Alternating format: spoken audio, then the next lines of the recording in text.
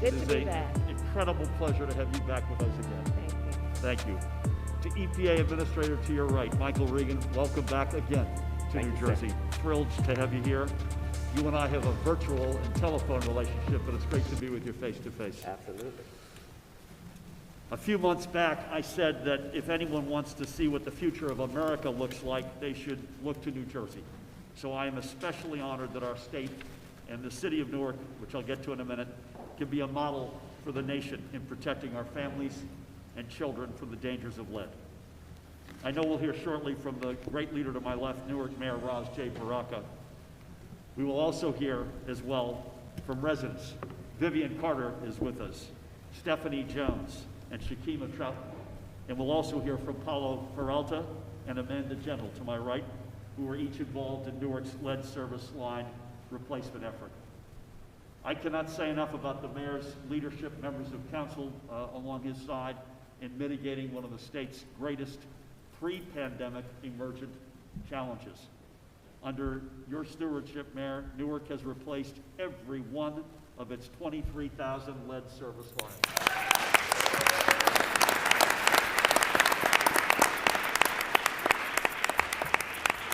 As I said to the Vice President and Administrator early, I think we all thought 8 to 10 years would be a reasonable time frame. You got it done in 2.5 years, which makes it even extraordinary. And by the way, you didn't let the pandemic slow or stop the work. Your crews, Kareem Adim is here. Kareem gets a lot of credit here. They stayed on the job. And while we cannot ignore that lead exposure has been a health crisis focused primarily in our cities and on black and brown families and children, the risks run broad and deep. I first unveiled, Madam Vice President, a comprehensive statewide lead strategy in 2019, covering not just the dangers of lead in water, but the dangers of lead paint and other sources. Last summer, I was proud to sign a new state law requiring every lead service line to be cataloged and removed by the year 2031. I want to thank the legislators you all heard from Majority Leader Teresa Ruiz. Our Speaker of the Assembly, Craig Coughlin, is with us. Cleopatra Tucker is in the House. It has been estimated that there are some 350,000 lead service lines in New Jersey alone. We've already identified at least 185 of them, 185,000 rather. 1 million or more remain to be reviewed. And as you know, this is not an inexpensive problem, and tackling it will require all levels of government working together. As they say, this one takes a village. Mayor Baraka did not have the benefit of the Bipartisan Infrastructure Law to help him finance Newark's efforts. Essex County was there under the great leadership of County Executive Joe DiVincenzo. The New Jersey Department of Environmental Protection under the great leadership of Commissioner Sean LaTourette each stepped up to provide essential funding. So the nearly $170 million bipartisan infrastructure law is delivering to our state now, specifically for water infrastructure improvements. This year alone, it could not be more perfectly timed. I don't know where we'd be with our extraordinary congressional delegation. Both of our great senators are here, Senator Lon Menendez, Senator Cory Booker, two outstanding members of the House, Chairman Frank Pallone and Congressman Donald Payne. So thank you, gentlemen, and your colleagues. And through our water infrastructure investment plan, we will leverage this federal investment and ensure that funding reaches underserved communities. So, Madam Vice President, Administrator, I am honored that you have come to New Jersey to highlight this critical aspect of the law and the partnerships it will foster. We would not be here if not for your efforts and those of President Biden and the work of our entire congressional delegation. So on behalf of our state and the great city of Newark and its families and our nation, I thank you both, and I thank President Biden for all of your leadership and partnership. God bless you, and again, great to have you here. Thank you. Thank you. Thank you, Governor Murphy, and it is wonderful to be back in New Jersey, the home state of my husband, and a place where I've spent a good amount of time over many years. I want to thank you, Governor, for your role of leadership. You and I talked when you greeted me on the tarmac, but your signature on legislation to remove all lead pipes from New Jersey over the course of 10 years, which is a relatively short amount of time, given how long this issue has been an issue, is extraordinary and is part of the role model of how we are looking at what we can do as a nation. So thank you for the warm welcome always. Mayor, I thank you. Newark, New Jersey is such an important place in our country for so many reasons, in terms of its history, in terms of its vitality, in terms of its contribution to who we are as a nation. And this has been a long-standing issue, and you came in, cut through red tape, made this a high priority, and have now made it such a role model that for the administrator and I, who have taken to a road show to talk about the importance of removing lead from pipes and paint, that we came here at the beginning of this tour to highlight what you have accomplished here in Newark as an example and a role model of what cities around our country are capable of doing. I thank you for that. Thank you. I thank you for that. Thank you.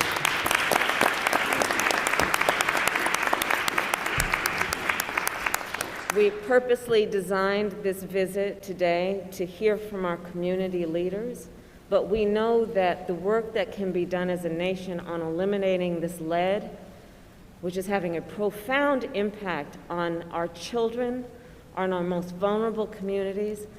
We came here because these are community leaders who are also role models for the nation, where we have met many community leaders, administrator, around the country, who have been the voice of conscience with clear purpose and commitment and courage. Come on, man. To propel this issue in a way that we would act, and act in a way that was not incremental, but about achieving what we know is possible, which is to get rid of this problem. It's hurting our babies. Over half of the children of our nation who are under the age of 6 are at risk on this issue. It is well documented, and at this point without debate, what this does in terms of impeding the God-given capacity of our children to learn and to thrive. It is a public health issue. It is an equity issue. It is an issue of education. It is an issue of whether we are willing to invest in our future in terms of investing in our communities. All that is what is present on this topic. So I thank the community leaders, I thank the elected leaders. I see my dear friend, Senator Cory Booker here, and Senator Bob Menendez, the chairman of a most important committee, especially at this point. And I want to thank you too, because I have served with them in the United States Senate, and I know, based on personal experience and as a witness of what they did in the Senate to make sure that federal dollars would come to New Jersey with speed and priority to address this issue. So I want to acknowledge and thank the senators for your role of leadership. You deserve a lot of credit for that.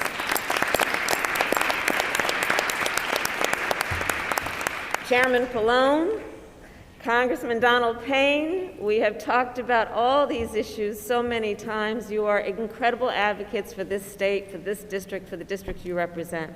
And I appreciate you always reminding the president and me of what is at stake on the ground on this and so many other issues. So thank you for that. And again, I want to thank the community members. We'll get into a more in-depth conversation. I'm about to pass the microphone over to the administrator, but I cannot tell you enough how important your roles of leadership have been to remind community leaders around the country that when you speak up, often with great frustration, but with great purpose and courage, it matters and it makes a difference.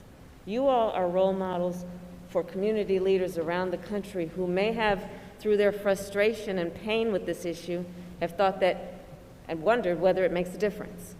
You all are proof that it makes a difference. It makes a difference. So I thank you for that. And with that, I will now pass the mic over to the administrator of the Environmental and Protection Agency for all of his work in pushing this through our administration. Michael Regan.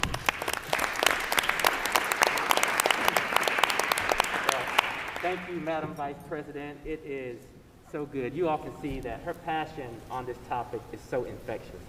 And I'm lucky enough to get a chance to travel the country and talk about this issue with someone who has a long-standing history of fighting for justice and equity. So thank you for your leadership, Madam Vice President.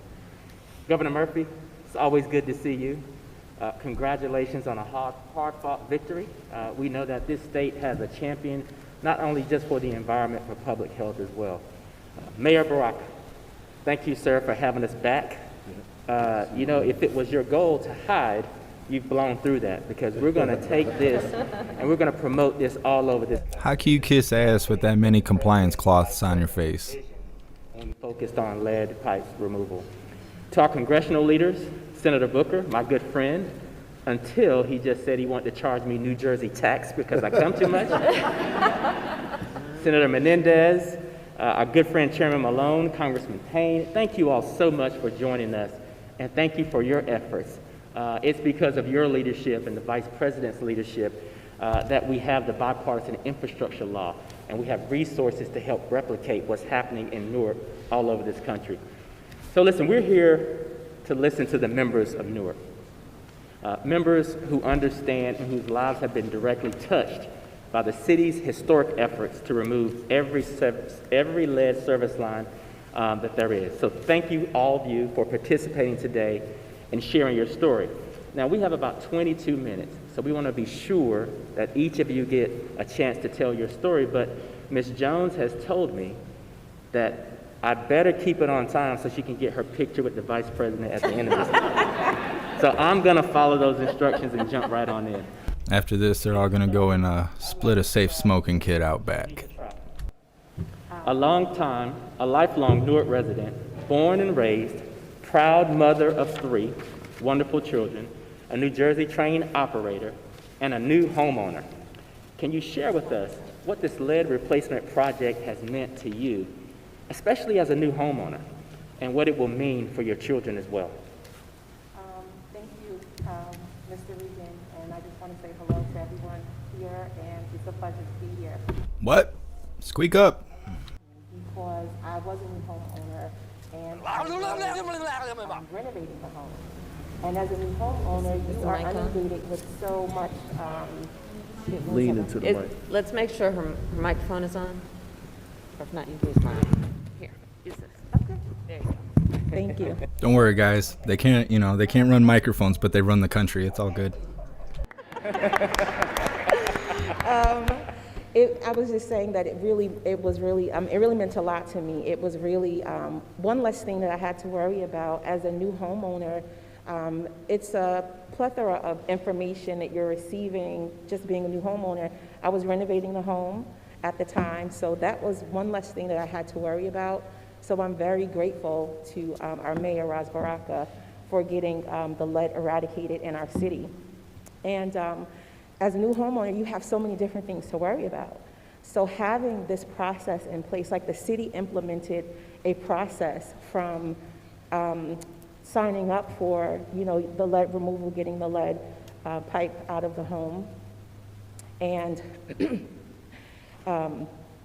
also the contractors. They took care of everything. So as a new homeowner, that was one less thing that I had to worry about, because I'm worrying about the roof and the, plumbing and electrical and everything like that. So it was definitely a burden, one less thing for me to worry about that I didn't have to do, and the city covered that. Also, it gave accountability. So, when you're having work done in your home, sometimes it's hard to find, contractors that are, reputable. So having the city take this on, it gave accountability to the project being done and that it was going to be done correctly. So I'm very grateful for that. That is great. Yep. Thank you for Thank sharing you. that. All right, Shakira. Okay, no problem. What I would like to point out in terms of Ms. Troutman's story is one of the things that we purposely designed in the Bipartisan Infrastructure Law with the leadership of the congressional members who are here is that for too long on this issue, homeowners or even renters have had to suffer the burden of, for that part of the service line or pipe that's on their property, that they'd have to foot the bill. Thousands and thousands of dollars, right? While people are trying to get through the end of the month. And so what we purposely designed in the infrastructure law is that because of the help of our congressional leaders who said that we got to get these federal dollars to the states and to the agencies, that the homeowner would not have to bear that burden. But it's also about putting in place, Mayor, the infrastructure at the local level so that the homeowner, to your point, doesn't have to worry about it in terms of finding a contractor. And this is where LIUNA and our partnership with our friends and the leaders in organized labor and those who've been doing the training and doing the work have all these highly skilled contractors and workers who can do the work in partnership with local government. So the homeowner does not have to worry. And that's the theme. You should not have to worry about that. So thank you. All right. Well, thank you all for that. And now we're going to turn to Ms. Jones, another native of Newark, mother of 4 children and a grandmother of 3. I understand that your block was one of the first to be serviced. Can you tell us a little bit about your story and about that process? Yes, good morning. It's Good an honor to morning. be here amongst everyone this morning. I'm glad my vote counted, and Madam Vice President. Good morning. Good morning. Like Mr. Reagan was saying, my home was one of the first ones when they started the project. In the beginning, there was a little hookup, but we came out. We talked to the people. They came out. When they came in our house, you know, the pipes was like leaking. They came back and fixed it. They didn't give us no hard time. My granddaughter, she was like a little concerned because they were saying that lead was in the water in school. So I assured her that Newark is working on it. They're gonna fix the problem. You should be good. But so I was really concerned, more so because, you know, she was more concerned. So when they started saying that they was going to fix it, I was listening to a lot of the town hall meetings that they were having, and I was assuring her, as well as ourselves, that they will get the project done, and we should be good with the water. Mm-hmm. So I'm so happy that Ross and his team did everything they could to make sure we were safe with the lead in the water. Mm. Thank you. Thank you, Ms. Jones. And Ms. Jones' story, and thank you for sharing it, is about how it affects multiple generations within one household. Right. For you as a grandmother, and your grandbabies worrying about whether they could actually drink water from the tap, or would they be healthy, especially during their formative years, their years of critical development. So thank you for sharing that story. You're welcome.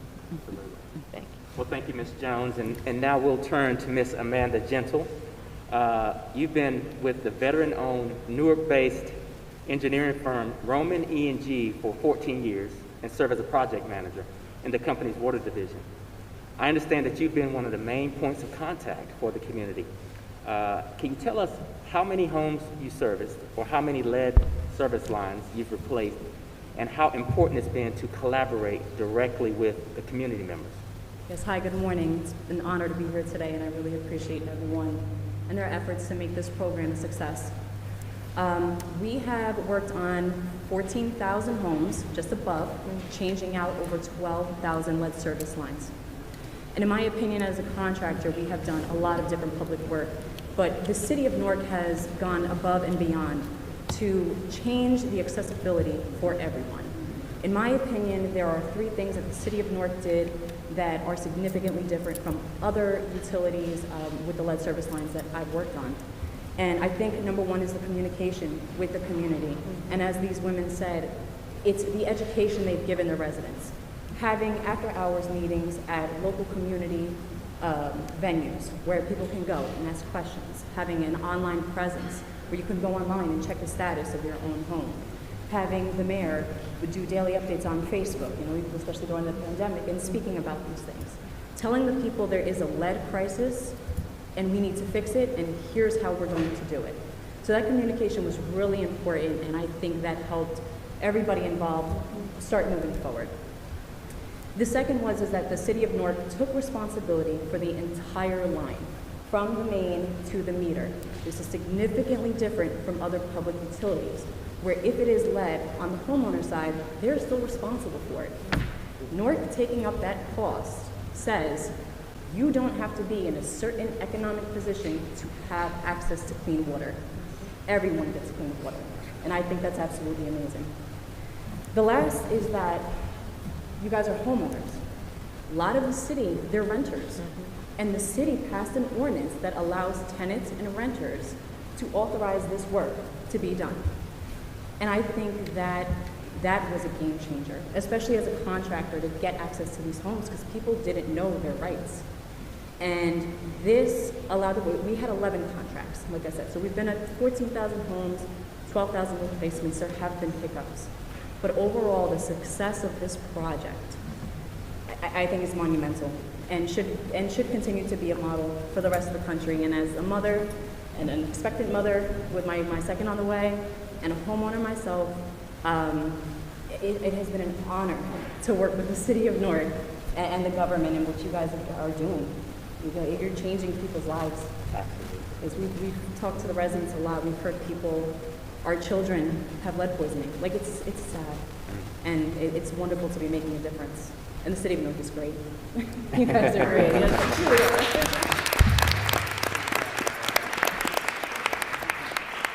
These guys are so silly clapping at each other. Thank you for saying thank you. Thank you so much.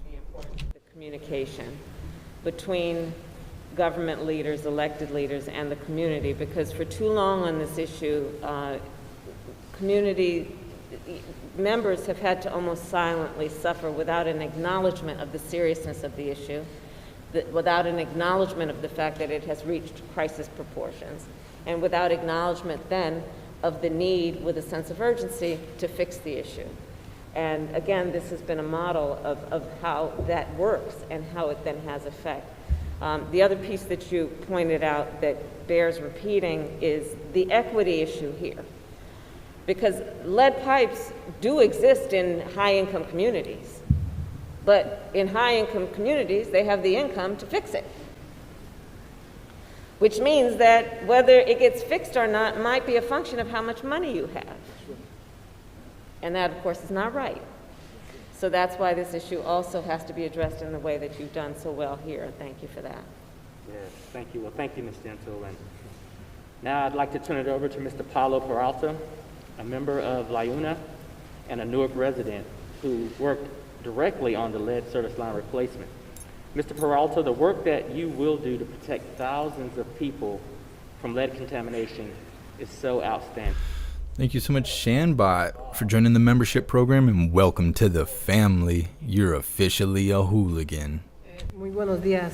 Good morning, everyone. Agradezco primeramente a Dios, I want to thank God every day a las autoridades del estado de New Jersey for the government of New Jersey y a la vicepresidenta de los Estados and Unidos. Madam President, Vice President. Mi nombre es Paulo Peralta.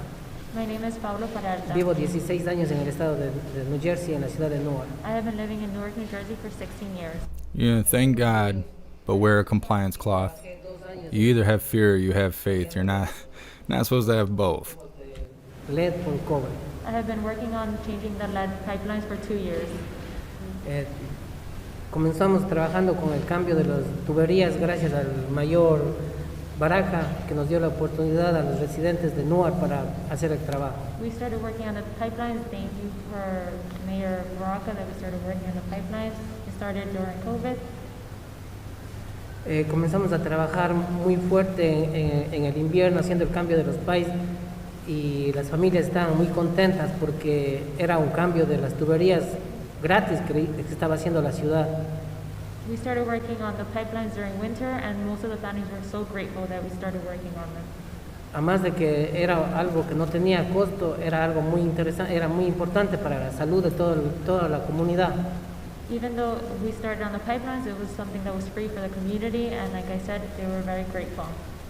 Así que trabajamos duro en invierno, en verano, y yo le agradezco a las autoridades por el trabajo, porque así pudimos mantener a nuestra familia en el tiempo de la pandemia.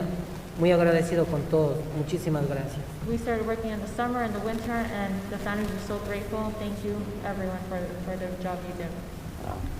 So I'd like to thank you so very much.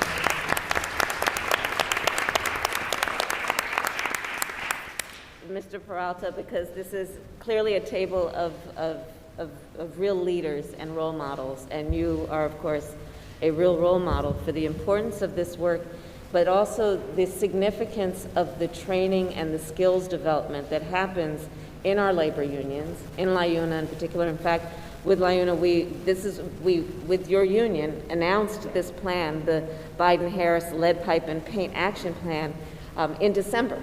In fact, you all may know the Secretary of Labor, Marty Walsh, is a very proud member of your union. And even in January, the administrator and I were in Milwaukee meeting with workers there to see the extraordinary training and skills that are required to do this work, and how with the federal investment in a commitment to getting rid of this issue over a short period of time nationally, it's also about jobs development. And to get the jobs done, it means investment in job training. It means investment in upgrading the skills of our workforce and partnering with our labor unions, who are some of the best equipped, traditionally, historically, and currently, to create the apprenticeships that develop the skills that are necessary to do this work. Thank you, Mr. Peralta. Thank you. Thank you so much, Snooks, for joining the membership program, and welcome to the family. You're officially a hooligan. I'd like to turn to Miss Vivian Carter, which I believe I hear that you'll soon be celebrating your 29th birthday. Is that correct? A little bit more than that. All right, well, happy birthday to you. Happy birthday. Thank you for being with us today. You are a retired educator, a lifelong Newark resident, and a proud mother, grandmother, and great-grandmother. Yes, I am. As a senior and lifelong Newark resident, I understand that you are extremely active in your community. Can you tell us more about the outreach that you did to seniors, specifically, and the care that was taken to ensure things were not only put back as they were, but put back, as you say, better than before? First, I'd like to say good morning. It is truly an honor, and I am truly blessed to be here this morning. But as a lifelong resident of the city of Newark, publicly, I want to thank our mayor, and he's heard me say this before, for a job well done. He's been chosen, and for the position and for the challenge, God has blessed him to meet it. And so I stand before you today. I was very active in what took place in the city of Newark and the community in which I live, which is the Ivy Hill Neighborhood Association community in Ivy Hill. And we are an umbrella for many of the block associations in the community. Ironically, Stephanie and Sakima live in my community also. And as a part of that, we are always in tune and very respectful as to what the needs and wants of are the people in the city of Newark, not just the West Ward, which I live.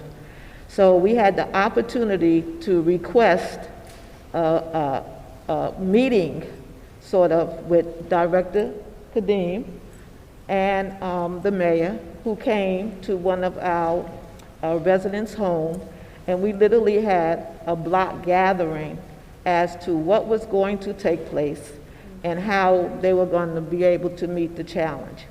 It was very eye-opening. It was very, they stood for hours abating any questions and concerns we had.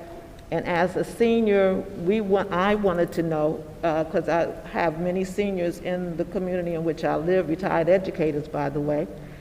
And the concern is we're on fixed income. How is this going to fracture our in and out, going for doctor's appointments or other to the supermarket or other places we need to go? Because one thing about our area also, it's a lot of one-ways, and then we're right near the Ivy Hill Park. So further up, we even had dead-end streets.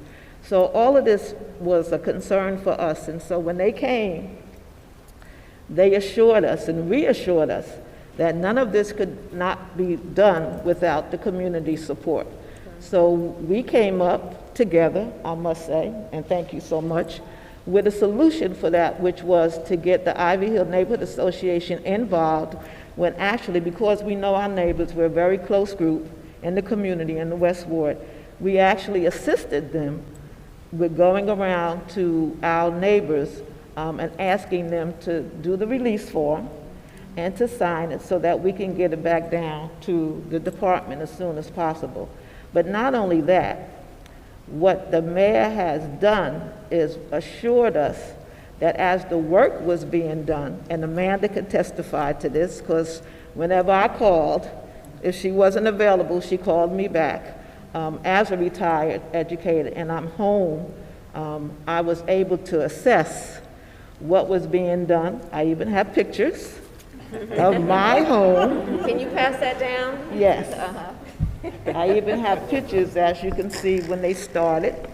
And I also want to congratulate the People's Assembly, which is a city program that the mayor has created, and they always keep us abreast as to what was going on. And community meetings were arranged around the city, and they were specific for the status of the Newark's water and lead service line replacement. And this was key, because if you had a concern, they addressed it right away. If you made a phone call and you saw something not being done properly, it was addressed right away. And also, I know for sure, they started at 6 a.m. and they didn't finish until the sun went down. And so even though it might have disrupted the normal flow, because they were consistent and because they were reassuring as to the diligence of getting it done in decency and in order, and making sure it was abated, it was a relief to the neighbors and to the community. I also would like to say that we were reassured that they came out to really just see what was going on. And as we have a group fee for our association, so anytime anybody had a concern or needed a question answered, they put it on the group meeting, and I think every day you had Facebook Live, and he would address it. And so that made a big impact on residents. And as Shakima said, she's a new homeowner, but I've been in my home for 33 years. And you have others who've been up there for longer than that. And so to get the lead pipes replaced and get the situation taken care of, as an educator, I know the effects of lead on children. And for us to now be reassured that we as residents in the city of Newark, and my home is a family home, so there's always a generation that's there, that we don't have to worry about any more toxic lead affecting the lives of generations now and those yet to come.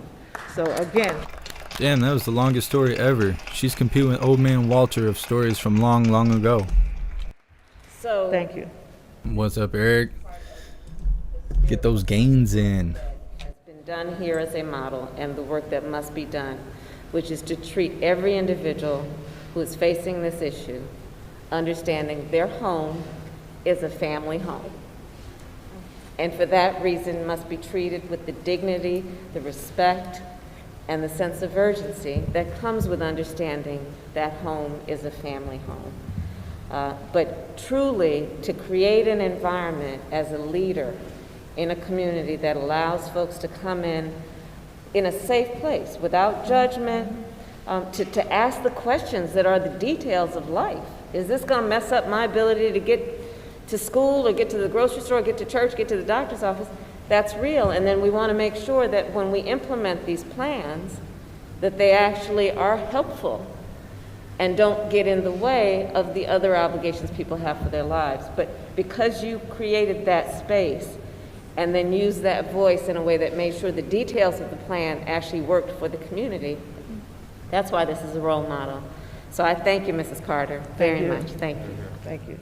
Thank you, Mayor. Well, I want to thank you, Ms. Carter. I want to thank everyone for joining us today.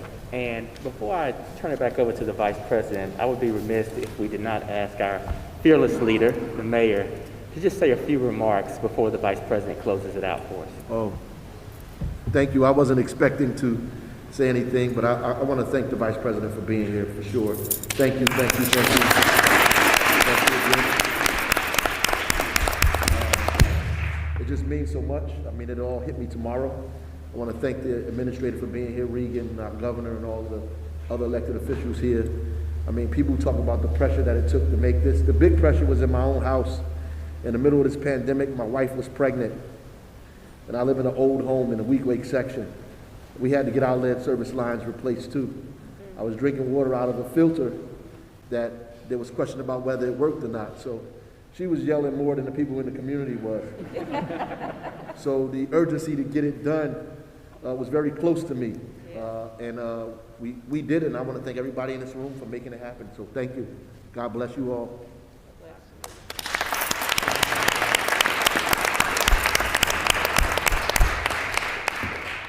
Vice President, you want to take us home? Yeah, just briefly, because so much has been said that needs to be said. This is about a matter of great urgency, and obviously, a matter that is about our children and investing in their health and well-being. So that makes this a public health issue, a public health crisis, dare I say. This is an issue that is about community leadership, and on any issue that we face as a nation, certainly any issue that reaches crisis proportion. Let's use this as an example of where community leadership always leads us in the right direction. Let us think of this as an issue that is, yes, Mrs. Carter, about education, and then the intersection that always exists between public health and education, because that's always a link. Where you see a public health matter that in particular affects children, you will find an educational issue. This is an issue that is about America's workforce and the excellence of that workforce, because we have created structures that allow for incredible training and skills development. And when we do the partnership between elected leaders and governments, and in particular on this issue, our building trades, the workers who have the skill to get the job done, then we see that the job actually gets done. So all of these issues come together around not only the crisis, but really we are here to not talk about the crisis as much as the solution. The solution is evident, and so the Bipartisan Infrastructure Law, the Biden-Harris Lead Pipe and Paint Action Plan is about using this as a model of what we will do around the country. And for that reason, I thank everybody, because it's not difficult to be a role model, because you got to kind of create it on your own, but you guys did that. And now other cities and other families and children around our country will benefit from the work you did right here. So thank you all. Governor, again, thank you for the warm welcome. Mayor, thank you for your extraordinary leadership. To the members of Congress, the senators, the Congress members, I thank you all.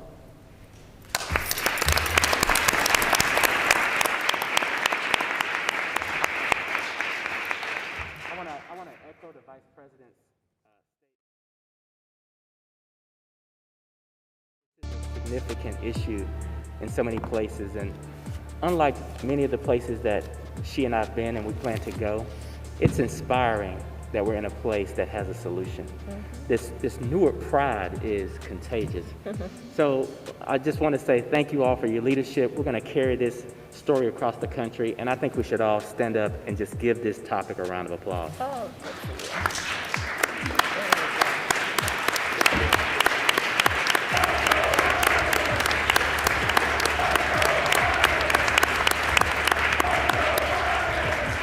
So, Ms. Jones, we will now file over here for the group photo. Come on over here. Good Lord, I hate her voice. Oh, we're not going to watch them hug it out and finger each other? Okay, well, you know. Let's see, what time is it? 12:30. So we got Jim Psaki doing a press briefing at 2, so about an hour and a half. Pretty sure the truckers are out there trucking and rolling, so I think we will see what they're up to.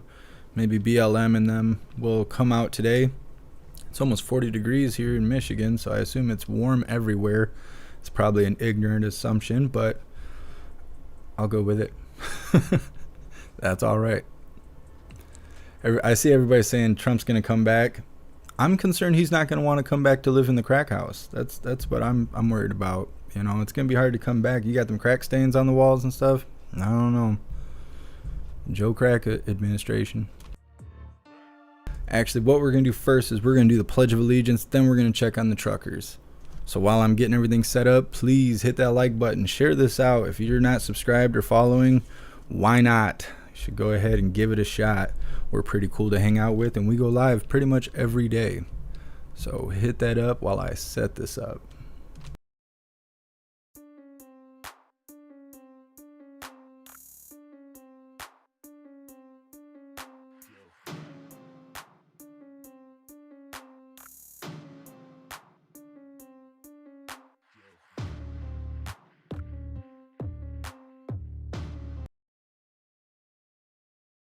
All right, hooligans, please join me for the Pledge of Allegiance. I pledge allegiance to the flag of the United States of America and to the republic for which it stands, one nation, under God, indivisible, with liberty and justice for all.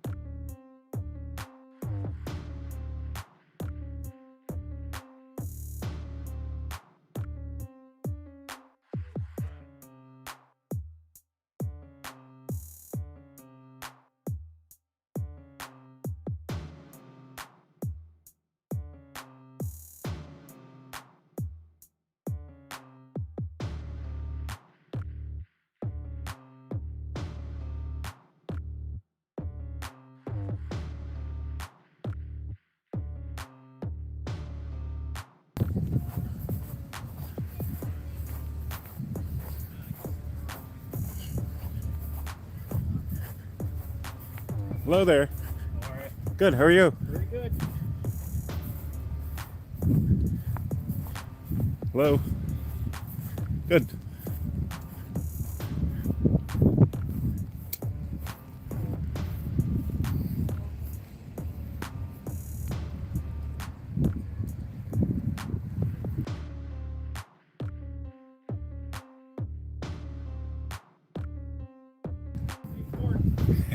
Fuck Doug Ford, he says. Yeah.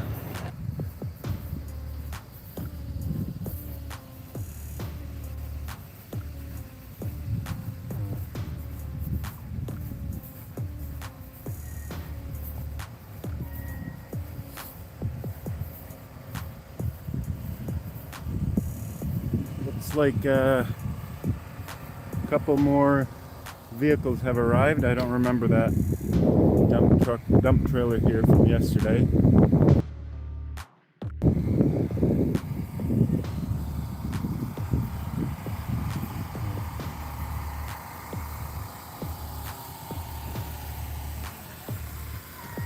Those two trucks are still right across the statesbound side.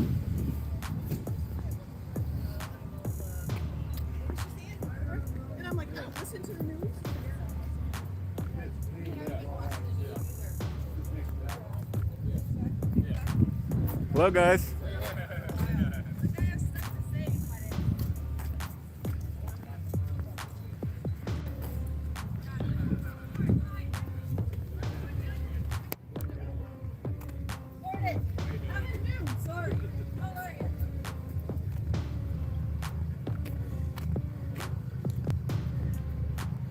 Maximum penalty of 100,000. You know what?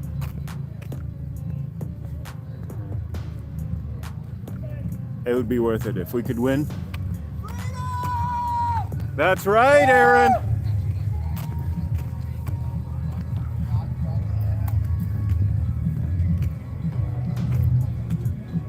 I was a friend. His name is also Aaron.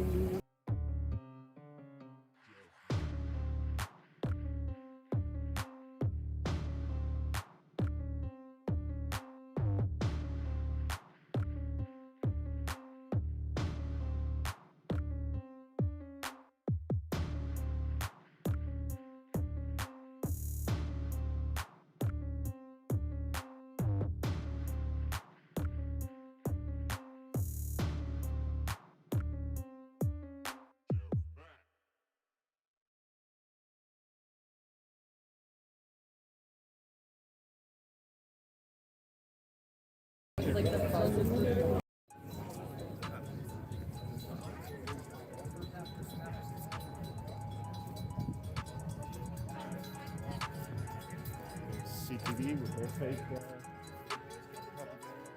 Oh, did they?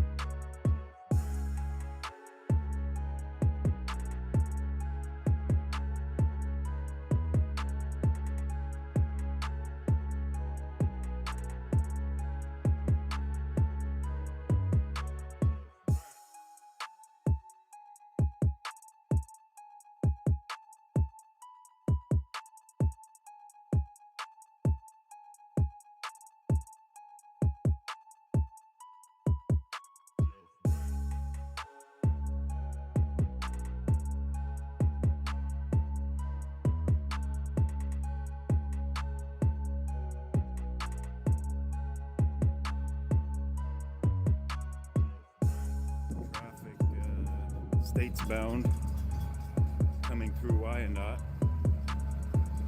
All right, I just want to remind everyone that everything you see here or read on the screen is not real or accurate information and shouldn't be taken as such. This is all just make-believe from the mind of a hooligan. So this is pretty much the first time we've covered Windsor. This is just down the road from me. Comment says, no, you can't.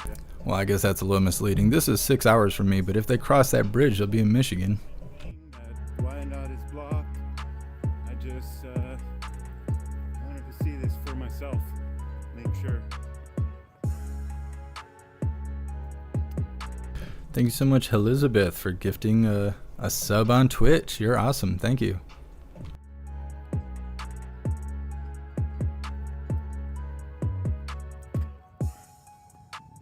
Nah, Chase, I'm not gonna freestyle. I'll check it out, Green Ozone.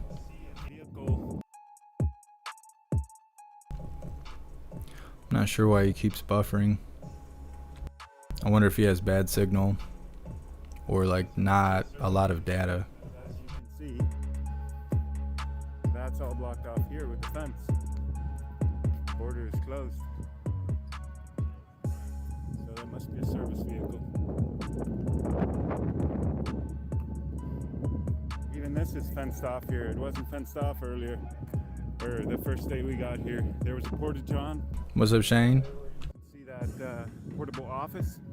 There was a porta-john there on the first day. And that's gone now too.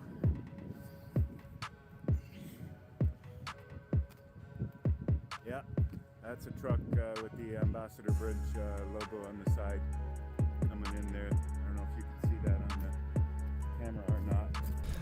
Nah, man, I didn't get to really cross the bridge. I got all the way up to the bridge.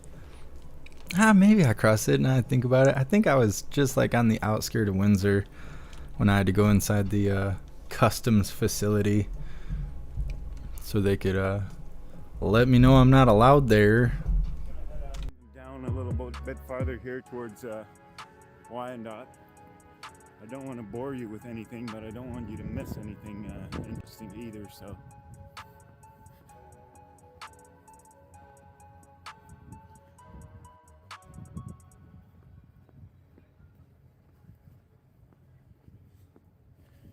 Oh, Green Ozone, it was this guy.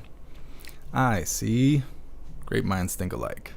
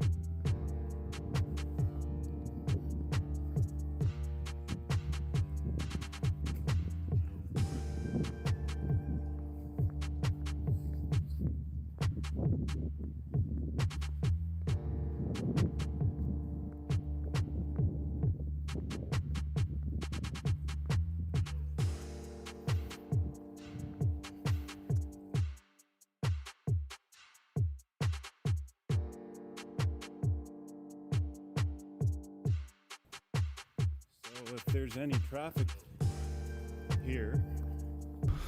Nah, Russell, there was no cavity search. I guess I'm not pretty enough for that. I just pretty much had to sit in a chair. I wasn't allowed to get up for 2 hours while they went through my records and stuff. Well, and they tore my car apart. They threw everything out of my car on the ground until my car was empty.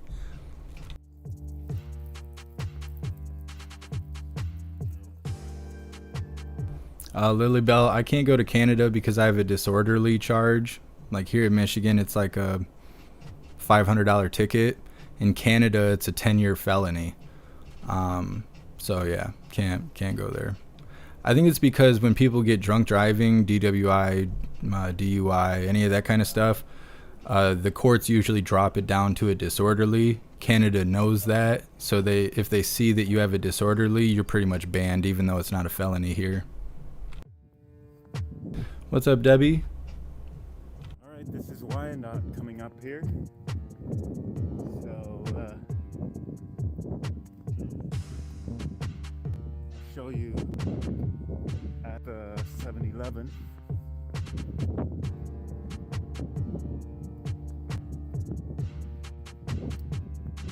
Show you what's going on there. Yeah, Shelly, but people don't protest here. Not usually.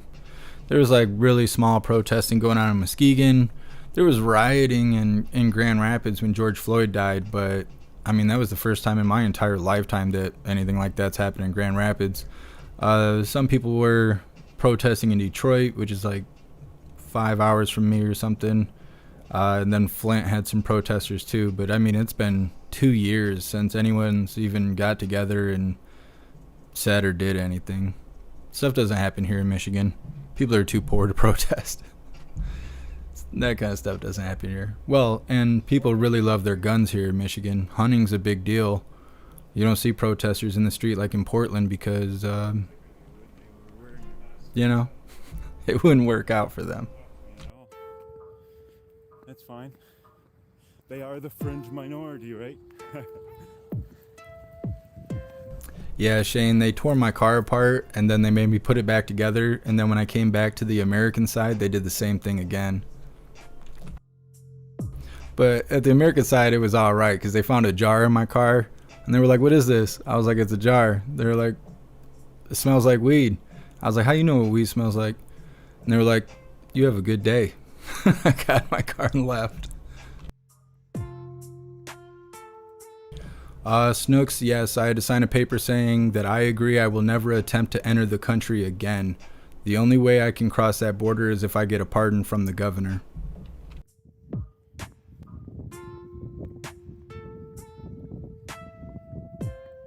Yeah, Eric, I can either get a pardon from the governor or I can go to the Canadian embassy and apply to prove that I am rehabilitated from criminal activity and I'm no longer a criminal. But nah, we'll see.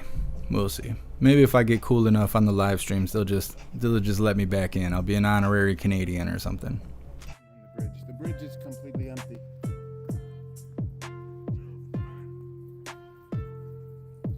Yeah, Shane, anybody with a DUI can't get into Canada.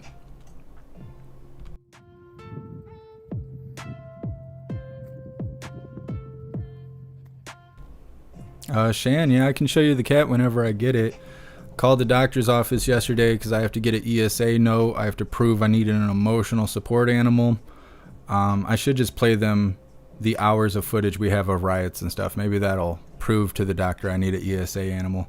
But apparently I'll have to go to 3 appointments before they'll give me my paperwork, which is probably gonna be like $300 in doctor's appointments. And then once I get the paperwork, then I have to submit it and then wait for it to be approved. And so eventually I will have a cat here. Right now it's living at my friend's house. Got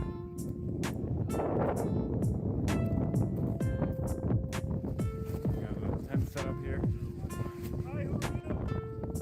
I'm Aaron. I've been live streaming every day here. You got anything you want to say? What are you here for? No, why are you here? Why am I here?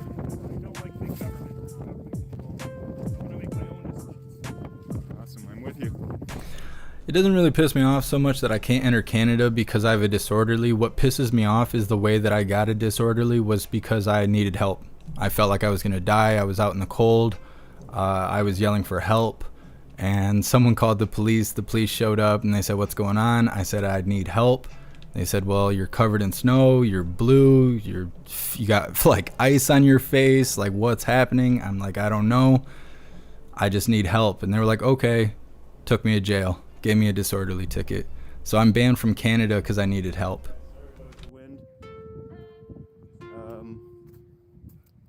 Yeah, real life. It'd be easier if I was trying to like get into America. All I would have to do is just cross the southern border, but Canada doesn't work like that. Guys, I'm gonna sign off now, and I'm gonna walk back. All right, we're gonna switch it up. Give me a second. If you'd like to, there's a donate link in the description of this video.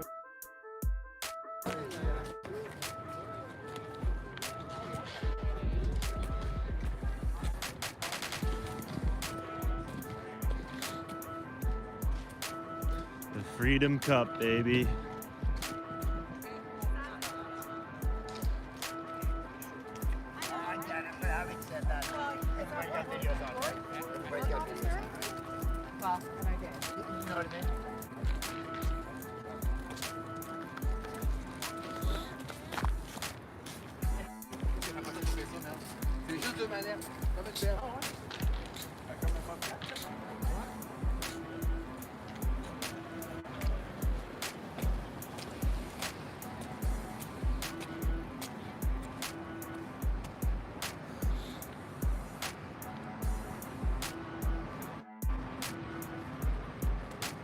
Shelly, you only live 40 minutes from Detroit. So would you go live if protesting happened in your area?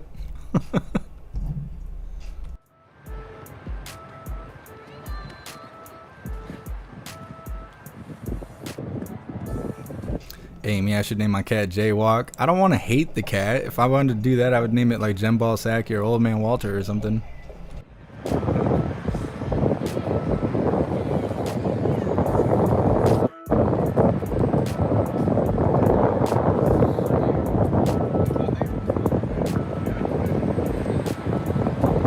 Heck yeah, man.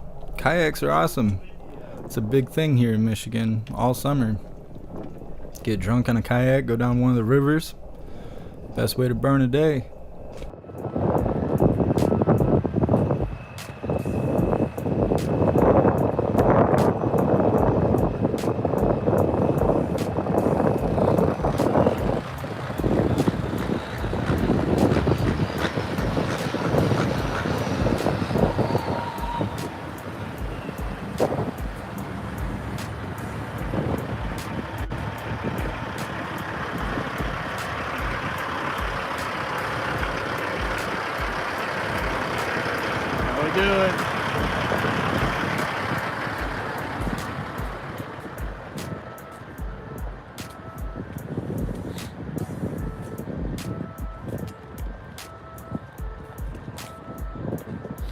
Alright guys, I'm heading in for a bit. I got some stuff to do.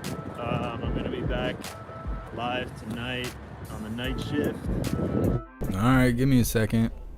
You'd think it was 2 o'clock with the way people are cutting these lives. Like if you want to, subscribe if you want to.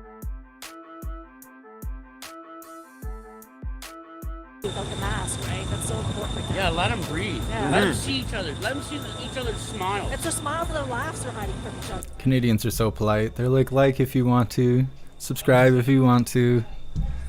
Don't expect that out of me. I'm an American. You like and subscribe because I told you to. We're all in this together.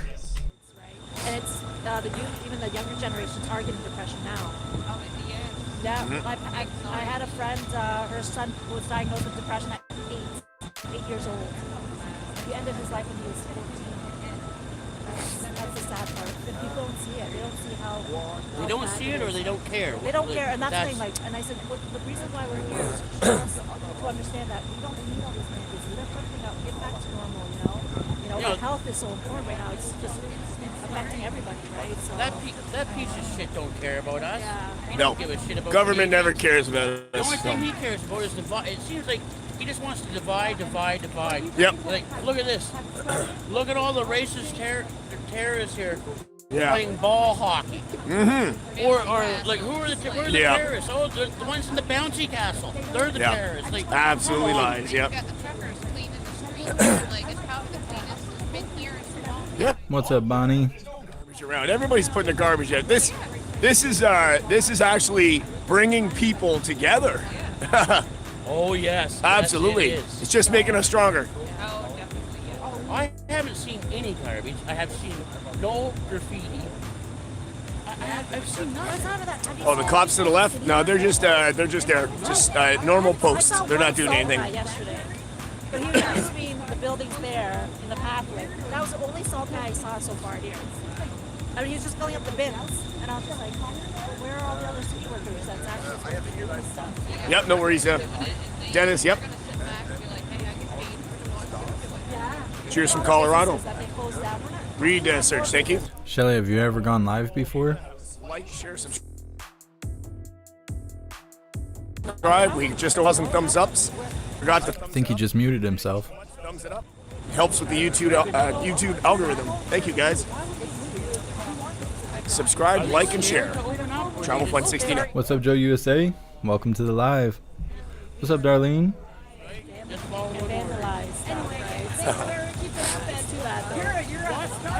CC, that's the first time you ever heard a Canadian say the word shit? Oh yeah, they probably cuss more than we do.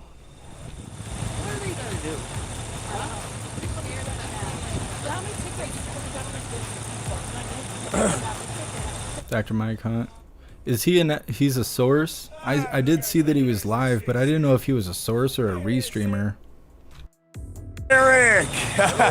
Good morning. No, man, I didn't see that video. I have heard that information before, but I will check that out. Oh yes. And tickets, just tickets today. 2 tickets today. Yeah. And this morning, and yeah, my company sent over, so they're getting blackmailed, lawsuits, everything. Lost. Because I'm visible here, and they ordered me to go back right away. I cannot leave. Right. Of course, no. So ordered that I immediately have to come back and go on the road again to my job because the company gets blackmailed. I don't know, man. I'm not seeing any of that on my screen. Oh. No, I'm not seeing that. Or what? 2 of them, yeah. 2 parking tickets. Expensive or? 95 each. Oh, okay. You're just gonna fight that anyway. No big deal. Imagine, you know, I was over there at the bad spot and blocked 2 lanes, 3 lanes, and I never got a ticket. Now when I'm legally here protesting and on the side of the road, they come over. And now they're still giving tickets, yeah. What a go, so. Yep, don't pay it, just fight it. Just fight it. Yep. That's right, clog the court systems. Yeah, but you know, really dirty games going on. That's all that we can do right now, and unbelievable. That's even the chat was saying. It's just, Doug Ford declared a state of emergency, and he says that the tickets are going to be coming. That's all right. All right, I appreciate you, Shelly. Yep, desperate to try to get you guys a bunch. So like he's saying, fight the ticket. It's an interesting thing. I don't know how it works in Canada, but here in America, I got that disorderly ticket, right? It was just a ticket, no big deal. But because I fought it, it turned into a misdemeanor charge. And so when I lost the case, because apparently yelling for help is a reason to be disorderly, I was facing 90 days in jail, $500 in fines. I told them I would pay it right then and there when I left the courtroom. And so they didn't make me sit for 90 days, but they were trying to give me 90 days for yelling for help.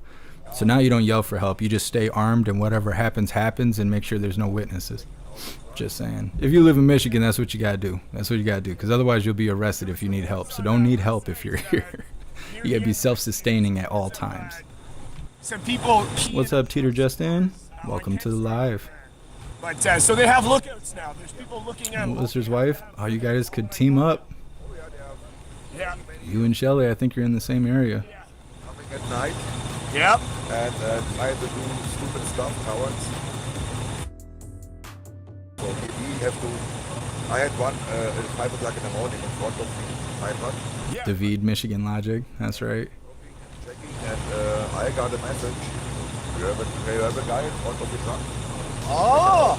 So I hope I go. Of course. On my truck, I give him some light. I've heard some stuff about that, Teeter Justin. I'm hearing so many dates for U.S. convoys and stuff. I'm kind of just waiting to see what happens. I've heard of 4 or 5 dates now, all kinds of locations and stuff. Maybe they're all true. Some of it could be a false flag. There's too many moving parts for me to co-sign any of that information. We just gotta wait and see. Dirty. It is dirty But games. this weekend, I'm 100% sure. We cannot ignore it anymore. The pressure No. is so high. Yep. And they're turning inside the parliament against people Yep. right now. That's the right thing to do. Yeah. Because Hey, thanks for being here, Will. they have to push it out. And you know what it is all about. Oh, yeah. It's the only chance to have. If we are backing out, it's game over for everyone. Nobody wants to live in an extended China. So No, nobody wants to live like communists, no. Yeah. There's no there. It's going to be packed on this week. It's going to be packed tomorrow. Even tonight it's going to be packed. So I've got to go back to Toronto. I've been here for a few days already, so I'm back in Toronto tonight. Yeah. Probably. Yeah, Just Shine. The justice system is crap because it's ran by people and people suck. I mean, think about how often you go through McDonald's and they screw your order up, right? That's just humans in general. So the people that make your cars, the people that run for office, officers, court people, your mailman, right? These are all the same people.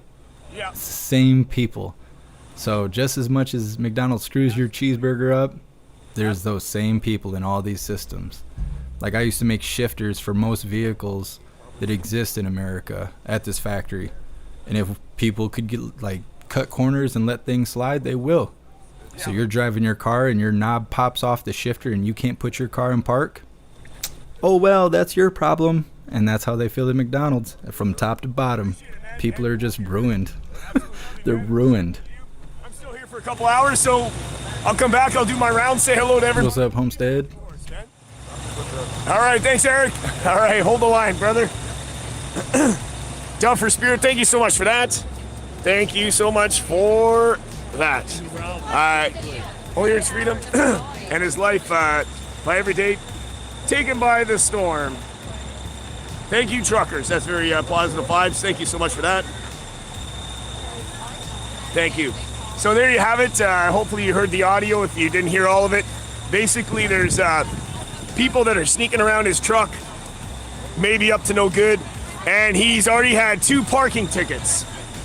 The parking tickets are only $95. Just fight it in court. Don't pay it. Really? $95 parking ticket. That's absolutely crazy. Alex Ogle, thank you so much for that. Could everyone look up this amendment, the 9 Pelian Principles of Policing, to see the moral code by which the service should work? All right, that's actually great. Yeah, Just Shine. This is pretty powerful. They make it very expensive for Americans and Canadians to function in each other's country. They do it on purpose. It's because we make the government money. If we leave to go to another country, our government's not going to make money off us anymore. We are assets to our government. That's why they give us social security numbers and stuff. We belong to the government. As long as we make money, we pay taxes. If we go to another country and make money, they don't get our taxes. So they make it nearly impossible for us to engage with each other. That's why they teach us stuff in school that kind of gives us a mentality and perspective to pin us against each other, to think one is better than the other, when really we're all very much the same. Big shout out to JeffMAC, who's got us up on the screen there. Thank you, JeffMAC. Big ups to you, bro. Heck yeah, Trouble Fun 69, he don't waste no time. He's always shouting us out. He's awesome. Portland Andy, Hot Dog Army in the building too as well. David. Man, I don't know who you're referencing. I'll have to take a refresher on Fight Club. The Ottawa government. What's up, 69 the drummer? Welcome to the live. In the area. Yes, they did. They bought it. They probably did. Billy Bell? Oh yeah, I'm sure I could go to Mexico.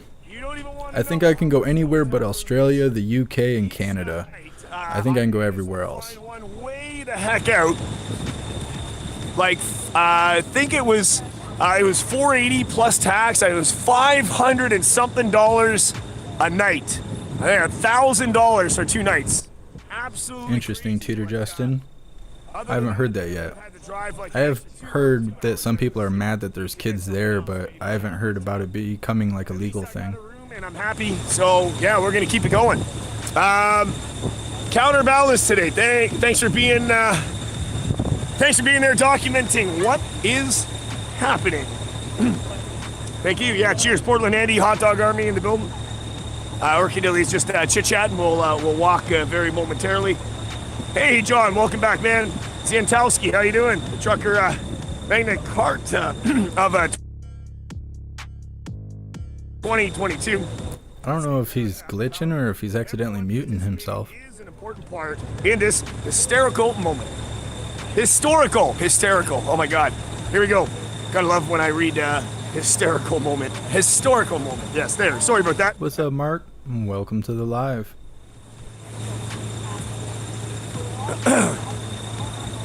Yeah, Janice, thank you. Packing, yep. All right, that's good. We got Nightbot in the chat now. That's good. Wasn't working 100% the other day, but I think we got that tweaked up. Peter Justin, are you in the Discord? If you're in the Discord, could you post that link to that press conference? I'm not sure if other hooligans have already posted it, but I'm sure there's people that would like to check that out. Pretty good. Absolutely. We'll see you over there. BH expungement doesn't work when you're leaving the country, and I have too many charges. You can only get an expungement if you have 2 or less charges, and I have 5 or 6. 3,500 in the chat, 1,700 thumbs up. Keep thumbing it up, guys. I really appreciate it. It really helps with the YouTube algorithm. Thank you. Cheers. Josephine, thank you so much for that. Please, next time you What's up, Divergent Plague? Welcome to the live. To them, for those who created the, the GoFundMe or the Give, Send, Go. That's a very good question. I'll check it out, Kathy. Ted T, thank you so much for that. Here's my contribution. All I can do. Airbnb's good prices too. Yeah, that's right, Ted T. I should look into that next time too, right? Rather than overpay, I can always ask that.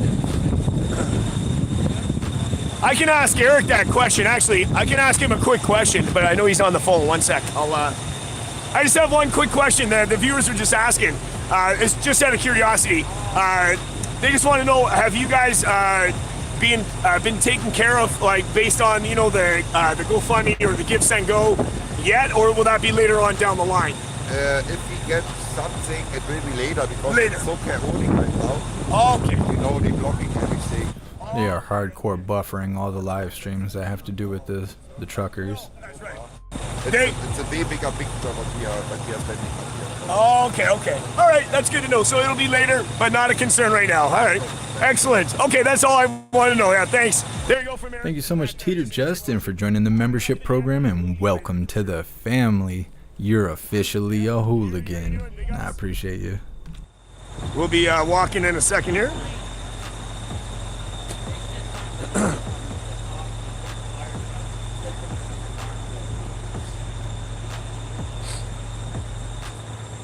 All right, 3,800 in the chat as we will be walking towards the Parliament to see what's going on there. Just talking to the couple from Nova Scotia here.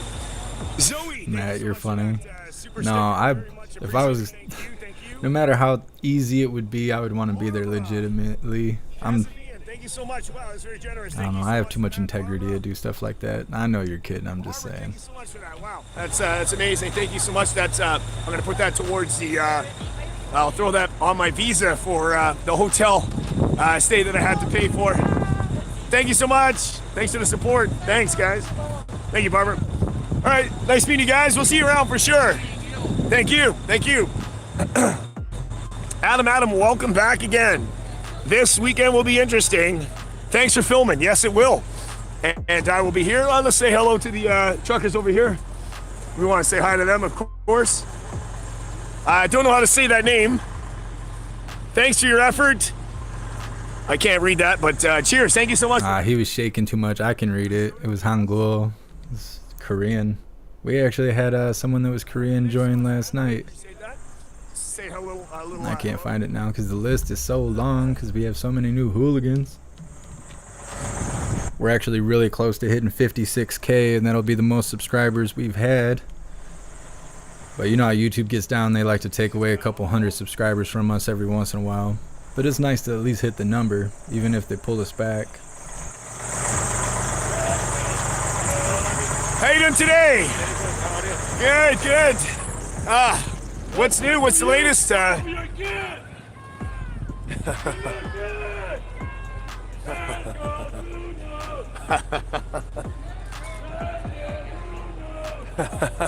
is everything? Oh, it's pretty good, pretty good. Yeah, so obviously now we're in a state emergency, but I was talking to Eric over there, and he said that he got 2 parking tickets already. Did you guys get any parking tickets? Of course. Oh, you did? Oh, yeah. God. Yeah, 69 drummer. I can read that. I can read Korean. Well, it's not called Korean. It's called Hangul. Yeah, that's horrible. But you guys have no plans to move. All peace and love. You guys are holding the line. Yeah, of course. I'm not gonna move. I'm here for my kids. I'm here for the kids. Yes. They should, not the parents to be forced to the kids to get vaccinated. Yep. They should have the freedom. Okay. That's right. We are adults. We can make the decision. That's right. That's all about, man. It's not. We are not here for. If you decide to get vaccinated, go ahead. Yep. If I decide to don't be vaccinated, but don't stop our lives. 100%. I don't want to be here. I want to come back to work. Of course, yeah. We all do. I want to bring the Yeah, Lily Bell. Once you hit a certain status, it doesn't matter what your criminal record is. I'm obviously not at that status, and it depends what you're famous for. Like Alex Jones, if he had like a bunch of terrible, not that I have terrible crimes, but if he had a criminal record, because of what he's famous for, they probably wouldn't let him travel. But like Whoopi Goldberg talking bad about the Holocaust and stuff and all that, making a fool of herself, she could have like terrible charges and they'd still let her travel. Like we are not good enough anymore. Yeah.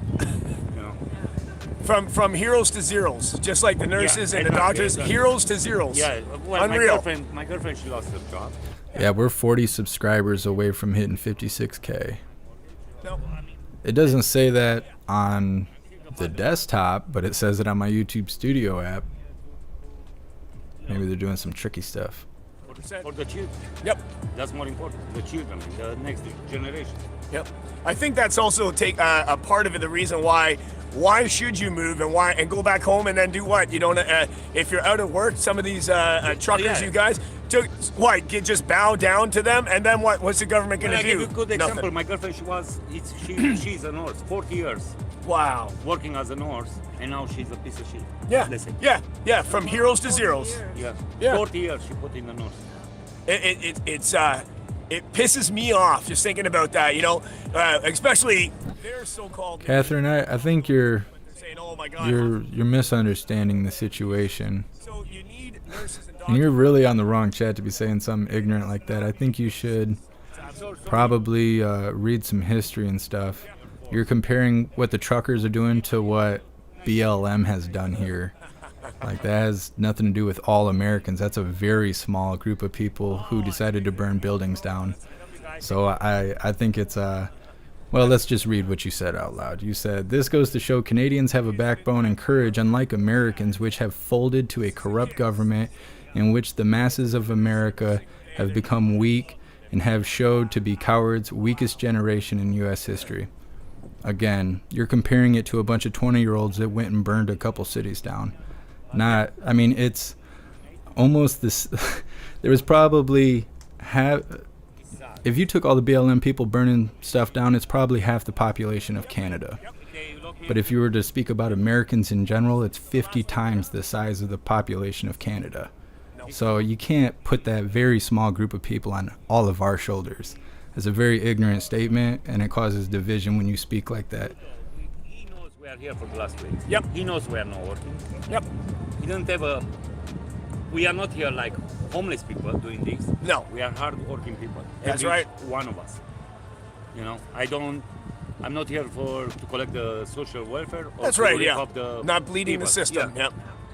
I just want to come back to work. I want to work. I want to be part of the economy, man.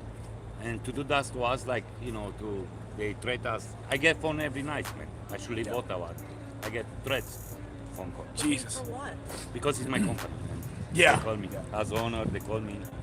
Yep, same thing. Eric was saying the same thing now. They're putting the pressure on, they're trying to do everything they can. It's horrible. Because they attack now, like, they're going to lift up our authorities. Yep.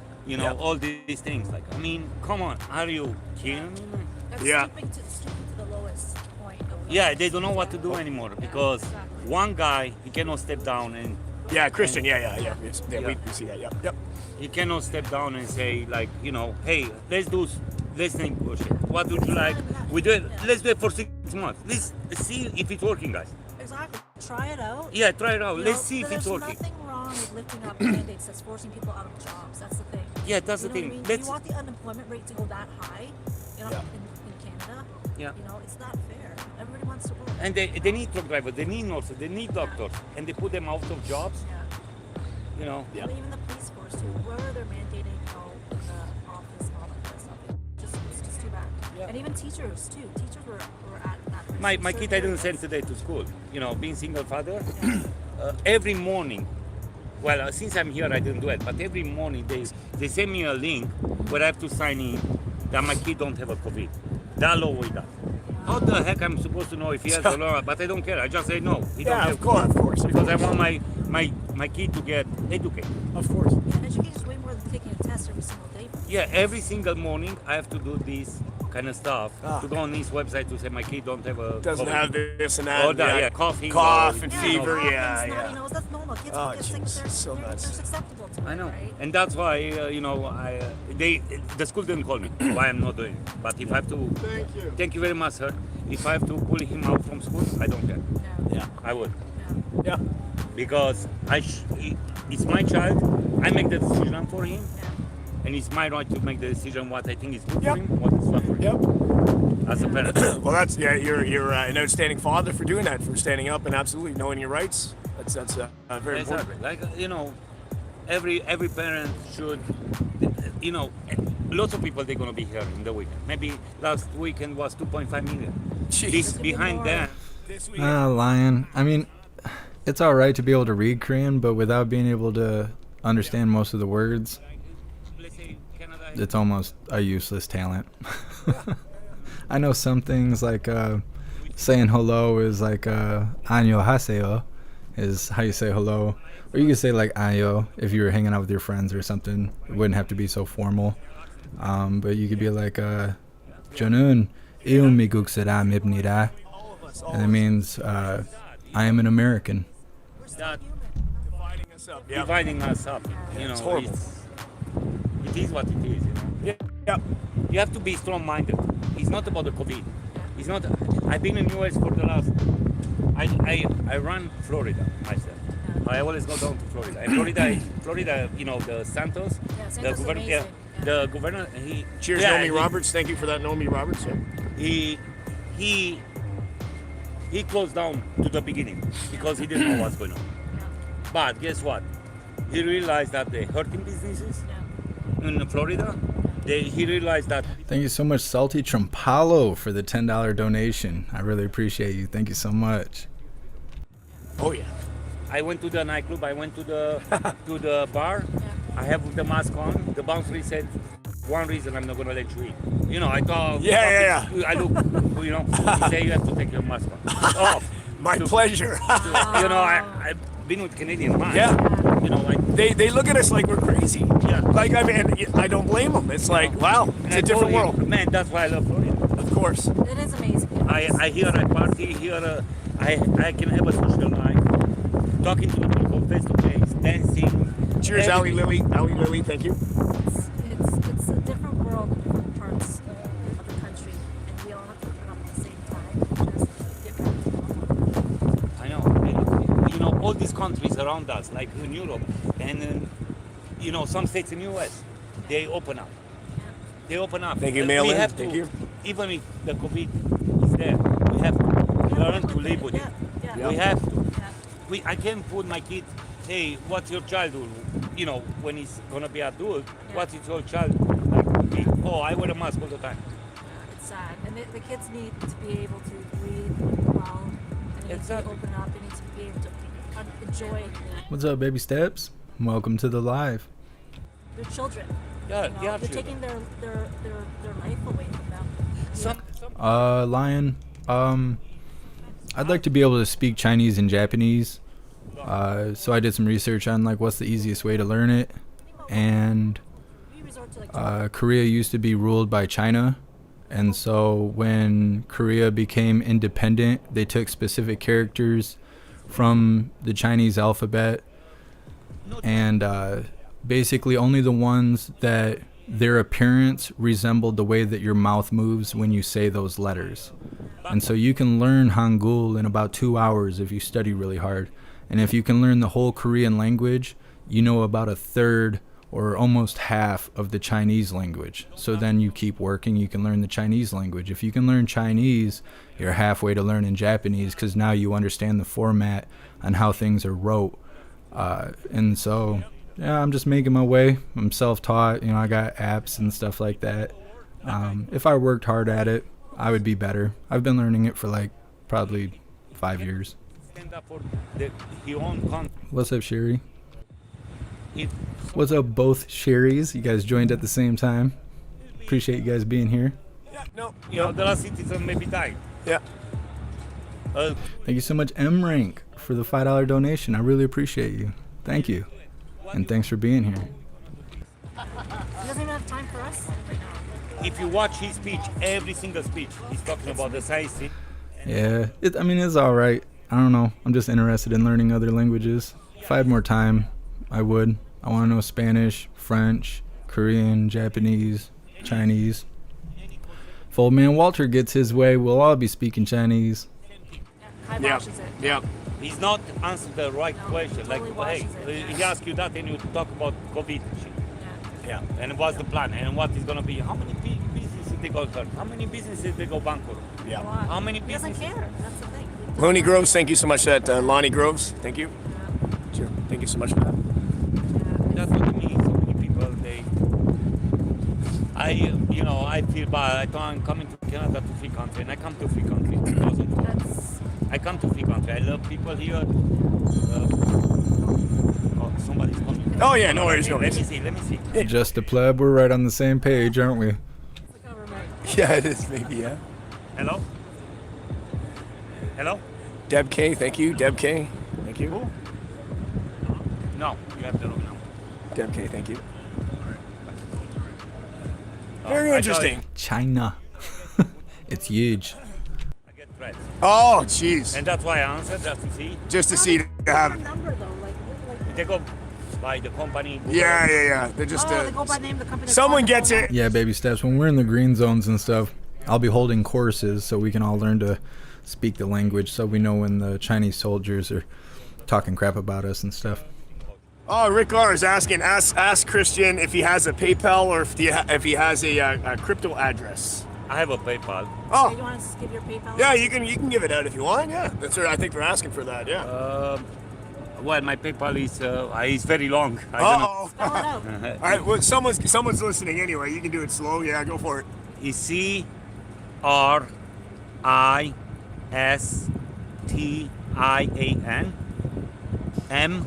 MUNTEAN@hotmail.com. It's my first and last name. My All first right. and last name. You want to repeat Christian that Christian Muntin, but no H in my name. Yeah. CRISTIAN MUNTEAN. Muntin. Oh, they got it. Yeah. Yeah, Derek Blue. Yeah, they got it. Someone's always quick on that, right? Orchidelia has some fans in the chat. Yes, she does. Yeah. Yeah. Thanks, Yasmin. Where are you Yeah. from, guys? So he's from Toronto. I'm from Niagara. Oh, wow. But my parents came here in 1980. We fled the communist camp back then, and then when the government opened up to refugees coming into the 1980s, that's when my parents came and my aunts and uncles came at the same time. My dad chose to come to Canada because he had a stronger belief of his freedoms here. 6 of his siblings went to the States.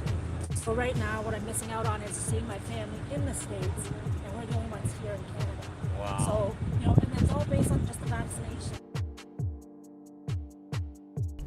That's awesome, Lion. It's neat knowing other languages and stuff. Because in order to learn the language, you have to really learn the culture. And so you have a better understanding of people in another country, which gives you a better understanding that really we all just want the same thing.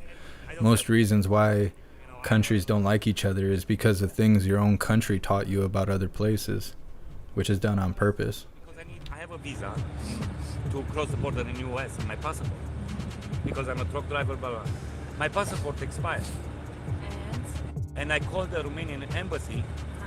I'm in the consulate in Toronto. They told me that they're gonna have my passport only in about 1 year because they are so busy and because of COVID and all this. So you have to file ahead. And I have to fly out. I flew to Romania To get the passport there? to get passport because it's in their day. Thanks, Joe. When I Rogan, come cheers. back, they give me $18,000 fine.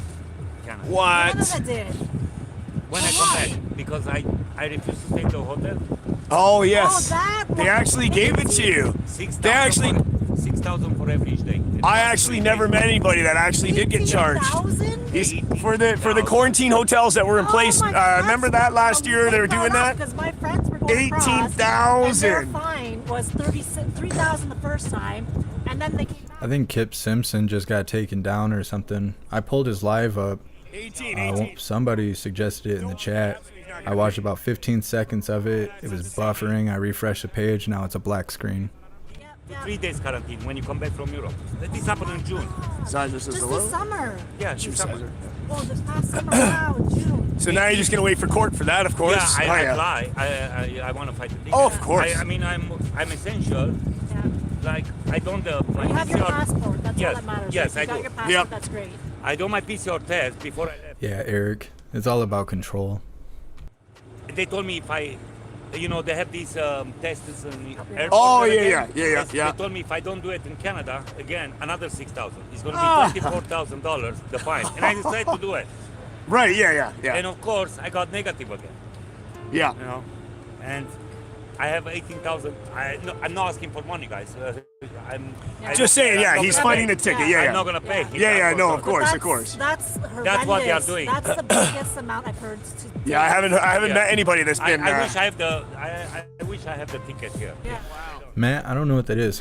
I just typed that into YouTube, and YouTube doesn't know what that is. Zot was in here interviewing you. I think you guys were talking about that. Yeah. That's right. I wish I had the ticket because I'm not here to ask for money, guys. Yeah. Peter Justin, what? If you got the link for that, post that in the Discord. Who is old man Walter to tell other people what to do? Everybody's followed. They followed to the point where it's been 2 years. Yeah, exactly. You asked us to vaccinate, they got vaccinated. Who cares about the ones that hasn't got vaccinated? Yeah. But now you come back and you want to get our children? Yeah. That's another thing. Yeah. And you cannot fly anymore. If you want to fly to Alberta, you need I to be can't, vaccinated. yeah, that's what I said. If you want to fly to Quebec from Ontario, you cannot Yeah, fly. my brother lives in Edmonton. I can't even go see him. Like, it's unreal. Do I want to drive? All right, I'll check it out, Matt. It's too bad. And they wonder how come the border they are closed? How come the economy is going Oh, Spencer. Look at that. We got to interrupt this one. Spencer says $50 sent to Christians PayPal. Freedom wins. He said. So yeah. Spencer says he just sent you $50, man. Thank you very much. Thank you so I much. love you, man. I love you, and thank you very much. Thanks, Spencer. Thank you. It's amazing, man. Love the support, man. That's awesome for him. No, but people, I'm not here for money, guys. No. I'm not here.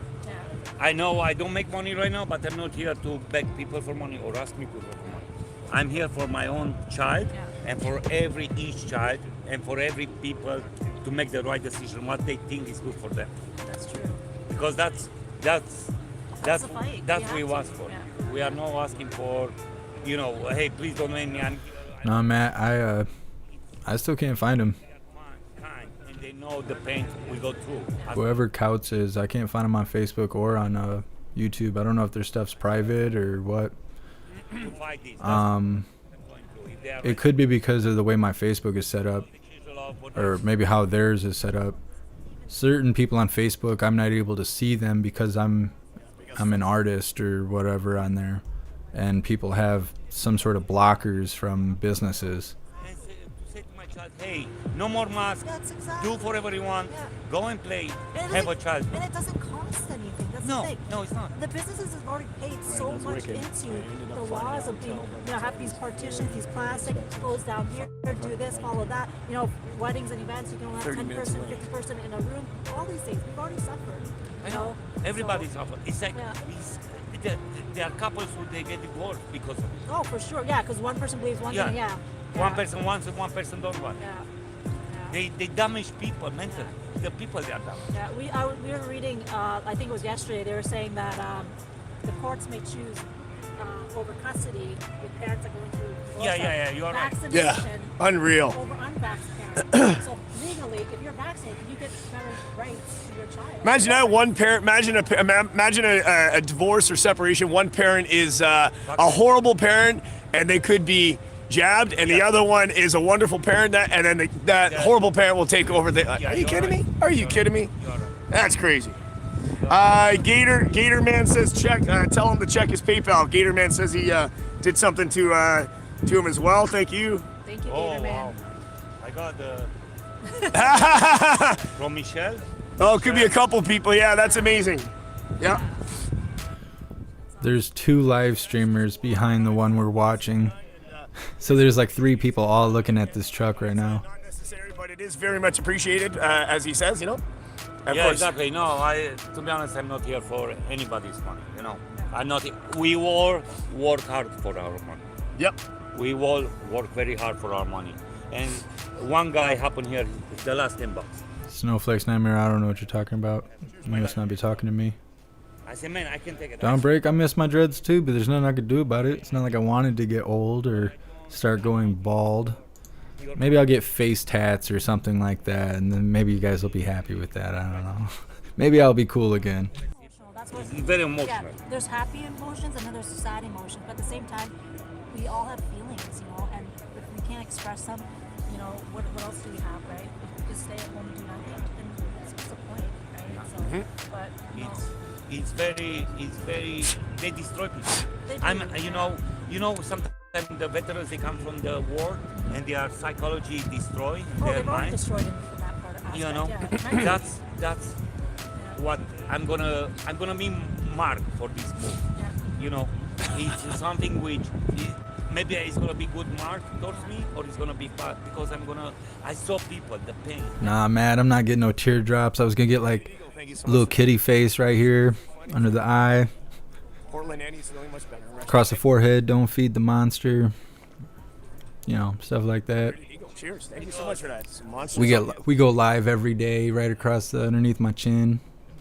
He got us united. Quebec, all the province in Canada. It's united. 122. What's up, Caboodle? Oh yeah, old man Walter. He used to drive truck. Remember, 200 years ago, he was out there driving truck. And more they want. hugs. There's so much. Nah, Will. I ain't getting no wig. I don't fake it. I am as I am. Just repaste his PayPal on the link there. Thanks, guys. Your Yep. mods have the Yeah. Oh, yeah. There's always someone listening. Yep. They're. Viking King, I stole your hairstyle. We're all in this together. People are listening. Thank you so much, guys. Like, share, subscribe. No, John, get the Mike Tyson, get the tribal crap around my eye. Somebody would say it's racist or something. There's no way I could get away with that. I feel so shame. Indiana, thank you. It's like I'm here and sitting here and people, hey, I want you to have, but I want you to have. I appreciate it. because they support you. That's the thing. Yeah. Let's go, Brandon, across your neck. Nah, I'm not putting a guy's name on my neck. Good Lord. Maybe a God's name, but not a guy's name. But they're here in spirit, and as much as they Yeah, but they work very hard. They are hard-working Canadian people. They have mortgages, they have kids, they have everything. Like 11-11. Nah, we're not getting Corinne. Come on now.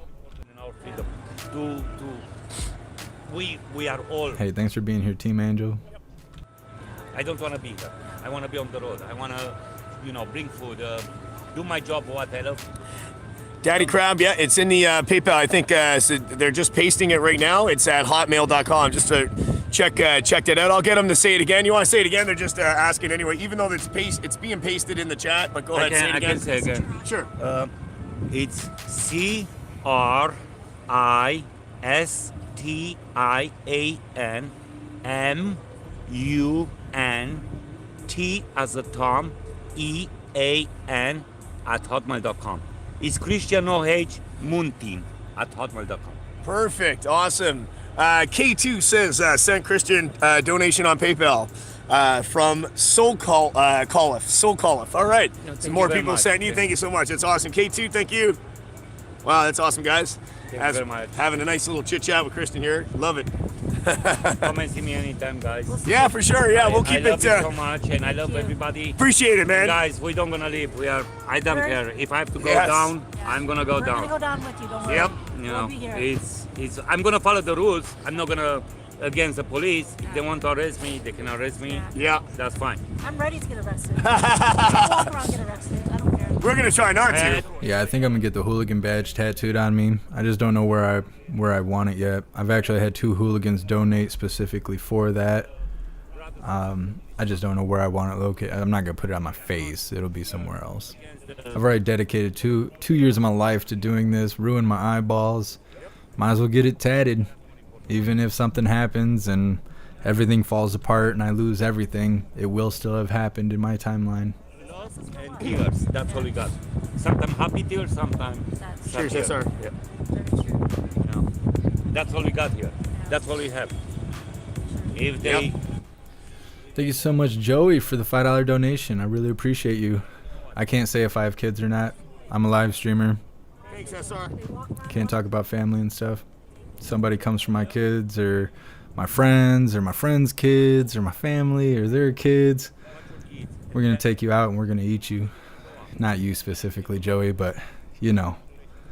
I've had people send me death threats. It's not so bad now. When Antifa was really marching, I was getting death threats and images and video of people killing things and saying I'm next. You never know who's lurking. It's not as fun being a live streamer as you think.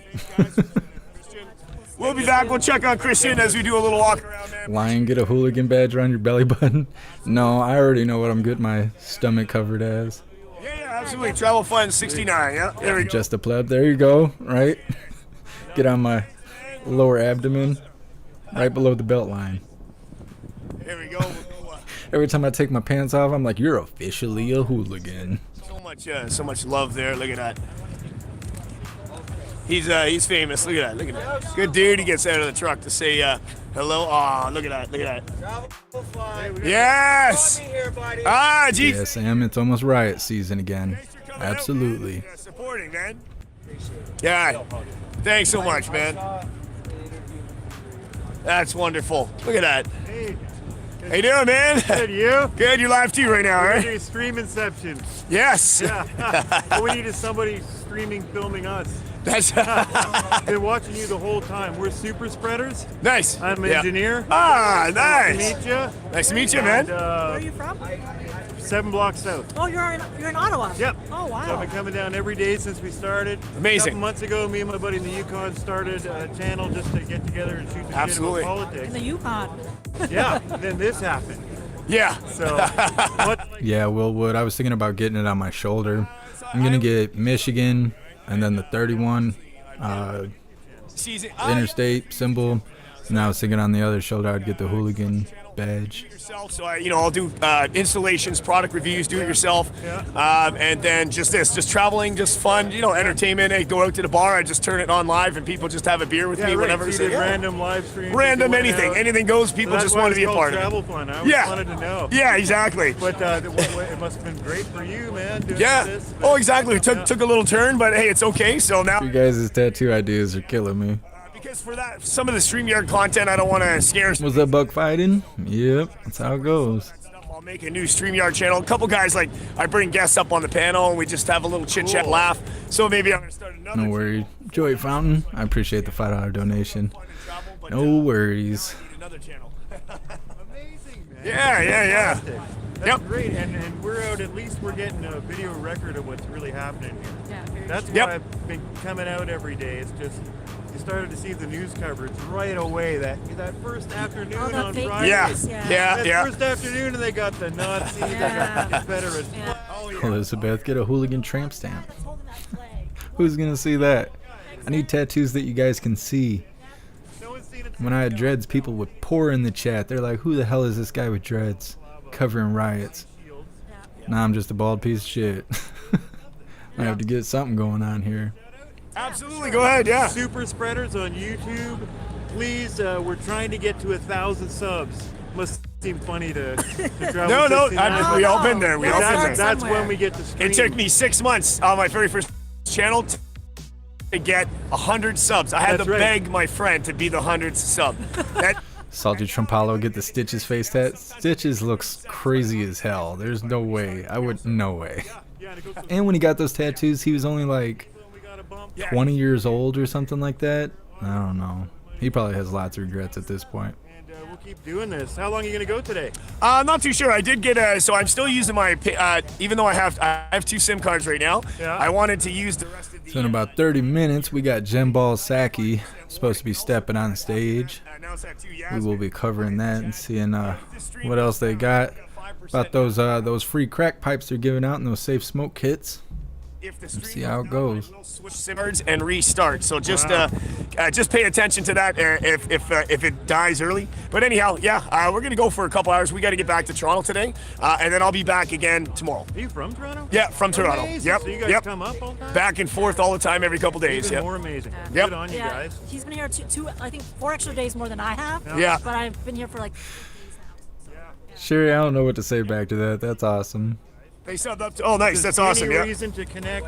Any way we can share information? Absolutely. Yeah. Anything like that? Yeah. Appreciate it. Yeah. Love what you're doing, guys. I appreciate it, man. Sub up. I see these people. They said they're subbing up to you. That's wonderful. Wonderful. We might make 1,000 today. Nah, here we go. We start paperwork. Yada yada. Yeah. All right, guys. Thanks so much. Good luck out here. All right. Yeah, Christian will check. Yeah, they send more to Christian. Awesome. Thanks, so guys. He'll check after. We'll be back. We'll be back. He'll give you guys a shout out when we're back. Yes. Thanks. Let's go see. I know you guys wanted Eric's information. Of course, I don't know why I didn't think of that before. Of course, that's why all of our heads together. Thanks for that. I don't even know why I didn't even think of that, but thank you. Gold. Hey, thank you so much for that. Let's get him to Elizabeth, yeah, she probably will be a little bit late. She's usually late. Eric's PayPal. Yeah, can't ask one without the other. I totally have to do that. Forgot. And super spreaders. Oh, he's I think he muted himself again. I wonder if he's having like audio issues and doesn't realize it. I mean, unless he's doing it on purpose right now. Load safe. When your girlfriend's wrapped in plastic wrap. He's just on the phone. Looks like a good number of people coming out here. I got the 95% warning. I don't know why that is. It could have been from the actual service. Oh, I muted my TV. That's what I did. I see. Yeah, so if this stream does go down, I will restart another one within like. Expose Jen for the egg-laying lizard she is. My goodness. Just keep that in mind. Thank you so much, guys. Like. What's up, Paul G? Welcome to the live. Like, share, subscribe. No, it's in my back pocket. I might even be able to save the stream if it goes down too. All right, Snooks. Oh no. The only thing I don't have is I don't have the pin to take the SIM card out. We'd have to run back to the car and open. Yeah, Lipstick, they're gonna be handing out crack pipes like they're on Oprah. I can set it up while we're running to get the pin anyway, if that was the case. Yeah. So yeah, no worries about that. Oh, congrats on the 34K. Thank you, Chris. Yeah, I can't believe they're spending $31 million to supply America with free crack pipes. Can't leave yet. We got a question to ask you. I just don't understand that. Let me see if I can get up here a little bit more. So we were already talking to Christian, and I don't even know why I didn't ask you before. I wasn't really thinking about that. Do you have a PayPal or something that we can send you something? My wife has for sure. Oh, okay. And yeah, if you come a little bit later, I can. Okay, yeah. Because everybody's, they're like, so they're sending Christian some money on PayPal, and I'm like, oh, that's a great idea. And they're like, go over and talk to Eric. I'm like, you know what? Yes, we'll definitely do that. So, Teeter Justin, I'm not sure. I don't know what's gonna go on with that whole Russia stuff and us getting involved in it. Well, Walter getting involved with it. he's not asking, but they're demanding to know. So, and that's how much we just love you guys, man. You know, so Okay, so that's fine. If you don't have that info right now, I'll do my walks. Get that down. What's up, Tam Tam? We'll get that I appreciate you, just a pleb. My government. I'm listening. Oh yeah. All right, man. We love you, Eric. Okay, so I'll give you. I'll be back in about. I'll be back in about a half hour or so. Just get that. I have the information. Get the PayPal email for us, and we'll spread some love for you. Thank you. All right. Thanks, Eric. Appreciate that so much, man. Thank you. All right, there we go. So we'll be back, and we'll get that from Eric. Hey, thanks, guys. That's Well, I hope it works out, Brandon. I don't have any money to put on that stuff. I got to pay taxes in a couple months, and I don't know how that's gonna go. Tara Rollings, thank you so much for that. $49.99. Hey, you know what? It's great. I bet the CIA is like so proud of old man Walter out here giving out those free crack pipes. If we can Good Lord. help the truckers and people that's out. What's up, Rudy? Welcome to the live. Big cheers, big ups to you. Massive ups. Thank you. Post Toasty, great work. Keep it up. Freedom is never free. Yes. We always have to fight for that freedom. Lost Canadian. Go buy yourself a shot of adrenaline or Red Bull. Cheers from Boston. Thank you so much, Lost Canadian. Very much appreciate it. Thank you. Keep it up, Trouble Front. Hey, thanks, man. Appreciate it, man. Thanks. It's going to be a lot of people down here this weekend. A lot of people recognizing, and that's thanks, not to me, thanks to you guys for sharing this out, getting this channel out and about. Thank you so much, guys. Welcome. If you're new to this channel, like, share, and subscribe. And please thumb it up. We got 3,400 likes. Keep liking it. And Why did it hit the like button today? oh, you gotta hit that like button. Yeah, it helps with the algorithm. I'm not on my phone yet. Yeah, we got some of the subs back, SR, that's right. Yeah, and just keep in mind, if this stream does go down suddenly, don't worry. Just give me a couple of minutes. I'll repost another stream with a different SIM card. How are you? Hey, how you doing, brother? I'm good. Do you mind if I just take 2 minutes and say something to the camera? Absolutely, go ahead. Well, I just got something, there's 4 greenbacks in there for the truck to just hand that out to someone. I don't care who. Oh, okay, yeah. What? Needs it. Yeah, it's some stuff in there. I know YouTube, you're saying you can't really just. Oh, yeah. Who is there? Hey, thanks for being here, Anna. Appreciate you. And yeah, I just wanted to say I wrote a little thing here because Yes. I Tell just think the viewers. This is a historical moment, people. This is a rights movement. The world's waking up. We live in a democracy. The government cannot infringe upon our rights without consent. The people around the world are standing up to tyranny. Hell yeah, Brandon. Appreciate you. I hope you hit big. And there's a quote here from Martin Luther King. Yes. Injustice anywhere is a threat to justice everywhere, guys. Okay? So when one freedom is taken away, they can take away all your freedoms. You have to stand up. It's a people's movement, but stay peaceful. Keep the love. Thank you so much, KK, for joining the membership program, and welcome to the family. You're officially a hooligan. Okay, big ups, Matt. That's all. And I'm from here. You're from Ottawa. Yeah, awesome, Matt. Yeah, look at he's got an envelope of love here that's very kind. You want me to hand it based on anyone? I don't care who. Anyone that's fine. Okay, we're gonna put our heads together. Just a pleb. Can't wait till Convoy of DC next month. Well, it seems like things are going to start kicking off this weekend. People trying to shut down Super Bowl or something. I mean, I don't know how real that is, but if it is real, I don't know. I kind of feel like there's so much early presentation that by the time it's March 1st, the U.S. convoy it'll be illegal. It'll be like a federal crime or something by then to unlawfully park your truck somewhere. You know, they'll do something stupid. I feel like there's too much. They spilled the beans too early, but we'll see how it goes. This would definitely go well to them, I think. Yeah, sure. I'm taking the train, so I'm headed on the city later today. Okay, I just wanted to give that to help out. And all right, I'll take a walk down there right now, see if he's there. Yeah. You can put it directly. I came down here a long time, Ottawa. Matt, that's hilarious. It's amazing. Goodness, and I just wanted to say, my son, now middle-aged. He's out west. I won't name the province, but he's just getting into law enforcement. He was, amazing. Had a career as a welder, and now he wants to be law enforcement. And his father, I say, we need good cops. Yeah. And just to say that, and he's got lots of friends who are in cops out there at all levels. Matt, you heard that feds can't do shit on state roads? How how would that be? If you're being arrested by a federal agent and you run, they can shoot you. Like, they don't have to chase you down, they can shoot you. But like a state cop or a city officer, if you run from them, they have to chase you down. They can't shoot you. So I'm having a hard time understanding how a federal officer could shoot you from running away, but they couldn't stop a state road or something like that. I'll have to look into it. What's up, Larry? Crack pipe. Yeah. Rob, yeah. That's who you take care of first. Yeah. He's not going to take care of me, and he's not going to take care of That's right, yeah. Yeah. Watson, they're all in the pocket. They're all disgraced. And I was hoping to... Oh, I understand, Matt. That's why I said I got to look into that. I'm going to go put my $20 in the little pocket. Oh, that's wonderful. Wonderful. As far as I know, feds do whatever they want. You'll never hear about federal agents actually getting in trouble for anything.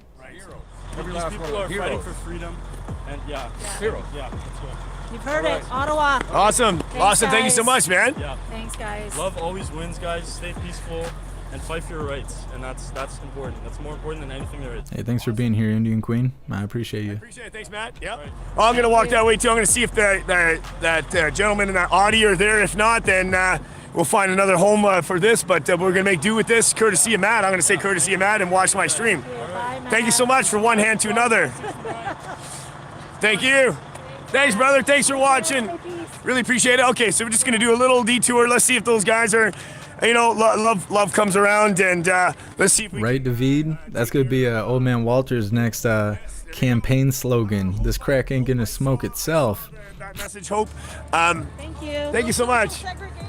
Thank you.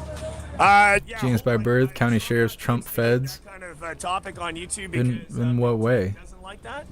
So, like where I live, there is no police officers. Every officer you see is a sheriff. But as much as I want, but I know they don't have the rights. Well, not rights. I know they don't get away with the same crap as federal agents. Oh, okay, all right. Just putting something on my back there.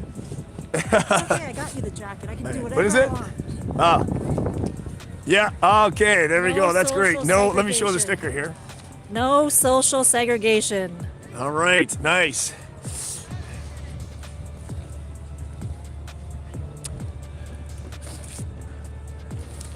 Alan, yeah, same. I guess we got state police here. The state officers are cool. They actually had to get a degree and all that stuff to be a cop. They've always been pretty cool. The sheriffs here, they're usually fresh out of high school.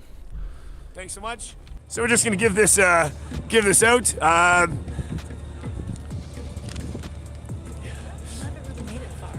No, we haven't. Yeah. We haven't even gone anywhere. We've just been streaming. And keep in mind, guys, if the stream does cut out, as I'm on a pay-as-you-go SIM card, just using the last little bit of data on that. I do have another one, which is my main one. Should anything happen to the stream, go get yourself a drink, use the washroom, and I'll be right back if anything happens to the stream or if I have to restart a new stream. Just keep that in mind, guys. Thanks. Just going to see if that Audi, if anybody's there. I'm just going to give this to the Audi based on what they did. They handed out their blankets. Teeter Justin, yeah, they're going to have a new spot on the tax thing. Did you receive your free crack pipe? He's in the car. If he is, great. And then, of course, we'll turn around. We'll make our way to, trying to make our way to Parliament. We've been streaming for almost an hour and a half, and so much action is going on, meeting wonderful people. Thank you. 5,000 in the chat. Like, share, and subscribe. Thank you.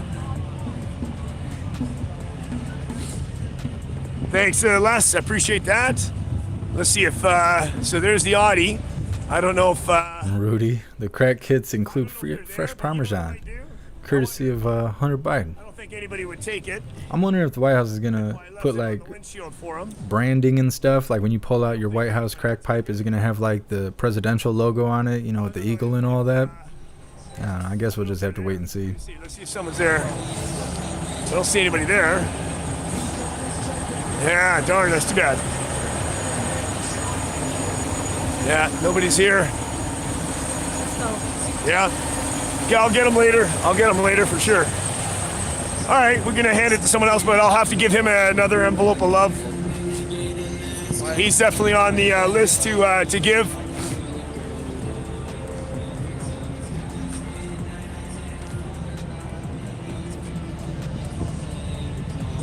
Yeah.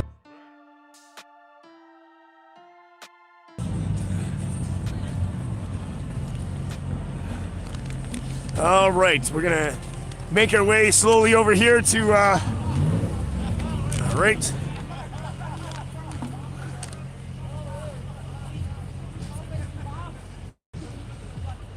Good, very good, very good. All right. SF, how you doing? We need more support. Is that how it works, Stacy? Ambassador Bridge. Kristen, yeah. Yeah, genes by birth, it's a situational thing. Like if, Oh, yeah, he's there.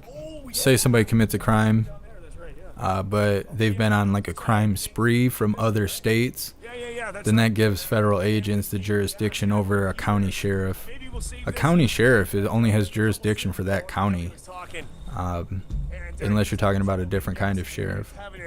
I don't know if his, niece was bringing in the gas. This envelope will go to him.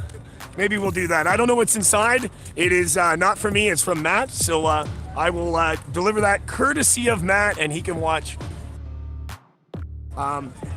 who that was. What, the umbrella? Oh, no, I gotta hang on to it. It'll fall. I almost lost all the envelopes of love yesterday on the ground. Trying to put that in my pocket. O2 Master Shooter Gaming. Protest oh yeah, well, hang on to it. Yeah, sure. Thank you.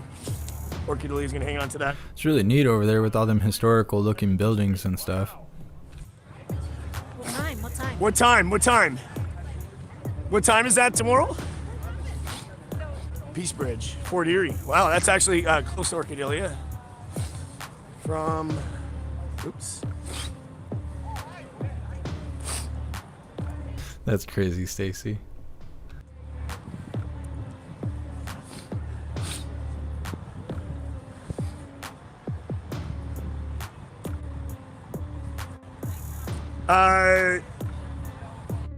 Will Be Love says what? Let Travel Fund know that Warner Music Group is immediately shutting feeds that rebroadcast copyright ask. Oh, yeah, no, I know about, so any of their content, they will, they must have something in their algorithm with YouTube. If you play any of that certain musics, they're gonna shut it down. Yes, that is, yeah, that's true. I know all about that stuff, yeah, but maybe they stepped up their game a little more. Yep, thanks for that, Yasmin, yep. Thanks for that.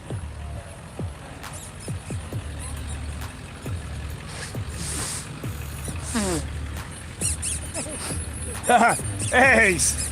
That's the new honk, right? It is, that's the new honk. Everyone in the chat just got triggered. Heard it's going to be all day. Hearing the squeaky toys. Thanks so Do you much. think they're pigs? Because that's what they are when Antifa's squeaking them. They're little squeaky pigs. Oh yeah, here we go. Oh yeah, genius by birth. Yeah, totally. Gypsy Moose. No one likes you guys. Shane B, I think the reason he was talking about switching SIM cards is because I think he had to buy more data, and I think he's burning the data on the card he's on now, and he has more data on the other card. Like, Oh, transponder is live. I assume this female companion of his is probably a girlfriend or something. She's been with him as far as we've been covering him. I mean, I could be wrong, but his possible female companion, I guess I shouldn't be making assumptions, could be her SIM card, right? So he's like burning his data. She doesn't want to live stream, so he's going to put her SIM card in his phone so he can continue live streaming using her data. I think that's really all that's going on with that. Yasmin, can you put a comment in, something about if the stream goes down, I will restart. I'll have to switch SIM cards and restart along the lines just for the new viewers, just so they can see that up above. Since I'm 96% data used, if it does go down, I will switch SIM cards and restart. Something along the lines, and I'll pin that message. Thanks. Thank you. Brandon, get the Constitution down your arm in Japanese. Well, when the troops get here and Old Man Walter just lets them stroll right in, then they're all going to know. They're gonna know for real that I'm all about my rights. They're gonna make an example out of me. Said for greenbacks, I think he wants you to give some for 400 people help for, not just one. Oh, yeah. And I'll be doing, Crystal Wallace, I've been hearing about raids supposed to happen here with these truckers for 4 days now. that will be on the weekend. I don't know. Look at the amount of I hear that just about as often as I hear people saying that the police were ordered to give the jerry cans back. It's like an ongoing thing. As far as I know, the officers did. I've also heard that they put water in them and all this other stuff, but as far as getting raided and stuff, I don't know. It's kind of, I mean, that's why we're watching, right? See if that happens, but as far as holding your breath for it, I don't know if that's wise. Oh, we see some sibling rivalry going on in the background there. That must be the violence they were talking about.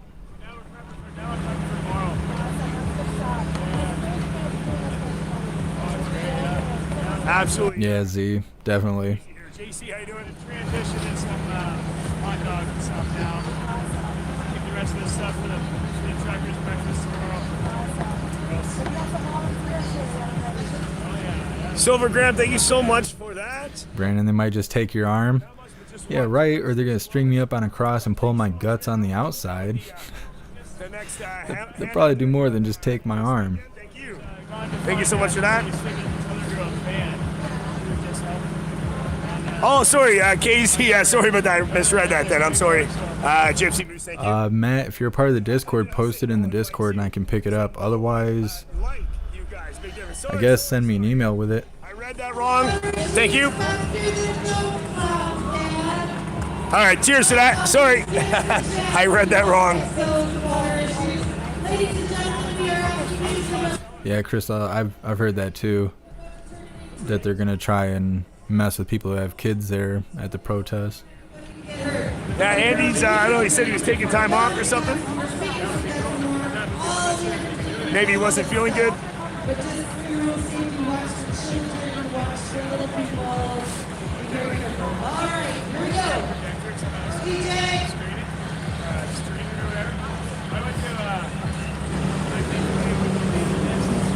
Lots of barbecuing going on. Yeah, most likely, Stacy.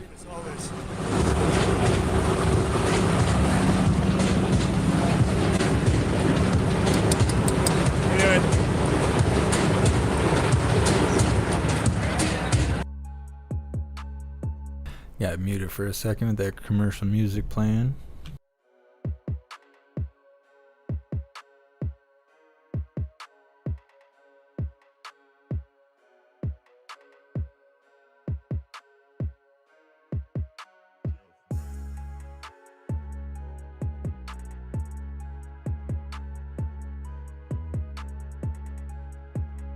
I told my wife I saw him find what he yeah, absolutely. There's a lot of us too, right? Oh, appreciate it, man. Yeah. Nice. I appreciate it. Thanks for being out here, man. This is the new news. Thank you.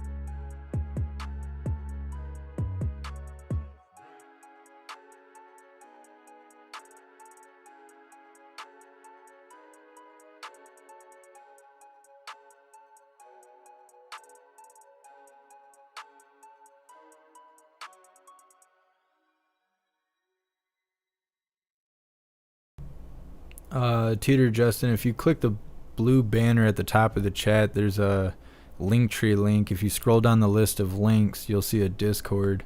But in the Discord is basically a chat like you're in right now. But you can, I mean, it's a chat like you're in now, but you can post memes and links and stuff like that. It's where all the hooligans hang out. KGB, I can't grow no hair on top here. Like, that's the whole reason I don't have dreads anymore. Can't grow no man bun. You guys probably think I was cute. Yeah, they got some music going.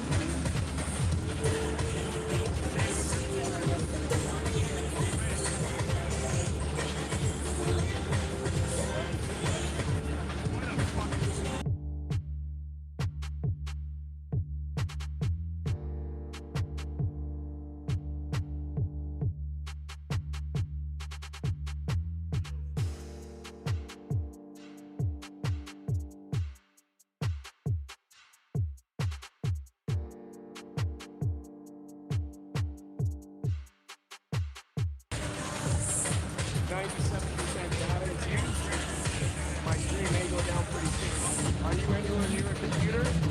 If I restart. Look at all these people cooking up food and stuff, hanging out. It looks like the county fair. I'm getting it. Brandon, last time you went to Discord, you got beat up and kicked out. It was probably a misunderstanding. It happens. It happens.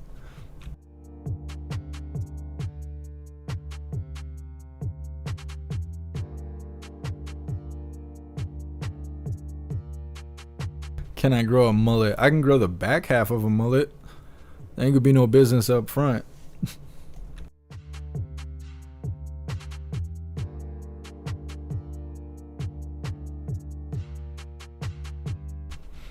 I'm not mullet material though. Lots and lots of people down here today. This is the most people I've seen here yet so far.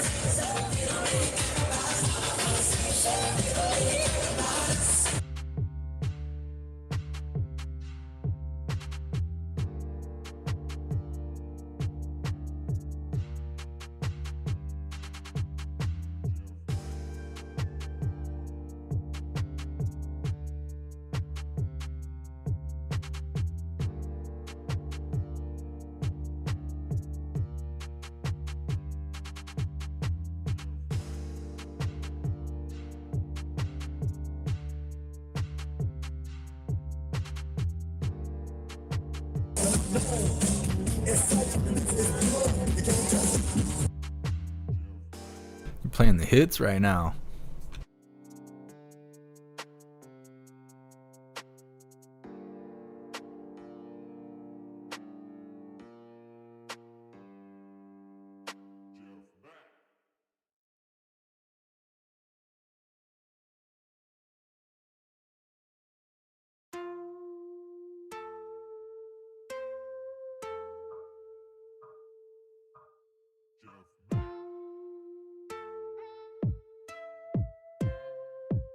I don't know, Paul. I don't know if I'm gonna get that old man hair.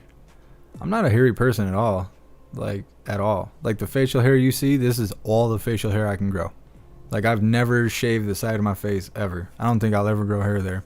I don't even have, like, little bits of hair. Nothing. I'm just gonna be bald all over. Just naked like Powder. Like that old movie Powder. I'm just bald like that. Brandon, do Canadian women shave? I assume most of them do. Is from what I hear, if it's either like liberal. Oh, there's that Canuck walk. He's getting it. As far as I know, it's just French women. So I keep wanting to say Canada. Canada being somewhat French. I mean, maybe there's traditional stuff like that. I don't know a lot about it.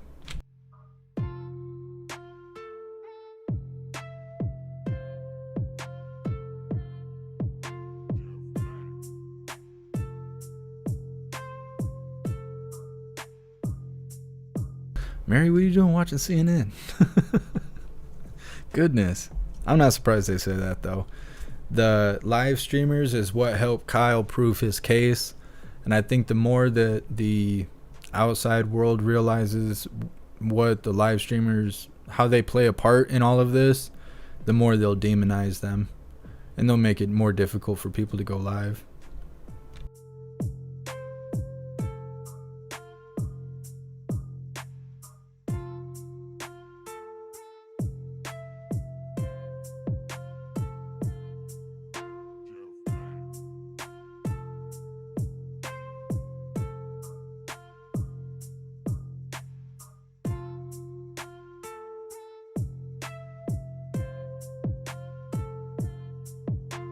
Hey, God bless you, KR.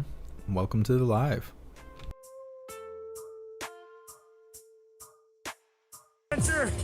Cody Egger. Just the pleb, don't fuck with Scorpios. Why? Cody Egger, thank you.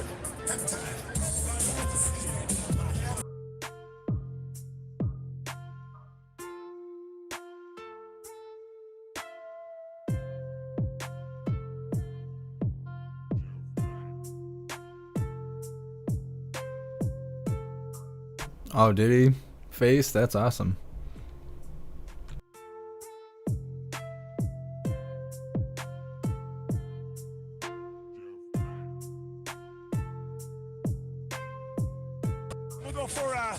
Let's go for a walk. We'll come back, and we're gonna hand out that envelope courtesy of Matt.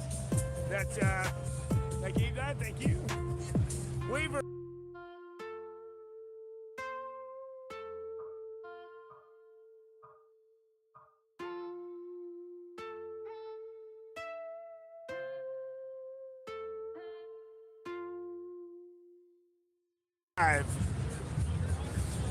Staying alive here downtown Ottawa Friday afternoon, 2:00 p.m. for the Truckers Freedom Convoy 2022 live on YouTube. Travel Fund 69.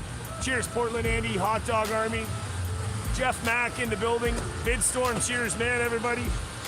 We're keeping it alive and staying alive as you hear that music in the background. 5,000 people in the chat.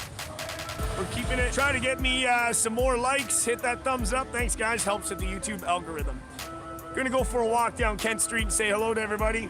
And we'll give out that envelope down Kent Street, courtesy of Matt that we just met about a half hour ago. Whatever's in that is gonna go to a individual of need, of course, and we have something in mind. Weird. Odyssey just did some sort of update or something. Got to plug directly into the phone already. Wow, look at that, how fast that happens. 1 sec here. Alrighty.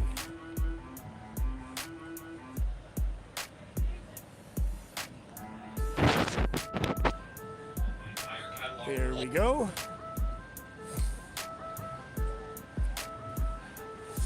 Yeah, just keep in mind, as I've got 2 SIM cards right now, I'm just using up the remaining data in the prepaid. So should anything go down, if this stream goes down, I will reboot, restart with the new SIM card in about 15 minutes of time if this goes down. So just keep note, if we lose the stream, I will be back.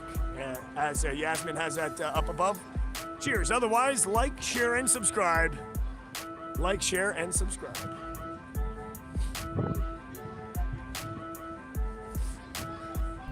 Joe Reb, who, Trudeau? Gonna do a walk down. What's up, Kelly? Welcome to the live. You don't have a pin on you, right? No? Nothing? Oh, no, that's okay. Yeah. I think we're okay to do a walk around. Joy Reb, yeah, I dated a Canadian for a few years. I know the Canadian women shave. I just couldn't speak for all Canadian women. The only women I've ever heard that don't shave is like severe hippies and French women. That's all I've ever heard. I don't know, Brandon. We've been at 55K for almost a year now. YouTube won't let me grow. We should have been at 100K already as far as subscribers go. I mean, they just took 100 subscribers day before yesterday while I slept. Went to sleep. We were almost at 55.9. Woke up 55.78 or something like that. Took 100 subscribers. YouTube sucks. Algorithm. Yeah, we got lots of stuff for the kids over here.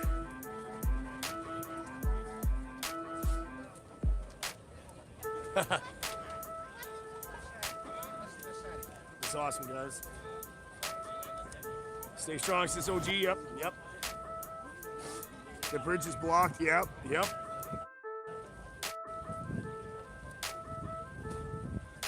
All right, well, I guess Trudeau is supposed to speak here in a second. Actually, hold up.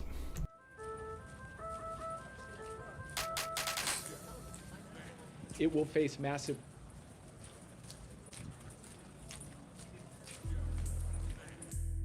Jen Psaki's on stage. She takes priority because I'm an American. Sorry, guys. Awesome.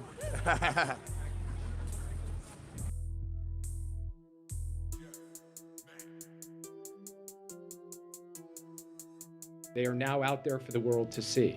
We're prepared to engage on them and to discuss the principles and parameters of European security with our European partners and with Russia.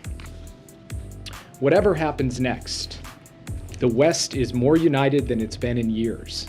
NATO has been strengthened. The alliance is more cohesive, more purposeful, more dynamic than at any time in recent memory. In terms of immediate next steps, President Biden and his team will remain in close contact with our allies and partners to coordinate both on the potential for diplomacy and on any response that is necessary should Putin decide to order military action. We are continuing to reduce the size of our embassy footprint in Kyiv, and I now want to take a moment to echo what both President Biden and Secretary Blinken have already said. We encourage all American citizens who remain in Ukraine to depart immediately. We want to be crystal clear on this point. Any American in Ukraine should leave as soon as possible, and in any event in the next 24 to 48 hours. We obviously cannot predict the future. We don't know exactly what is going to happen, but the risk is now high enough, and the threat is now immediate enough, that this is what prudence demands. If you stay, you are assuming risk, with no guarantee that there will be any other opportunity to leave, and no prospect of a U.S. military evacuation in the event of a Russian invasion. If a Russian attack on Ukraine proceeds, it is likely to begin with aerial bombing and missile attacks that could obviously kill civilians without regard to their nationality. A subsequent ground invasion would involve the onslaught of a massive force. With virtually no notice, communications to arrange a departure could be severed and commercial transit halted. No one would be able to count on air or rail or road departures once military action got underway. Now again, I'm not standing here and saying what is going to happen or not happen. I'm only standing here to say that the risk is now high enough and the threat is immediate enough that prudence demands that it is the time to leave now, while commercial options and commercial rail and air service exist while the roads are open. The President will not be putting the lives of our men and women in uniform at risk by sending them into a war zone to rescue people who could have left now but chose not to. So we are asking people to make the responsible choice. With that, I'm happy to take your questions. Yeah. Thanks, Jake. I know you don't want to get into the intelligence, but can you give us any sense what has changed over the past 24 or 48 hours to lead to your new level of concern? Well, first I would say when I appeared on the Sunday shows last weekend, I made the point that we were in the window, that Russian military action could begin any day now, and that remains true. It could begin any day now, and it could occur before the Olympics have ended.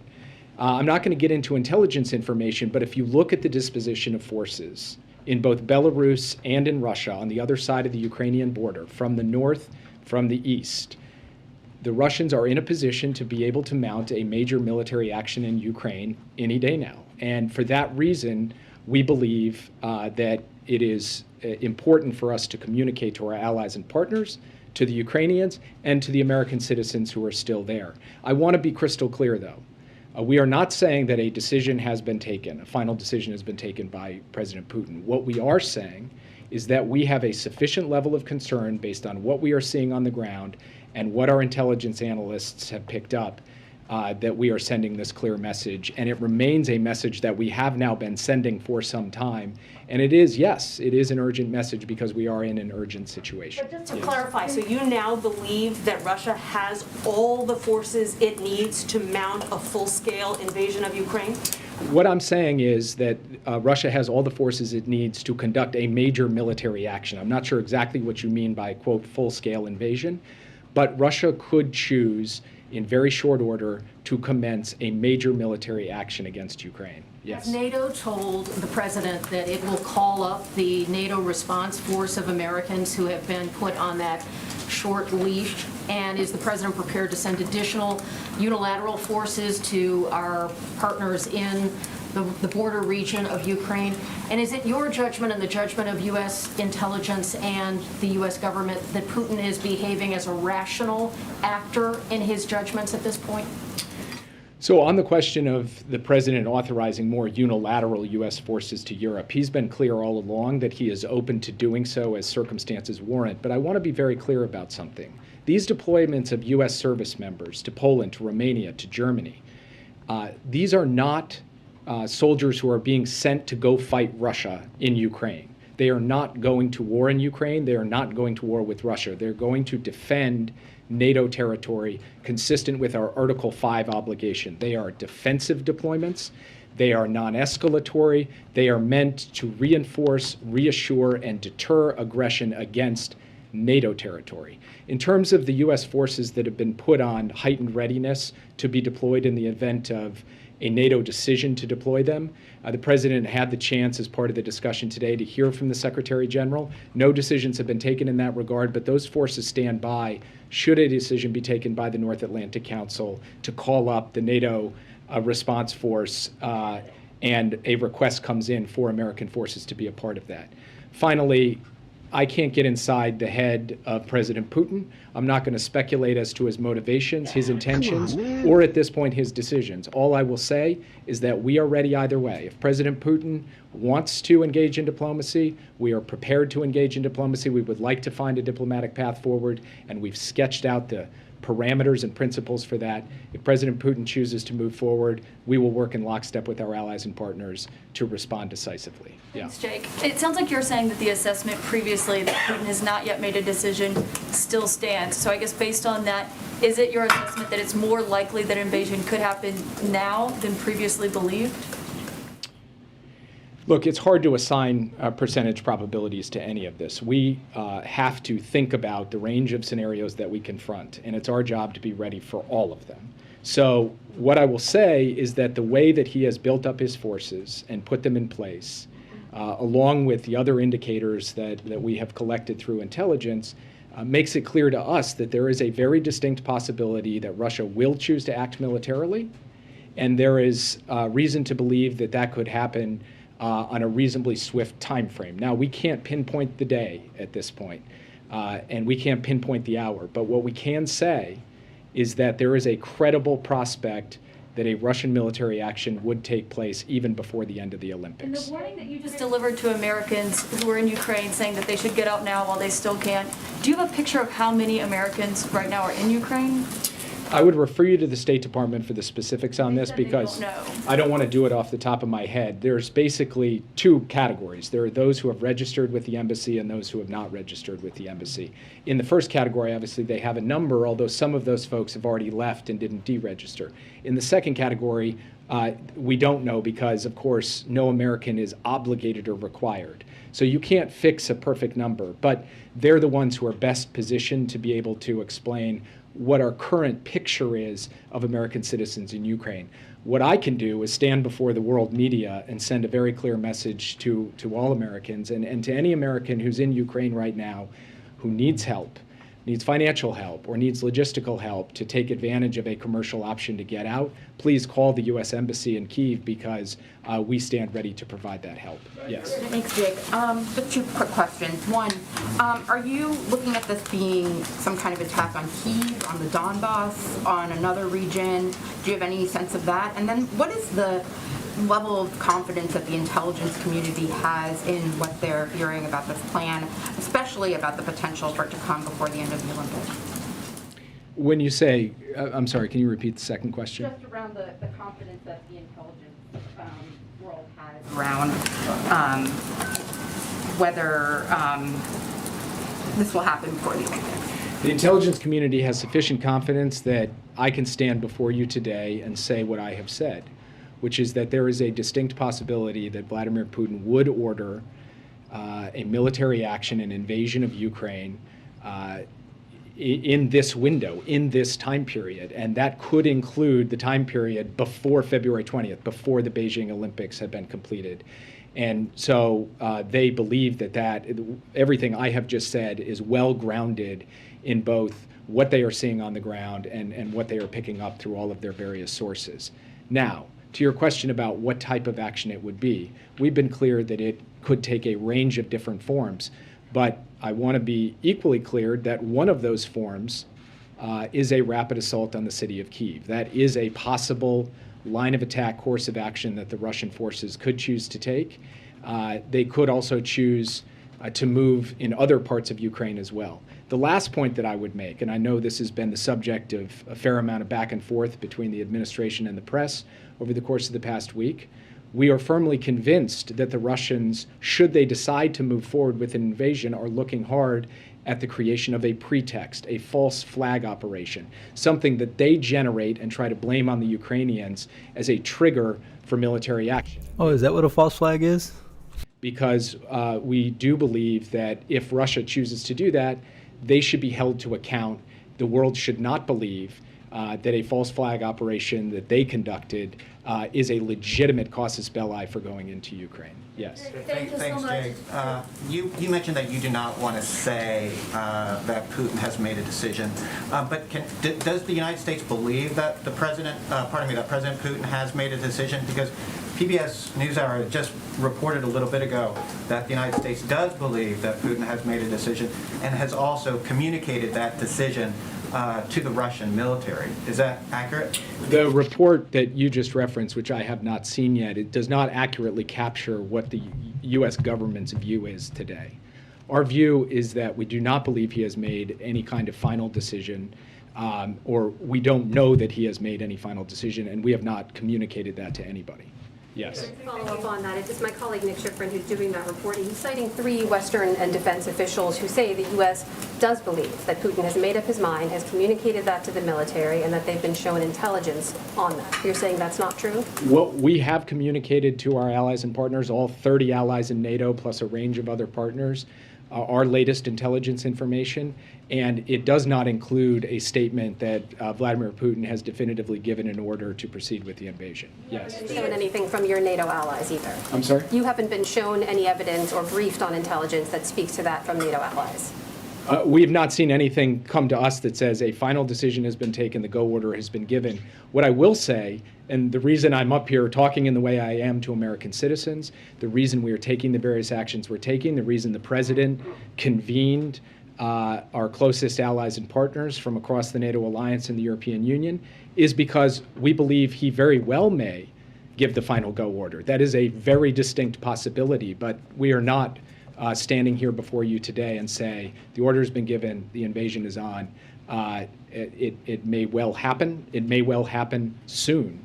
But we are not saying, I think, the way that you've just characterized it. I have not seen this PBS report yet, but as you've characterized it, that does not capture the communication that we are making to our NATO allies, nor what we understand internally. Yes. Given the risk that you've laid out, the fact that you're not 100% certain that Putin has made a decision yet, we have seen other world leaders meeting with Putin. Has there been any more thought to President Biden engaging with him directly?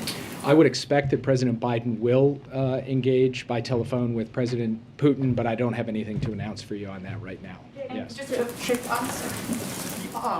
because this is getting so close now, and the concern that you're weighing towards the American people, is there a need to provide some underlying evidence of just what you're seeing that shows Americans this is a country that went through Iraq, and concerns about what the intelligence is showing? Does the administration see a need to just provide underlying intelligence? Well, let me just start with a fundamental distinction between the situation in Iraq and the situation today. In the situation in Iraq, intelligence was used and deployed from this very podium to start a war.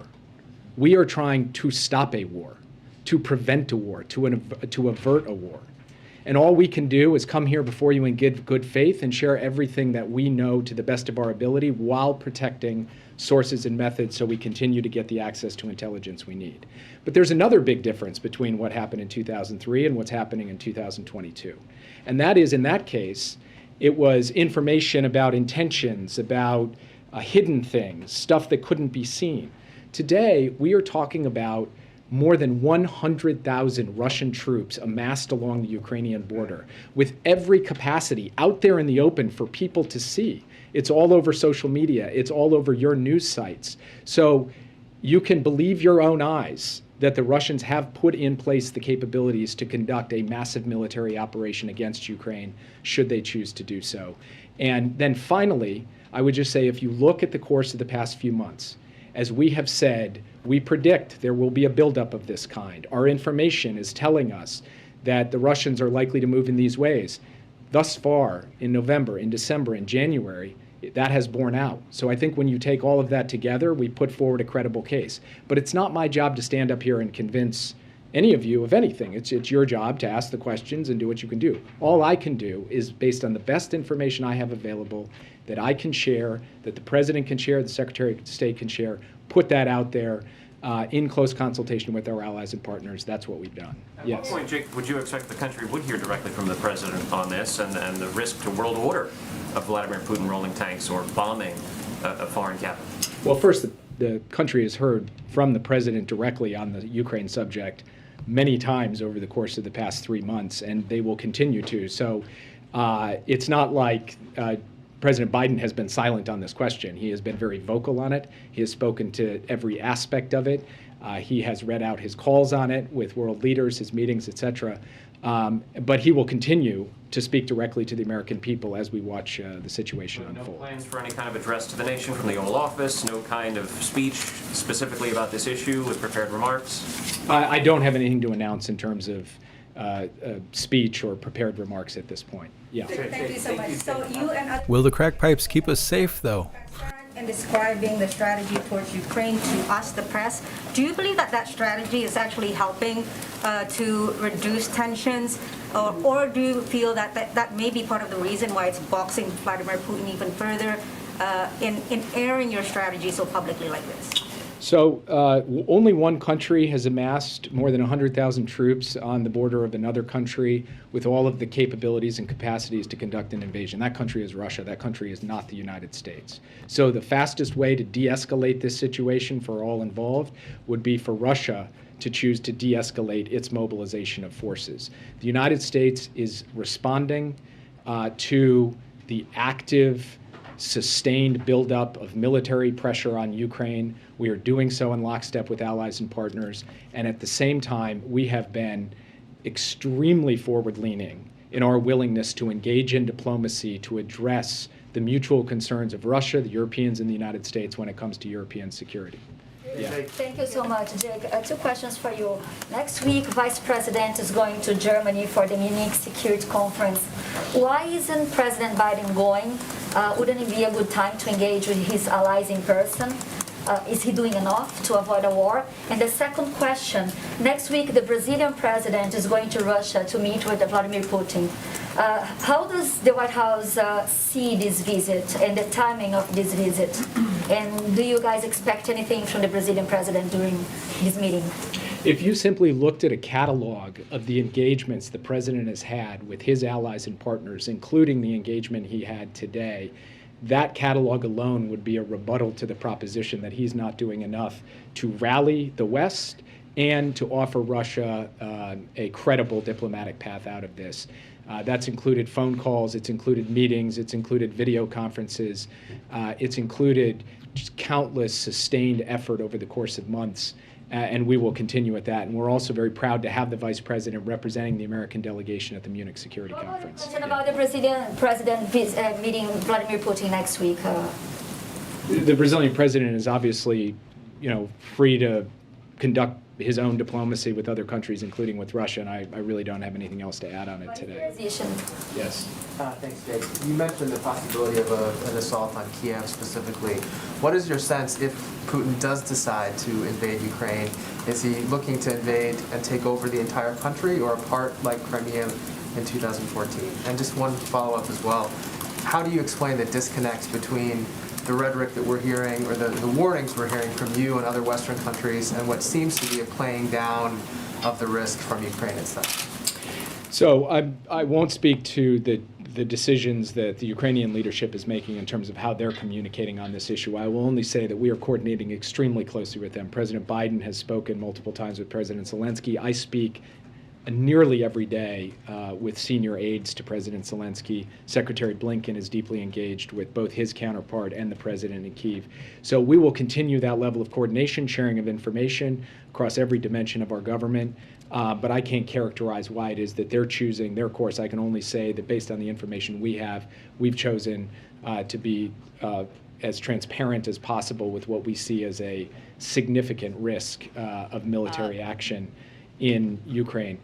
And as to your other question, I can't obviously predict what the exact shape or scope of the military action will be. As I said before, it could take a variety of forms. It could be more limited, it could be more expansive, but there are very real possibilities that it will involve the seizure of a significant amount of territory in Ukraine and the seizure of major cities, including the capital city. Thank you so much, DPR, for the $10 donation. I really appreciate you. Thank you. And Yeah. so if people want to leave, they need to leave now? If people want to leave, they should leave now. We'll proceed. Jake but- is not one of Jake, those can I? Does it mean something different when she says it versus him saying it? Right now, but Jake. Do you think that Russia? Thank you. Sorry, I'm just going to give people a moment to, I guess, if they have to. Okay. Yeah. Thank you, Jake. I'll wait until people get up. Okay.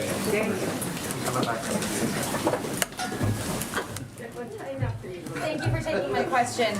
Did the U.S. wait too long to arm Ukraine, especially with respect to weapons that could defend against an airstrike like you laid out? Did they wait too long to move U.S. forces to NATO countries? And does the president still view the idea of pre-invasion sanctions as a stupid question?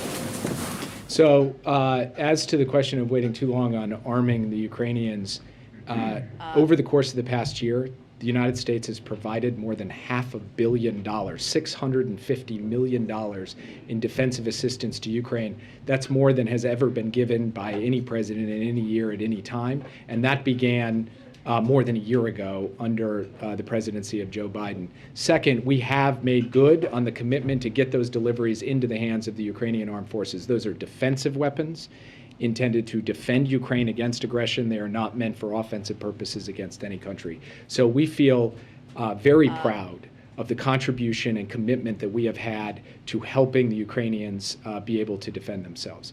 With respect to the question of the deployment of forces to defend NATO territory, our view is that in addition to the 80,000 strong U.S. force presence in Europe today, that's showing in Poland and Romania in particular, but also through the deployment of air squadrons to the Baltics, as we had a few days ago, and other significant moves we've made, a carrier in the Mediterranean that for the first time in 30 years actually flew the NATO flag as well as the American flag, that we have been forward-leaning and robust in defending and reassuring our NATO allies.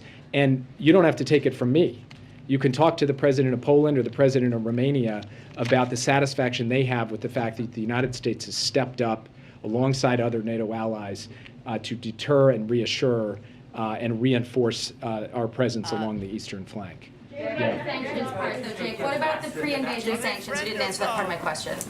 Is the president looking at sanctions ahead of an invasion any differently than he has been up until this point, given the escalation that we're seeing from Russia?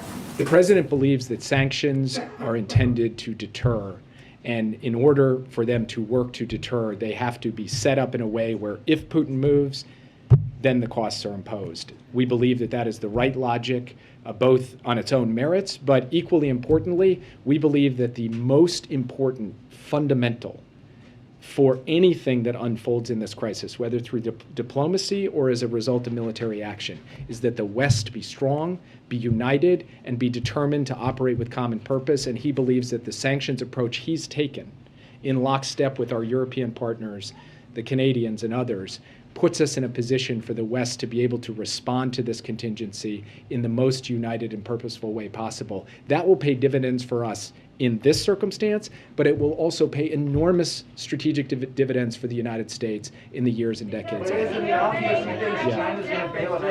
Our understanding is that there was a sudden meeting last night in the Situation Room to talk about Russia, and now you and Secretary Blinken are obviously using sharper rhetoric about the timing of the invasion. I know you don't want to get into specific intelligence, but is there something that prompted the meeting last night and that has changed the administration's assessment overnight? So I'm not going to speak to internal deliberations, and I'm not going to get into the specifics of intelligence information. What I am going to say is that for some time now, including out of my own very mouth, we have been talking about how we had entered the window where any day now a military action could be taken. That was the formula I was using several days ago. Now, as we gain more information, our view that military action could occur any day now and could occur before the end of the Olympics is only growing in terms of its robustness, so that I can stand here and say that is a very, very distinct possibility. But I just want to say two things. First, we can't predict the exact determination that Putin would make if and when he makes a determination. So all we can say is that the strong possibility of action, the distinct possibility of action in a relatively near-term time frame, including along the time frame that I've laid out, that Secretary Blinken talked about, that is backed up by our view of what's happening on the ground, and it's backed up by information that we continue to acquire day by day, including over the course of the past few days. Yes. Do you believe that? Jay, why would can you just delve into a little bit more? Why would Russia risk provoking China with an action during the Olympics? And secondly, can you just speak more broadly to the China-Russia, what looks like an emerging alliance here on certain issues, and how much does that concern you? So I'd say three things about this. First, Russia's calculus vis-a-vis China, whether they're going to make Beijing upset or not, that's kind of between Russia and China, and Putin will obviously have to decide what he wants to do on that front. China also has its own decisions to make. And to the extent that they are giving a wink and a nod or a green light to a Russian invasion of Ukraine for no justified reason, I believe that China will ultimately come to suffer consequences as a result of that in the eyes of the rest of the world, most notably in the eyes of our European partners and allies. And then finally, I would just say that we do not believe that China can compensate Russia for the economic losses that would be sustained in the event of an invasion due to sanctions and export controls and the like. Just one more thing on the broader issue of China and Russia, because there was quite a bit of hype about the statement that they put out, and it was a notable statement that we have taken a careful look at. I've said this before, I want to say it again, and then I'll leave because Jen is now standing up, and I think it's well past my time to go. The United States, under the Biden administration, has confidence in us and in the West. We are 50% plus of global GDP. China and Russia are less than 20%. We have innovation, we have entrepreneurship, we have freedom. And when you put all of that together, the tools and capacities that we can bring to bear, now that we are more united, more purposeful, more dynamic than we have been in a very long time, we are well situated to be able to deal with any threat or challenge that would be posed to us by any autocracy in the world, including the two that you just mentioned. So let me just leave it at that. Thank you, guys.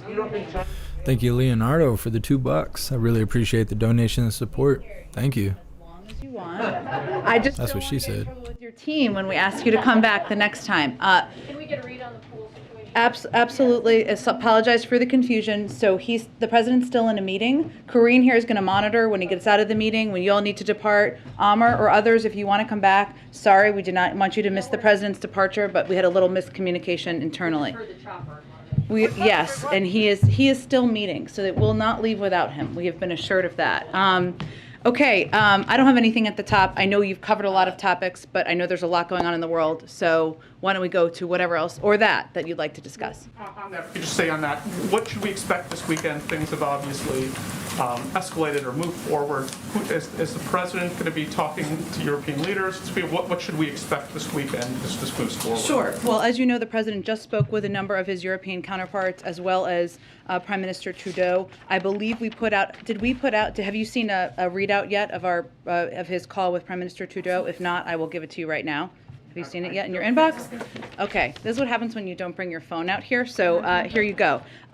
Today, Prime Minister Trudeau was obviously a part of the planned meeting as well. He also had a separate meeting with him where they discussed the ongoing blockade of key bridges and crossings between the United States and Canada, including Detroit-Windsor, Sweetwater, Coots and Pembina Emerson. The two leaders agreed that the actions of the individuals who are obstructing travel and commerce between our two countries are having significant direct impacts on citizens' lives and livelihoods. The president. Hell yeah, they are. is concerned that United States companies and workers are experiencing serious effects, including slowdowns in production, shortened work hours, and plant closures. The Prime Minister promised quick action in enforcing the law, and the President thanked him for the steps he and other Canadian authorities are taking to restore the open passage of bridges to the United States. In turn, the Prime Minister also thanked the President and his administration, the Governor of Michigan, and U.S. officials for all of the assistance that we have provided to resolve the disruption, and the two leaders agreed to stay in close touch. In terms of this weekend, I just wanted you to have that component, another important thing happening right now.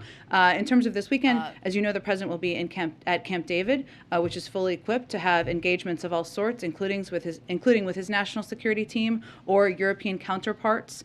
We are making these decisions about who he'll engage with on a day-by-day basis. We will keep you all abreast of that, as we have done to date. But he'll be at Camp David, and I would expect that he'll be engaged closely with his teams here, as well as his foreign counterparts. On Supreme Court, when will President Biden meet with Senate Republicans in the Judiciary Committee? And also just a point of clarification from the interview with Lester Holt. About, I believe he said about 4 people he's doing the deep dive on. 3.5, 4.5. There's no 3.5 people, Homer. If you could, just offer, are we down to 4 finalists? Well, I'm not going to build on what the President said. It is natural that as this process has proceeded, that the list would become smaller. That's a natural part of the process. But again, as he's said many times, he is looking at a range of qualified individuals, strong legal minds, individuals with strong credentials, who have strong character and a dedication to the rule of law. But in terms of the specific numbers, I understand your question. It's natural it will be growing smaller, but I don't have anything to build on to what he said. As far as Senate Republicans? He will continue to consult closely with Democrats and Republicans. That will continue into next week, but I don't have anything to preview for you at this point in time. Go ahead. Thanks, Jen. The diplomats that are being moved out of the U.S. Embassy in Ukraine, where are they going? Are they going to other countries? Are they being taken to safer locations within Ukraine? What can you tell us? It's a great question. I'd really refer you to the State Department. Typically, when we reduce a presence at an embassy, that means they depart the country. But I can certainly check with them and get you more details on that. Typically, it means they would return to a home base. And then what's the administration's current assessment of Putin's strategy in the Black Sea? Is it to cut off Ukraine's naval access? In terms of the exercises? I mean, our assessment is that this is a part of ongoing escalatory actions, whether it's military exercises or the buildup of more troops that we have seen at the border. In terms of what it means and what he's preparing for, I would point you to what our National Security Advisor just said, which is that, we continue to watch closely to assess. Our role here is to prepare for a range of steps he might take, but beyond that, I don't have any prediction of what that means. Go ahead. Thanks, Jen. Has the U.S. shared the latest intelligence with Ukraine, and does the U.S. feel that the Ukrainian government is properly preparing its citizens for the possibility of a war, because it seems like they keep downplaying it? Well, I'm not going to speak for how the Ukrainian officials, leaders speak or engage with their citizens, but we do engage very closely with them, sharing of information, as we do with our European counterparts, and that has been the case at every point in this process. Is the State Department doing anything right now to help Americans get out of Ukraine, or just warning them to get out on their own? Well, we have been warning for several weeks now, if not longer, that American citizens should depart. And I think you heard our National Security Advisor give a pretty stark warning of what would happen on purpose, what would happen if Russia were to invade, in the difficulty of not just being in the middle of a military zone, but also the difficulty of departing or getting out, and the fact that means of departure could be cut off. And that was, we feel, important for American citizens in Ukraine to understand. We have been conveying that if American citizens don't have the means to depart, that we would provide assistance for those purposes. That has been the case for several weeks now. If we don't know if Putin has made up his mind, why are we hearing this warning from Jake Sullivan that Americans should get out, ideally within the next 24 to 48 hours specifically? I don't believe we've heard that window from him before. Because we recognize that if President Putin were to decide to invade, that this would make it a very difficult circumstance on the ground for American citizens. We don't have an assessment, as you heard him say, of him making that decision, but he could make that decision at any point. And we want to be very clear and direct with American citizens about the risk that that would pose to them, that the risk that would be posed to any civilian if they remain in the country. And this is now the second evacuation of Americans in the course It's not actually an evacuation, to be clear. American citizens can depart Ukraine. There are means of departing Ukraine. This is not a country where we are at war, where we have tens of thousands of troops who have been fighting a war for 20 years, so it's incredibly different. Correct, you are correct in that. But it's the second time we've urged American citizens to get out of a country. Actually, we've urged American citizens to depart a number of times, and that is. Well, I think this, but let me finish here because I think it's important for people to understand. We urged American citizens to depart Kazakhstan. We urged American citizens to depart Ethiopia. This is a responsibility that the State Department and our diplomats who are serving there and serving around the world take on to keep American citizens safe. And it may not be front and center on the news in the United States, but those are conflict areas and zones where we are constantly monitoring. But these are the two major events that have happened under this administration. And what does I would say the people in Ethiopia would differ with that, as would the people in Kazakhstan or other parts of the world where they have been under dangerous circumstances, and they look to the United States to provide up-to-date information of their safety and security in the country. The President has frequently talked about getting out of Afghanistan as a major event. It has impacted his polling. This is a current event that is underway. The question is, what does the administration say to critics who are looking at these two events and questioning this administration's foreign policy approach? Who is questioning us? Give me Plenty of Republicans. Like who? I could name off any number of Republicans. I'd love to know a name. Goodness. Mitch McConnell. Okay. Well, here's what I would say to Mr. McConnell. The president ended a 20-year war in Afghanistan, a war that had cost us thousands of American lives, billions, trillions of dollars, and was a failed enterprise after 20 years. He was the first president to do that after many of his predecessors failed to take exactly that step. We knew it would be complicated. We knew it would be challenging. He had the courage to get our troops out of there and end a 20-year war. This is entirely different because we are not ending a 20-year war. We are trying to prevent war here. We are trying to keep American citizens safe in Ukraine by encouraging them to depart, by providing them information about what the security circumstances are on the ground. And I think it's important for the American public to understand the significant differences between these different scenarios. Go ahead. Back to the Supreme Court for a moment. Can you rule out that the president would be meeting with any of his candidates this weekend at Camp David? Here's what I can tell you. There's not plans for that, but I can tell you that it could be as early as next week. I would not echo reporting that it is definitely next week.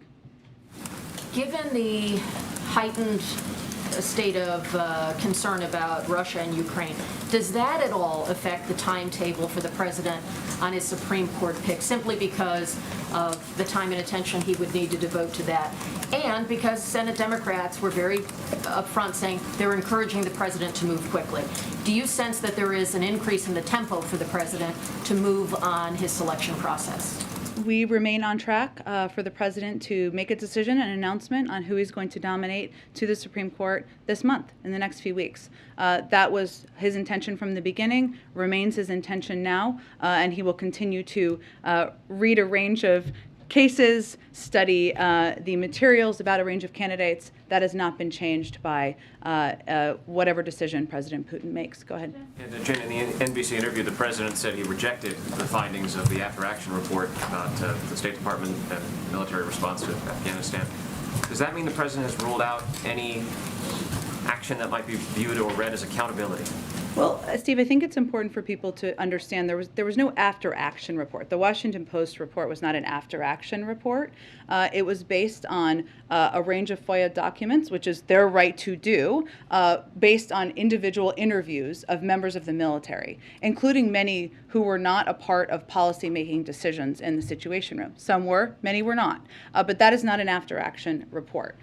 There was also a report from CENTCOM on the attack at Abbey Gate on Friday, which the president certainly stands by, and that was important work, vital work, a formal report and review that was done internally. So I just want to separate the two for people's understanding. What the president was rejecting is the notion that there weren't a range of preparations done in advance over the course of last spring and last summer. And it's important to remember that we made the decision, he made the decision to end a 20-year war.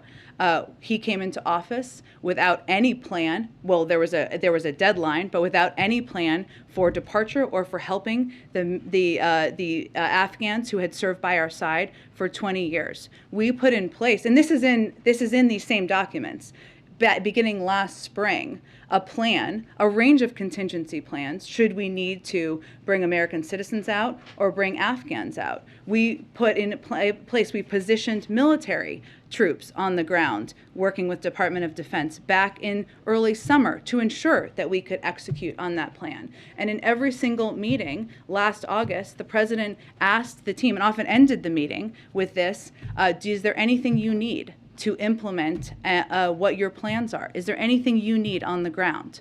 He always ended with that. I'd also note that he always raised the question of whether we needed to evacuate our embassy and people, our Americans who were serving in our embassy there. That decision was always posed to the group at the table. That decision was not made until August 12th. So reporting that suggests otherwise is incorrect. That is the state of play that happened last summer. Go ahead. A question on inflation, since this is the first time we've had a briefing since those numbers came out. The president has said the administration is going to continue to be all hands on deck to try and bring prices back down. Can you give us a sense of what that really looks like? Because you've pointed many times to parts of the Build Back Better agenda. That remains stalled. In fact, one of Senator Manchin's big objections to the bill was the high rate of inflation. So if the Build Back Better plan sort of remains at this impasse, what's plan B to try and bring down some of these costs? Well, there's a couple steps that the president is very focused on as it relates to addressing inflation. One, I would note that economists in the Federal Reserve still predict that inflation will come down, will moderate over the course of the year. And the president has also said that he supports the steps that the Federal Reserve, an independent body, has announced about recalibrating over the course of the coming months. And he's obviously nominated a number of individuals to fill the board, which is an essential part of addressing this. But I would also note beyond that, how the president really looks at this is how you're addressing core costs for the American people. So you referenced the Build Back Better plan. First, we believe there's a path forward, and the president's going to continue to fight for it. Otherwise, he wouldn't have gone to Virginia earlier this week and talked about negotiating the price of prescription drugs. So his view is that in order to address costs that have been affecting inflation, but also infecting families for many decades, the cost of prescription drugs, the cost of childcare, we need to move that forward. But it's not just that. We also need to address supply chains in the short term at the ports, rebuild our manufacturing infrastructure, make sure that we are implementing the Bipartisan Infrastructure Law and continuing to press for the competitiveness legislation that will help ensure we have funding for chips for manufacturing of cars here in the United States. And you've also heard him talk a fair amount about promoting competition, and that addresses issues like we've seen price increases in the meat industry and others, and that will help bring down costs for Americans. So there is certainly a significant and important, a vital role that the Federal Reserve plays. They are independent. He wants that board to be completely filled, but there are a number of other steps we are working to take to lower costs for the American people. And just one follow-up on the question about the embassy in Kyiv. Yeah. You said that you're continuing to reduce the size of the embassy. To be clear, you're not talking about closing the embassy just yet. So what size are we talking about? How much of a reduction here? I can check with the State Department. It's a good question, but they really have purview over those numbers, and that's where we are in the process at this point in time. Go ahead. Jen, what does the White House make of the reporting that former President Trump is still in touch with Kim Jong-un? Well, former President Trump is not the president, and President Biden is the president, and he is the one who conducts diplomacy on behalf of the United States. One other topic, I see that the president spoke with Prime Minister Trudeau about the blockade. What is the White House doing to help sort of alleviate the trade issues that he raised in that call? And more broadly, is the White House or is the government preparing for any kind of similar types of demonstrations here? Yeah, so two different questions, so let me try to answer them both. So we have continued, obviously the President speaking with Prime Minister Trudeau about this as part of our effort, but our team, Dr. Liz Sherwood-Randall, other members of our administration have been in close touch with their Canadian counterparts over the last few days about how to address this blockade and the challenge it is posing to the supply chain. I mean, fundamentally, how we view this is that the impact of these protests, while we certainly believe in peaceful protest, has the potential to impact, and this is why we are very focused on this, communities, workers being able to travel back and forth across the bridge, who are going to work, who may work on different sides of the border, the ability to get food on the table to American families, to get auto parts, to manufacturers who are trying to make vehicles. So this is, whatever their intended stated purpose is, this effort has the potential to have a huge impact on workers and the American public.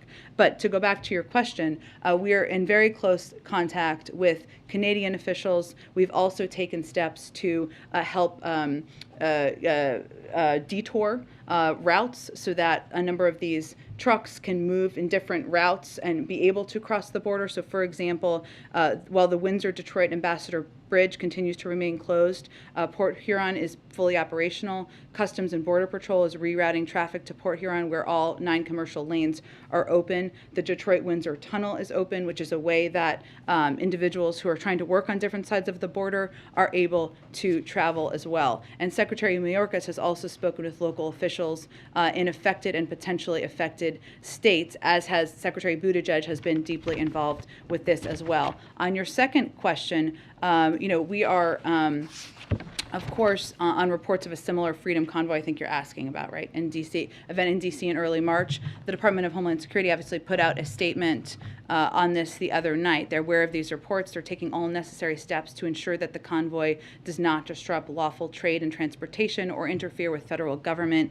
and law enforcement operations. On reports that this convoy is causing disruptions at the Super Bowl, the Department of Homeland Security, or could, I should say, the Department of Homeland Security is surging additional staff to its incident command post. There's strong cooperation with the California Highway Patrol, the Los Angeles Police Department, and state and local authorities. And the department already has a lead field coordinator and emergency operations center in place, as would be standard protocol, given this is a large event, the Super Bowl.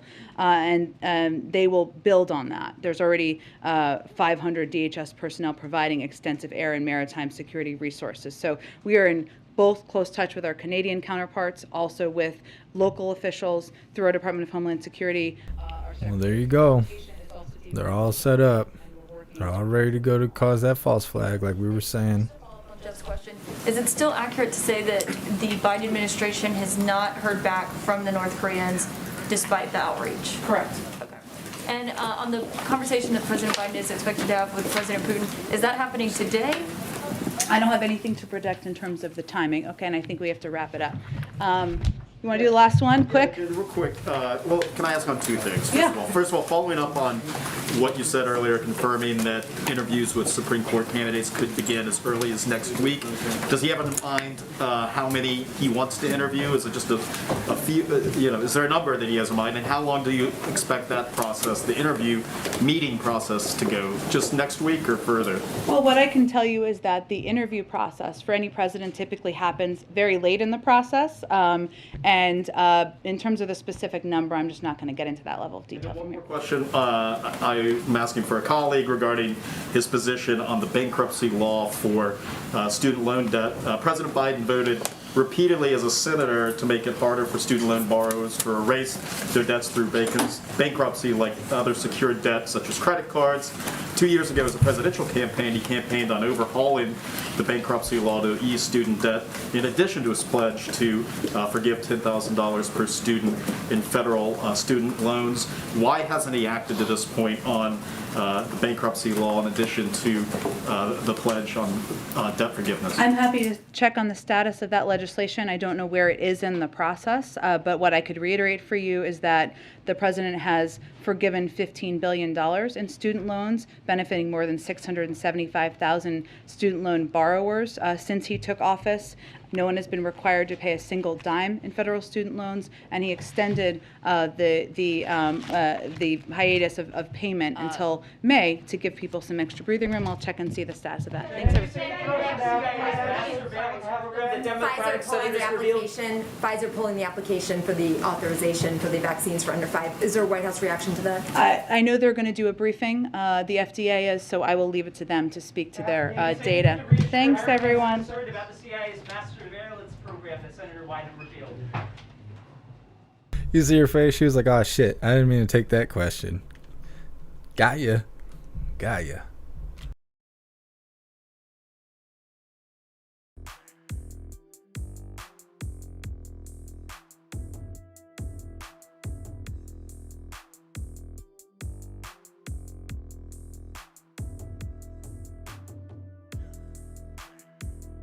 Thank you so much for real for the $20 donation. I really appreciate you.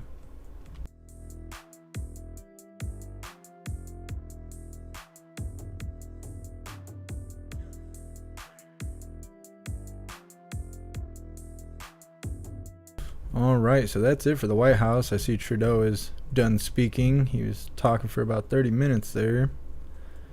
Obviously, I don't know what he was talking about.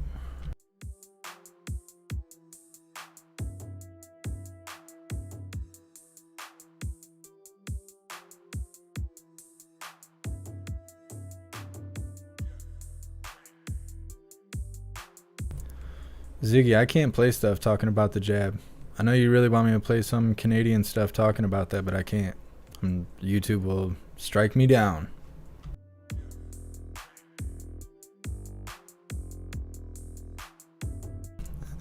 I appreciate you, Potter. Alright, so I think what we're going to do is we will probably check on the Canadians for a little bit. And then we'll probably be wrapping this up until later today. It's almost 3 o'clock, so I assume all the live streamers will start shutting down. That's kind of how it goes. You know, people want to go to lunch and stuff.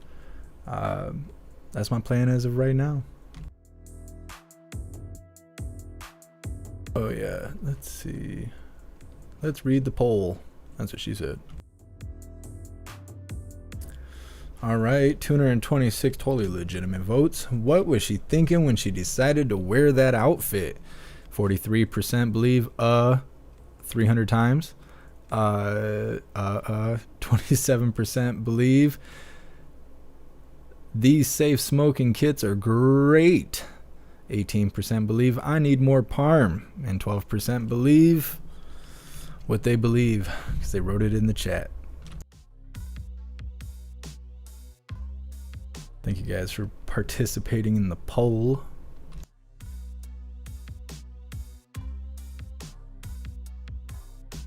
What's up, Sage Pup?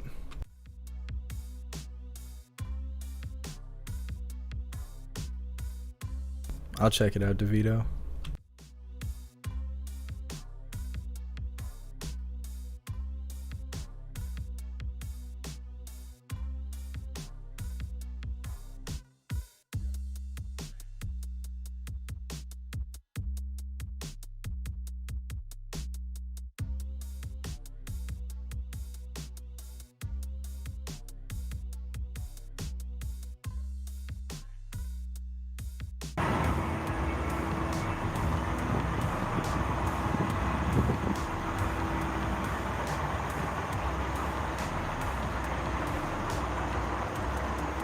Oh, wow.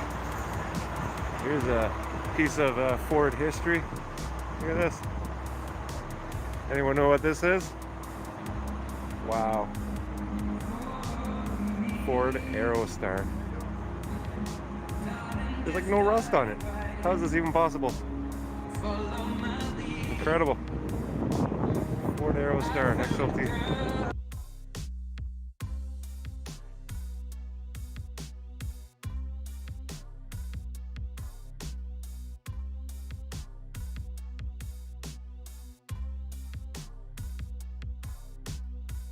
Mana, you don't eat much? I don't have time to eat. I don't have time to eat. Sometimes it takes me so long to cook food that I have to go live again, so I'll cook food, shut it off, go live, and then sometime after midnight I might get to eat for the first time in a day. And then there was a couple days I didn't eat. Like I said last night, I've lost like 10 pounds in like the last 10 days or something like that, just because we've been so busy.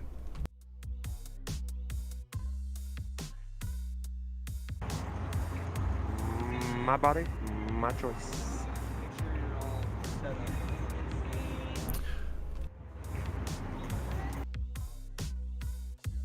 So I just want to remind everyone, everything you see, hear, or read on the screen is not real or accurate information and shouldn't be taken as such. This is all just make-believe from the mind of a hooligan.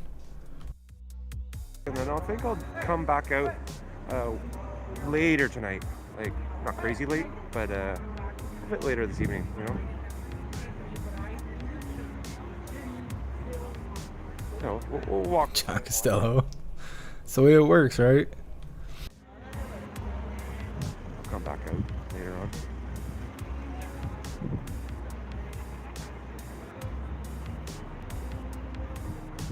What's up, Norman? Welcome to the live.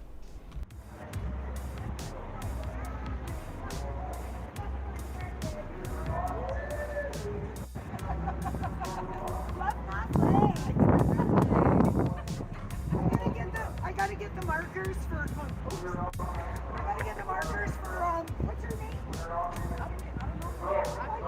This guy still has his megaphone. This guy's entertaining.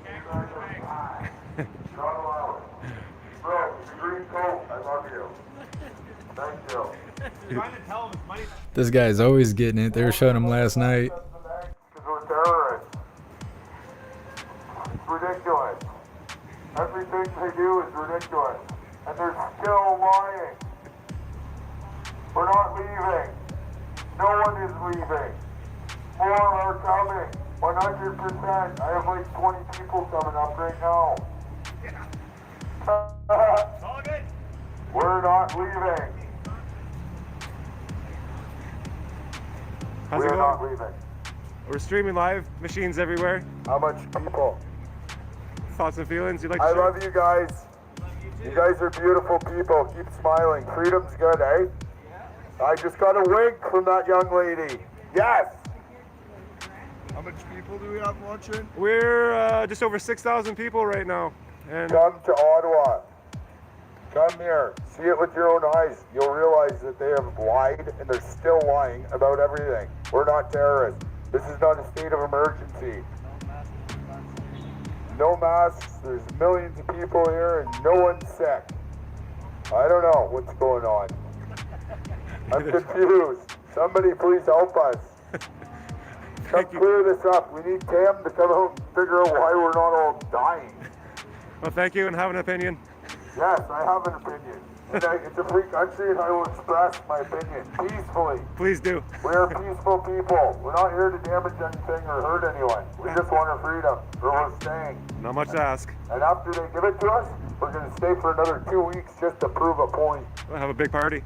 Exactly. Spend some money in this beautiful city. Well, it's already clean, so they don't have to spend it on that. No, we'll spend money at the restaurants and the hotels. Yes. We're staying for an extra 2 weeks after we get what we want. I love you, everyone watching. Come to Ottawa if you can.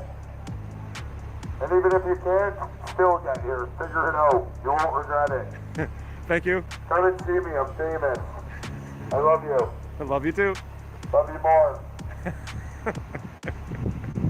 Got you there, right? Are you going home? Are you going home?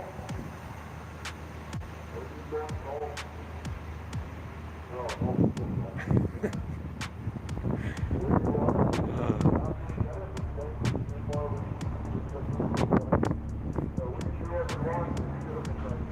Helicopter.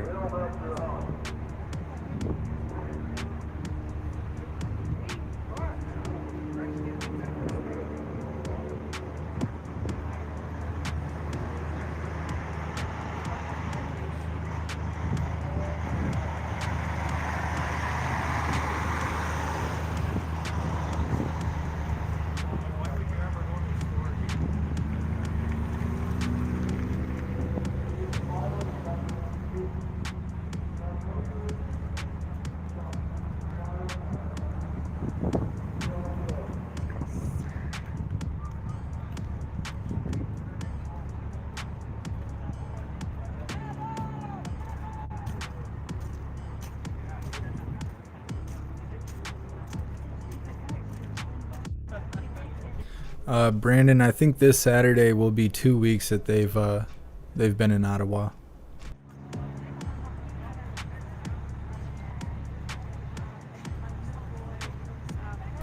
Nah, John Costello, I'm kind of a shy eater. You'll never see me eat on the live. I think it's trashy, and I don't know.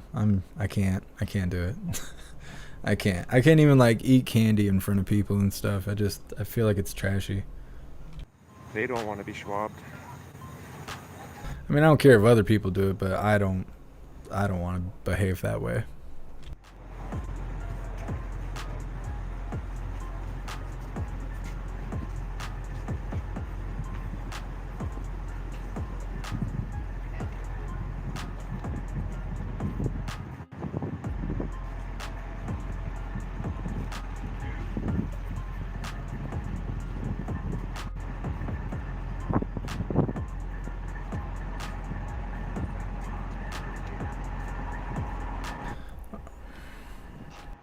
Hi, sir. How are you today?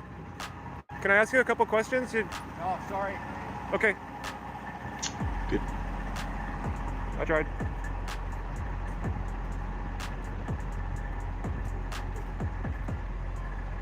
At least you didn't have a mask on. It's easy to hide behind a mask.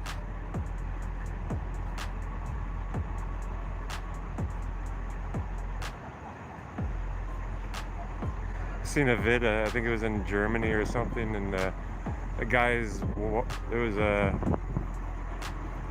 a man who was a cop, and he was doing his job at like one of these protests, and Thanks for joining me on Rumble. Use both eyes. I appreciate you. live stream or whatever, and went down to the protest and was like smacking him with like a sign and like, you know, giving him shit for being there and stepping on the people. Yeah, John Costello, drinking on the live is totally fine. Not eating though. I can't do this too much. Sun by the ear, like, get back, eat you better. Something like that.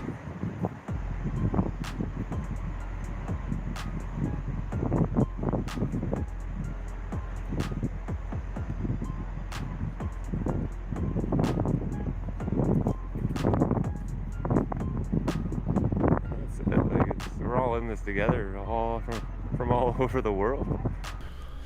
I don't know, Powder. This is live. People stop by that truck all the time and say what's up.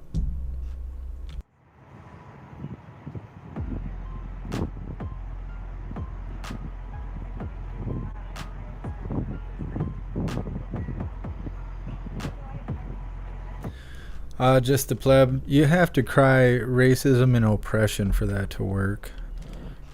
But it doesn't take much. As soon as you start saying that, I bet Going Corral would fold and buy you all the toilet paper you need. Pretty sure that's how it works.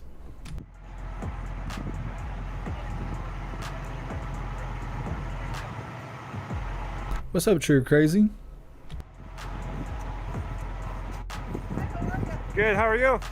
Good. I'm live streaming. My channel is Machines Everywhere. Do you have any thoughts or feelings you'd like to share with our audience? Oh wow, thoughts and feelings. I have never been so overwhelmed, and I'm so happy, and I'm just so grateful for these truckers to be here. The world that Trudeau has planned for us is a world that we don't want to live in, we don't want to raise our children in, our grandchildren in, and it's been happening for quite a while now, little bits and pieces of things. You know, like I remember when he paid off the terrorists, and it was kind of like, okay, that's really weird, why would he do that? I remember when he paid off the media, $650 million, made no sense.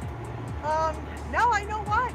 It all makes sense today, kind of thing. And so yeah, I'm just so happy to be here and supporting these guys, and I'm willing to do whatever it takes to support them.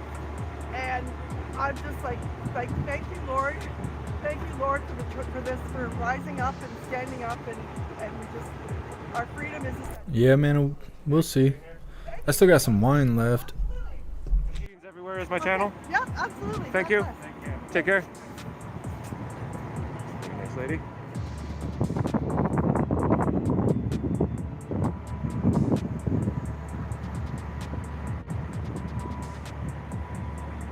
So So let's get to the end of the road here, and then I'll wrap up this live stream, and then I'll do one later on this evening.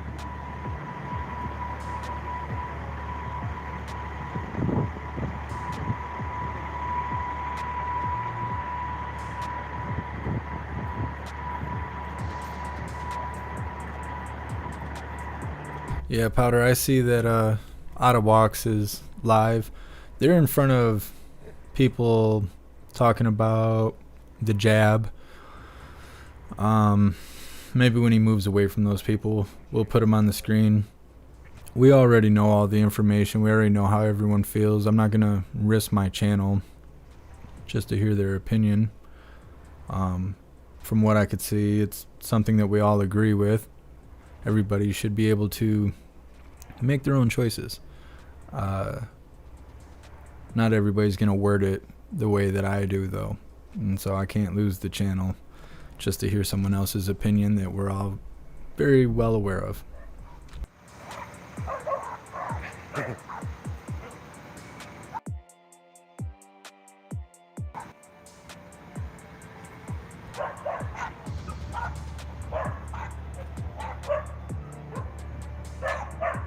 wonder what they're talking about. Some dogs.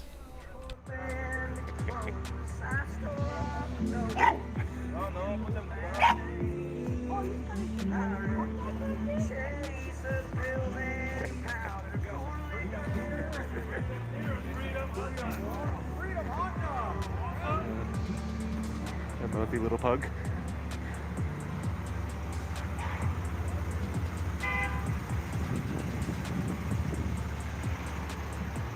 Hey, thanks for being here, Scott. The big John Deere tractor with the manure spreader.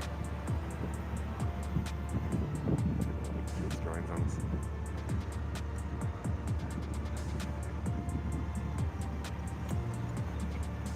It's beautiful.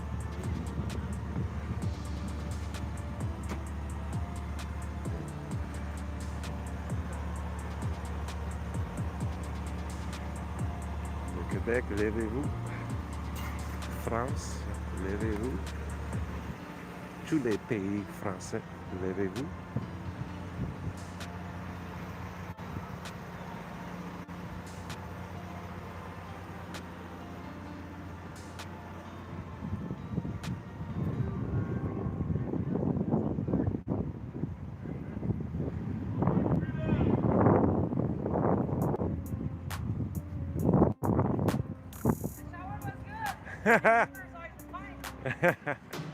Freshly showered, and then terrorize their own neighborhoods. I think we're gonna switch over to Ottawa. He's near a bunch of people and stuff. See what's going on.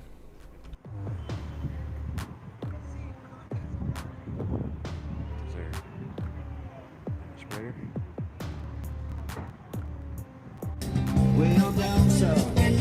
Remember to hit the thumbs up button, guys. Thank you for joining me. I really appreciate all the love and support. You guys are amazing.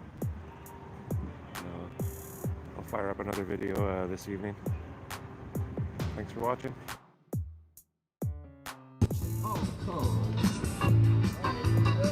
But it's strictly rhythm, he doesn't want to make her cry or sing.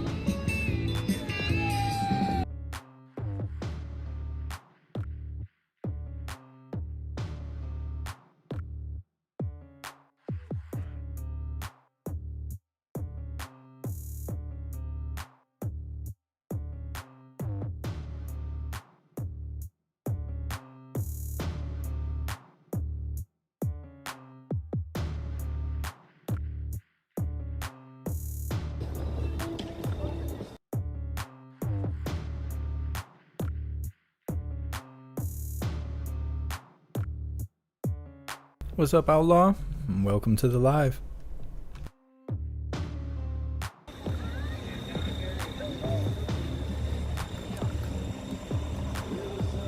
Cheeky Chops, World War III is going down. We'll see. Day 15 of the protest, and it's the third Friday from the beginning. I want to thank all of you for tuning in. Thank you for the super chats. Very much appreciated. I will be sure to go back and read them when I can.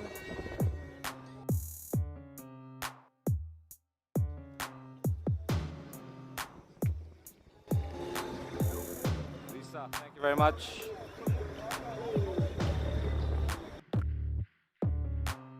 I think he's about to wrap this up.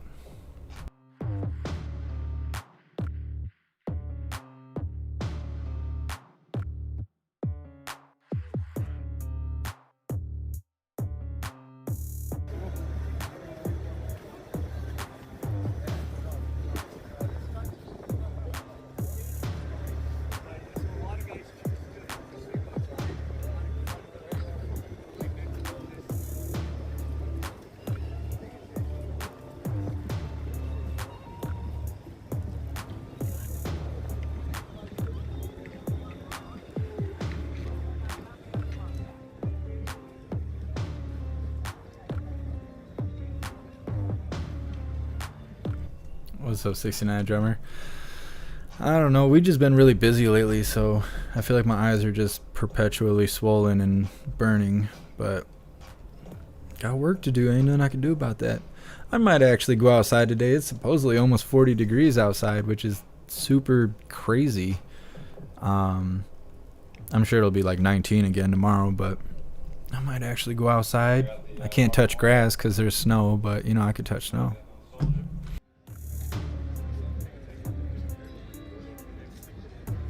Hey, thank you for that. Thanks for letting me know, John Costello. Sorry, I didn't get your name there. I will go back and read them all when I get a chance, and to a computer. I'm just nowhere near my computer at the moment.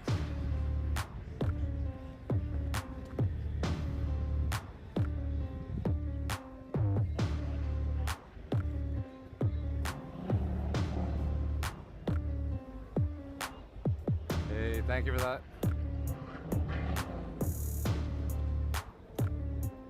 It's starting to rain a bit, but not very hard. So I will stick around. If it stays the way it is, should be good.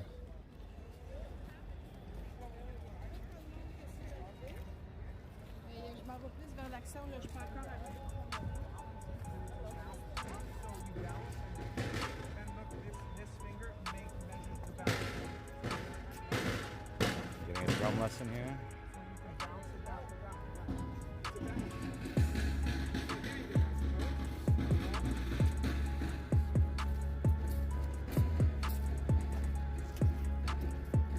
Matt Whitmer said they're going to arrest people on the bridge blocking traffic into Canada. Yeah, I'm actually surprised they've made it as far as they have. Here in Michigan, they'll arrest you for anything. It was only a matter of time.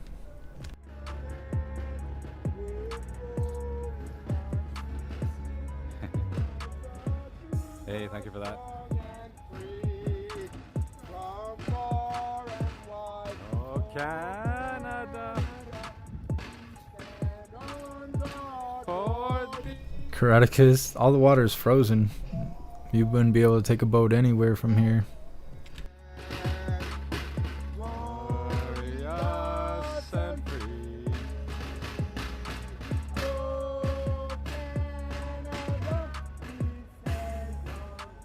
Matt, will I go stream it? You mean like be the camera person? I don't have the resources to go 5 hours away and go live stream.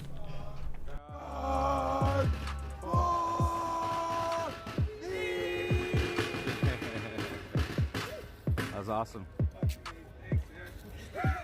Nah, Rudy, not even if the boat was on skis. The lake freezes and the wave hits it and it breaks up the ice over and over again. So it's like big, jagged, frozen structures for 10, 15, 20 feet on the edge of the lake.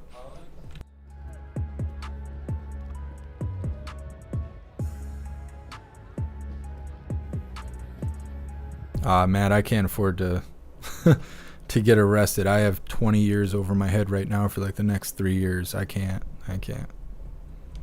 do it. I cannot get in any trouble. Hey, thank you for that. Very much appreciated.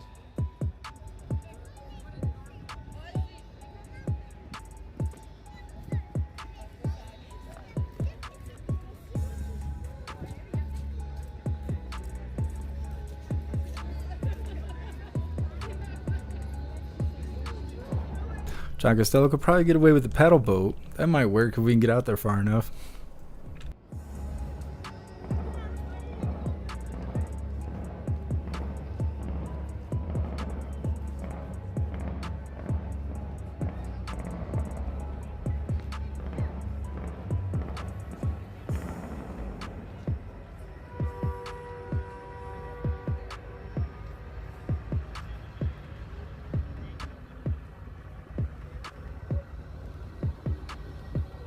Yeah, Alan, it's like icebergs.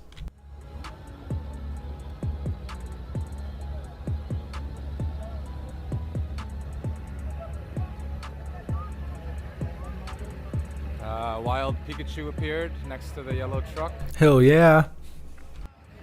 That's awesome.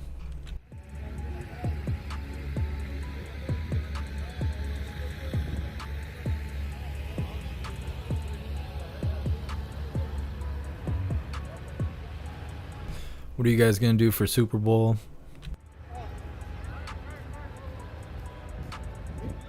Big load. It's got a wheelbarrow full of bottles, empty bottles. Yeah, I appreciate you just in case.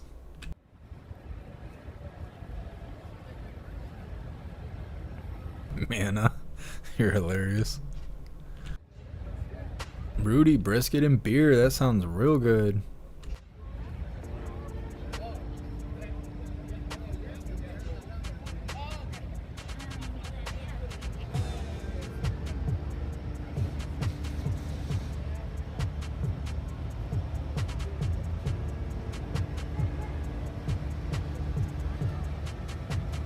Oh, you guys are getting too political about the crap. I mean actually watching it. I meant more like hanging out with friends and drinking beer and eating hot wings and doing some jackass stunts in the backyard.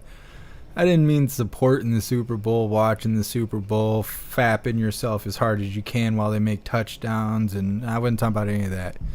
Come on now. Come on, man.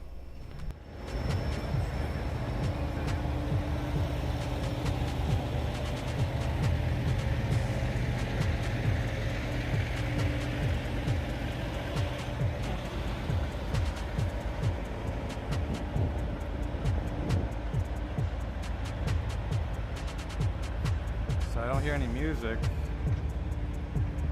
and that's kind of strange for this area.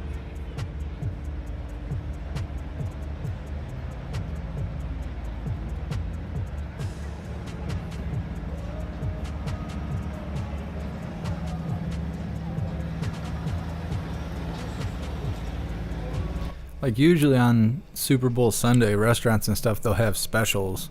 So I like to go and like get really cheap wings or like, you know, drink really cheap beer or something. I don't even know who's playing at the Super Bowl.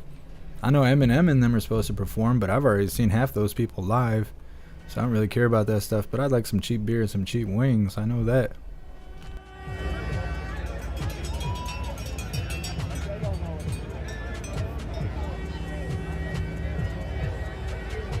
Serum, I can't read that out loud, but if you say so. If you say so.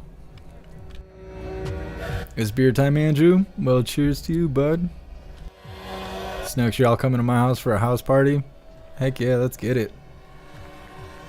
We'll go hang out in the hallway and be real fucking loud like my neighbors.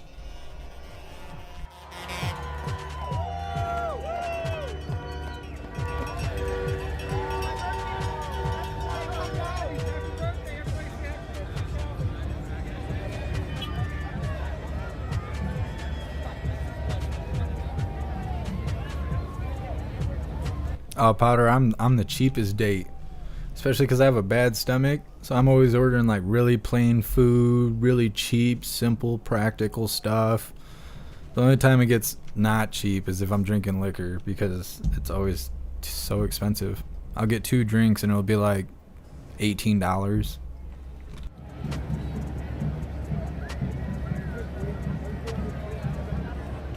Yeah, just a pleb. I wish I could get a 10-cent wings. My goodness, they'd have to close it down though. I get down when it's time to eat. I get down.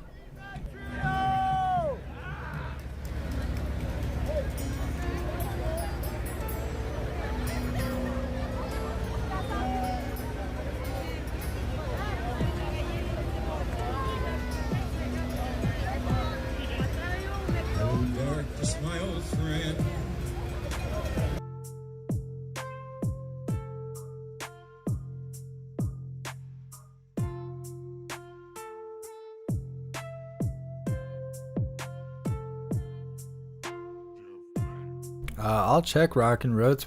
I'm pretty sure we were just looking at a live out there and there wasn't nothing going on. There was nothing going on. Said a double negative there. I don't need you guys critiquing me.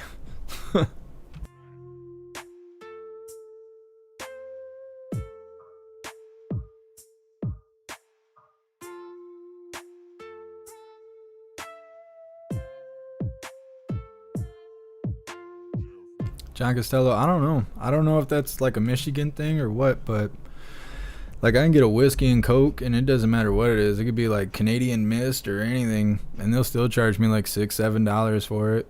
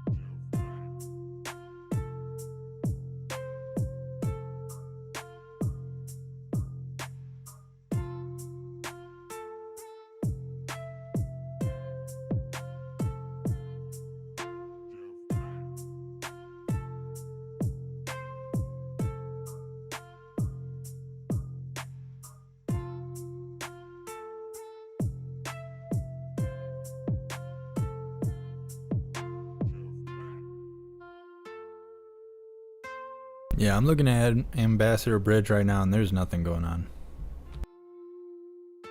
Rudy, when I can find it.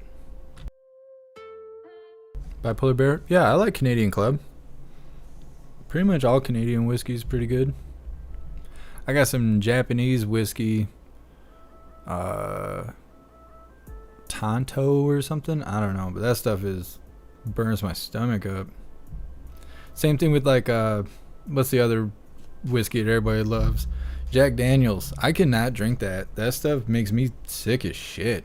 Like even just one drink is like good for about 10 minutes and then I gotta go wreck a bathroom and then lay down somewhere.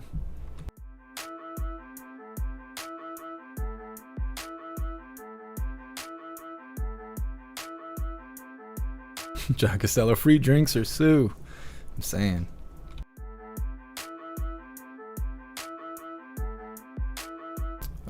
Paul, cat update. I have to go through a bunch of doctor's visits and stuff before they'll give me the ESA. 3 different appointments. First one is going to be Monday, not this Monday, but next Monday.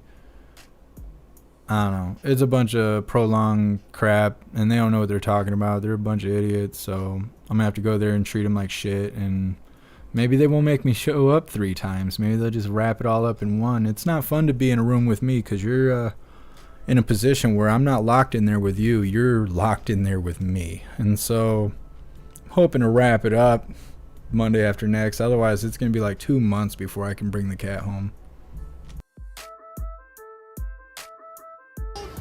We gotta live now, not tomorrow.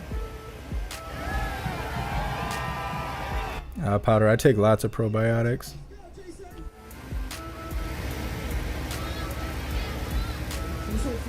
This first song is called Victoria. Nah, I can't drink that Jim Beam either. It makes me throw up. It's just because I had a bad night with it. I would have been fine if I didn't wreck myself one night. happen in all countries.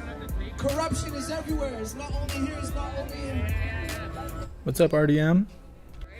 Let's make some noise!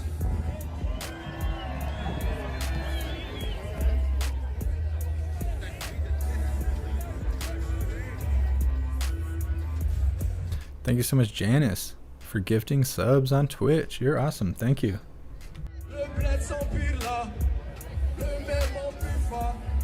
Janice, no. I didn't make this. I found it on the internet.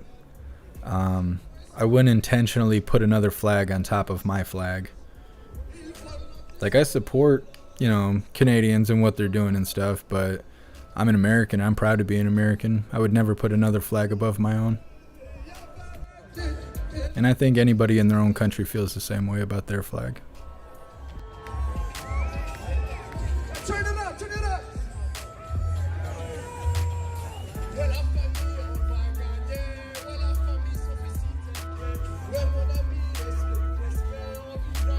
Patrick, I don't know what that acronym stands for. Snooks, what does probiotics help with? Probiotics are like enzymes. They're like good bacteria. Helps food break down in your stomach, cleans your intestines, all of that stuff. It's good for digestive system. There's natural probiotics in yogurt and stuff like that.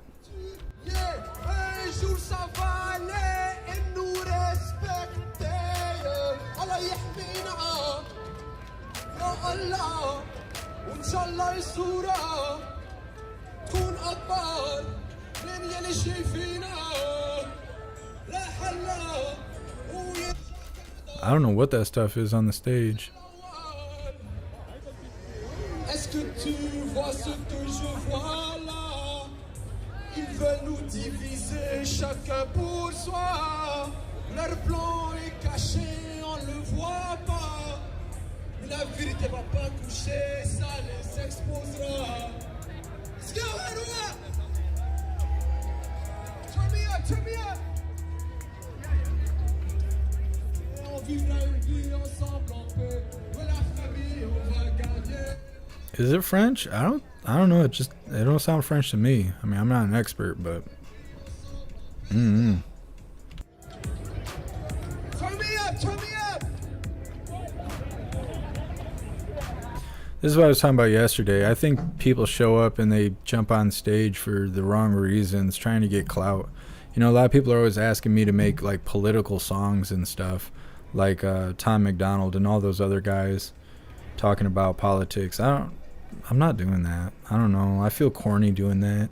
I have things to say, but I would rather incorporate it with songs about life than actually make a whole song, you know, dressed up around a political thing, because I don't know, to me that just feels like low integrity stuff. Like you're just trying to take spotlight of a situation. At least that's how I would feel if I was to sit down and write a song and be like, oh, I need to make every word about politics and stuff so people really listen to my song because people really care about politics right now. That's not why I make music. I make music to get that energy out of me. And I'm not going to do that by making fake music.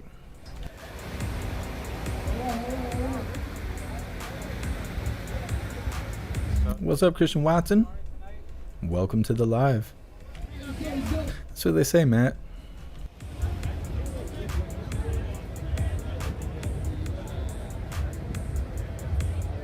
Yeah, Alan, I know that's what people want to listen to right now, but I think people would actually like to listen to music that's not about that right now. If a decent song came out that you could relate to, it said things that you feel, that's not about politics at all, nothing you see on the TV, I think it'd be a breath of fresh air to certain listeners. Yeah. I haven't seen him today, but I have met him a few days ago, so I had the pleasure of meeting him. Great guy. Yeah. Thank you, man. I appreciate it.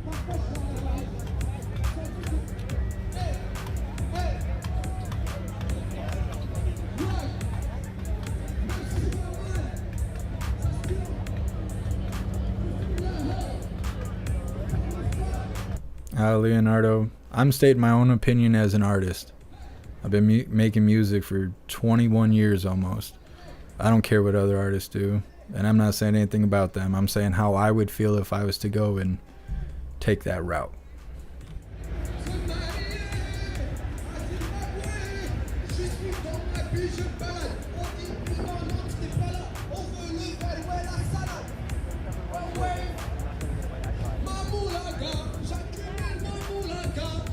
RDM, yes, there is a live stream from Ambassador Bridge. There's a guy walking around and a bunch of nothing going on.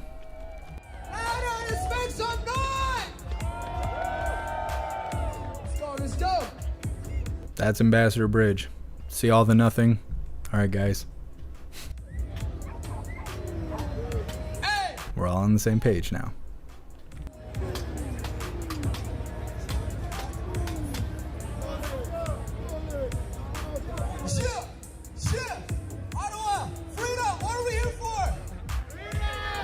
I wonder if they're having technical issues, because I'm not hearing like a beat in the background. I think he's just rapping on his own. Powder? No, I don't think so. I didn't see what you said. What's up, betrayed by corrupt scumbags? Welcome to the live.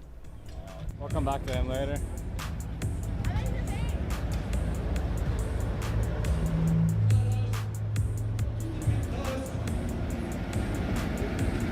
Heck yeah, Sage Pup. That's awesome. What's up, Mac? Welcome to the live.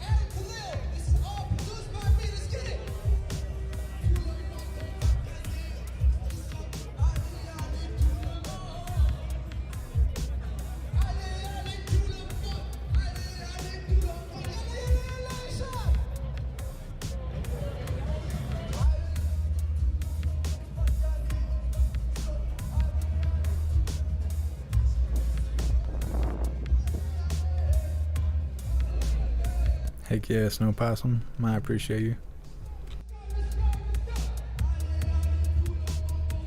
Alright everyone, I am gonna walk down Metcalf and probably end the live stream, but I will be back tonight, so stay tuned.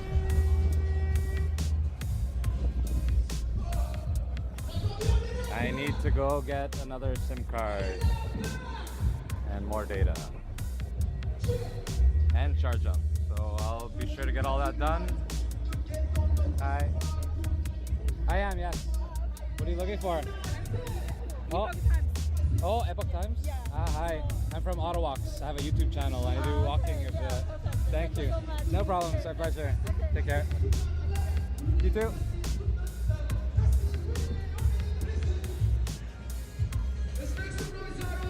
What's up, Bipolar Bear? I heard that they're charging people that use them. I heard that the police brought the porta potties in, but you have to pay to use them.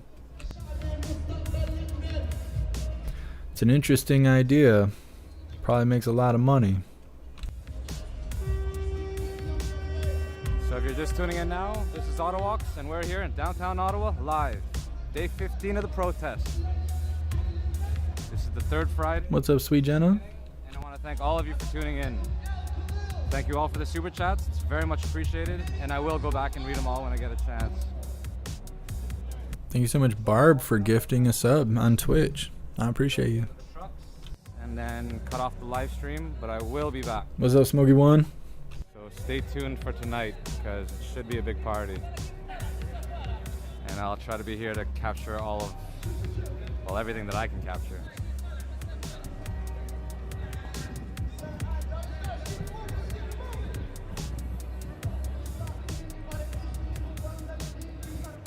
Feel free to jump on the other live streamers, as they'll be sticking around for a while, and I gotta take a break. But yeah.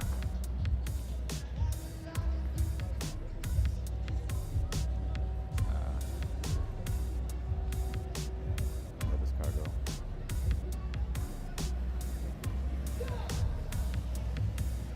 Hey, thanks for being here, Miles.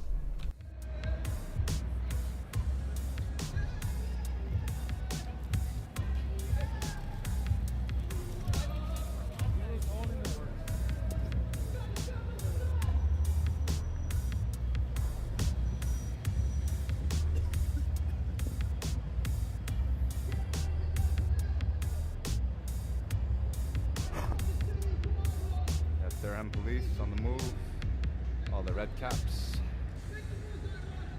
What's up, Norma? I appreciate you sticking around with us.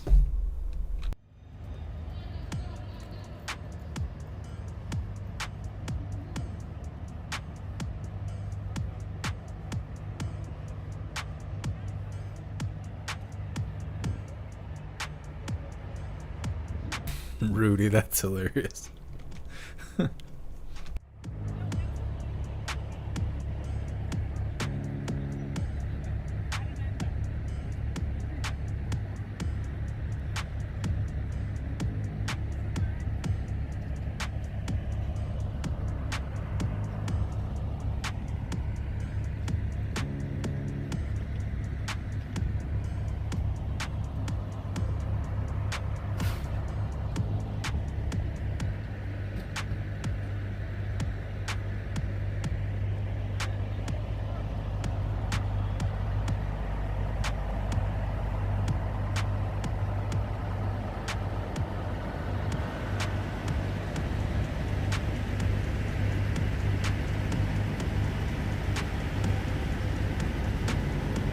Thank you so much, Andrew, for the $10 donation. I really appreciate you. Thank you so much.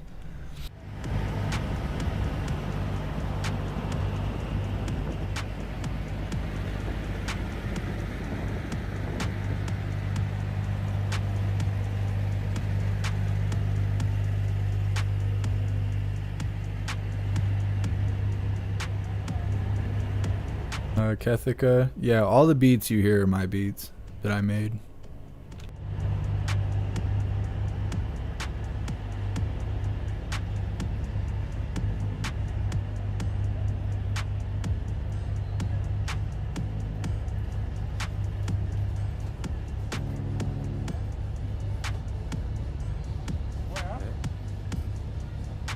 Looks like they're serving sausages here on Slater and Metcalf. So come on down and get a sausage. It smells delicious. Yeah, I appreciate you being here, Rudy.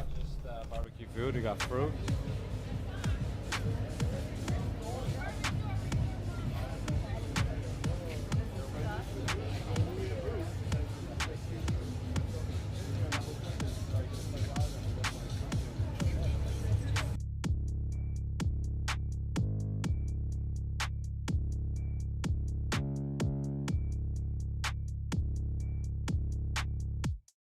KGB, they have tried to give me a strike for my own music before.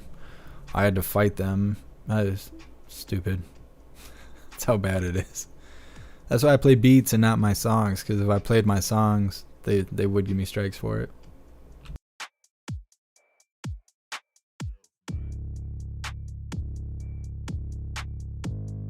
And it sucks to fight copyright strikes because they're very serious about it. So they put you in a position where you either take down the video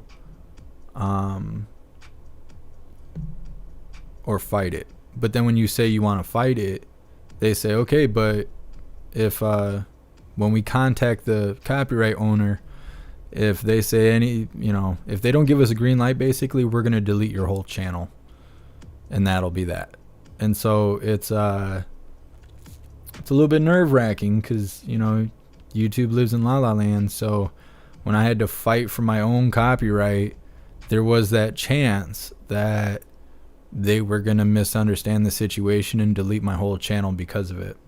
It was so stupid. It was so stupid. I was writing big old letters to my distributor and everybody. I was like, you guys are a piece of shit. You're gonna get my YouTube channel taken down for playing my own music. Stupid.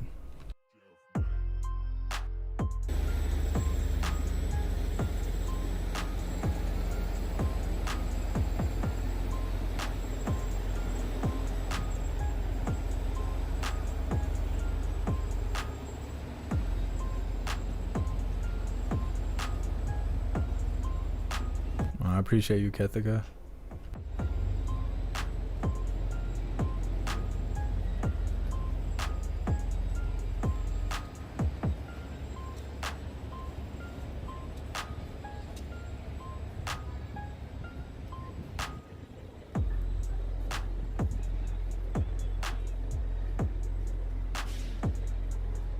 That truck had ice skates on it. That's one of the most Canadian things I've ever seen.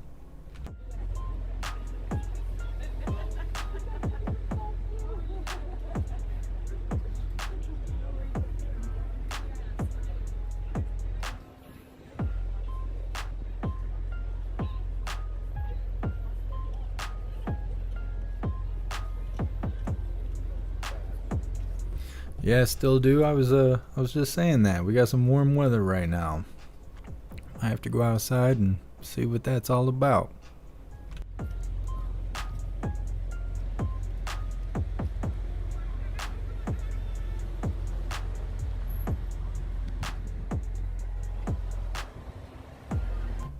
Yeah, Lily Bell, I wish I could afford big lawyers and stuff to fight YouTube.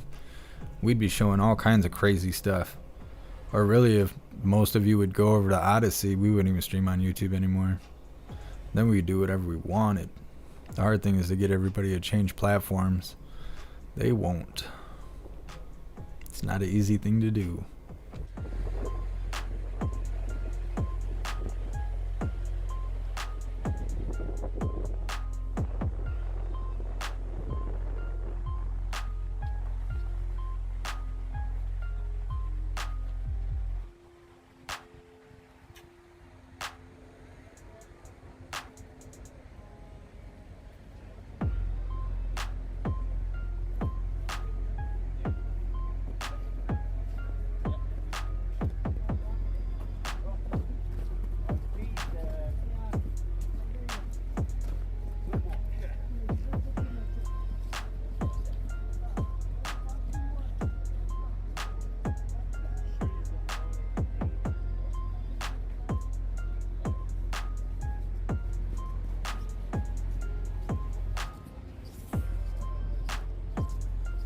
Tuning in now, this is Ottawalks, and we're here in downtown Ottawa, live.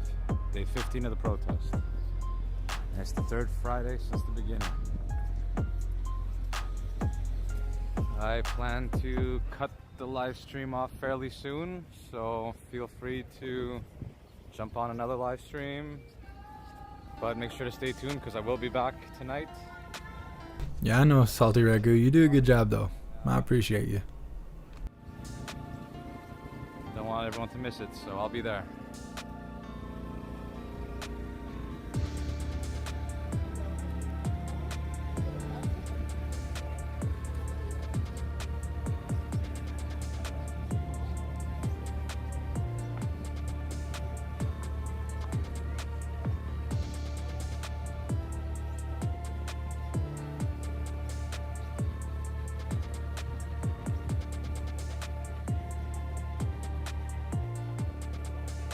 Oh yeah, Kevin. We'll be live again later on. Let's see, it's Friday and it's warm out. I'm sure there'll be stuff going on later. If not, I'm sure the truckers will be live. Very much appreciate it. Yama, I think Odyssey does have an app. It's the LBRY app, but as far as I know, it kind of sucks. You're better off using like your Google Chrome on your phone or something and going to Odyssey, and then in the banner, like where the URL is, there's a download button. You can download the site onto your home screen, and then it functions like an app, but you can't like go into your app store and download Odyssey itself. It'd be the LBRY app.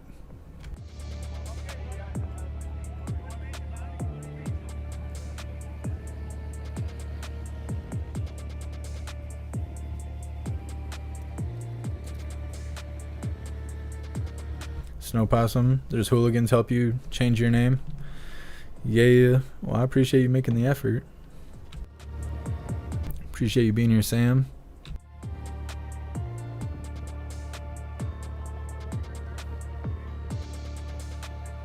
All right. John Costello, drunk flag walk. If it wasn't so cold outside, I mean, it's 40 degrees, but if it was a little bit warmer than that and there wasn't 4 feet of snow on the sidewalks, definitely. Chance. But make sure you stay tuned for tonight, because I will be back. And I love to bring you guys along for the walk. So thank you, everyone.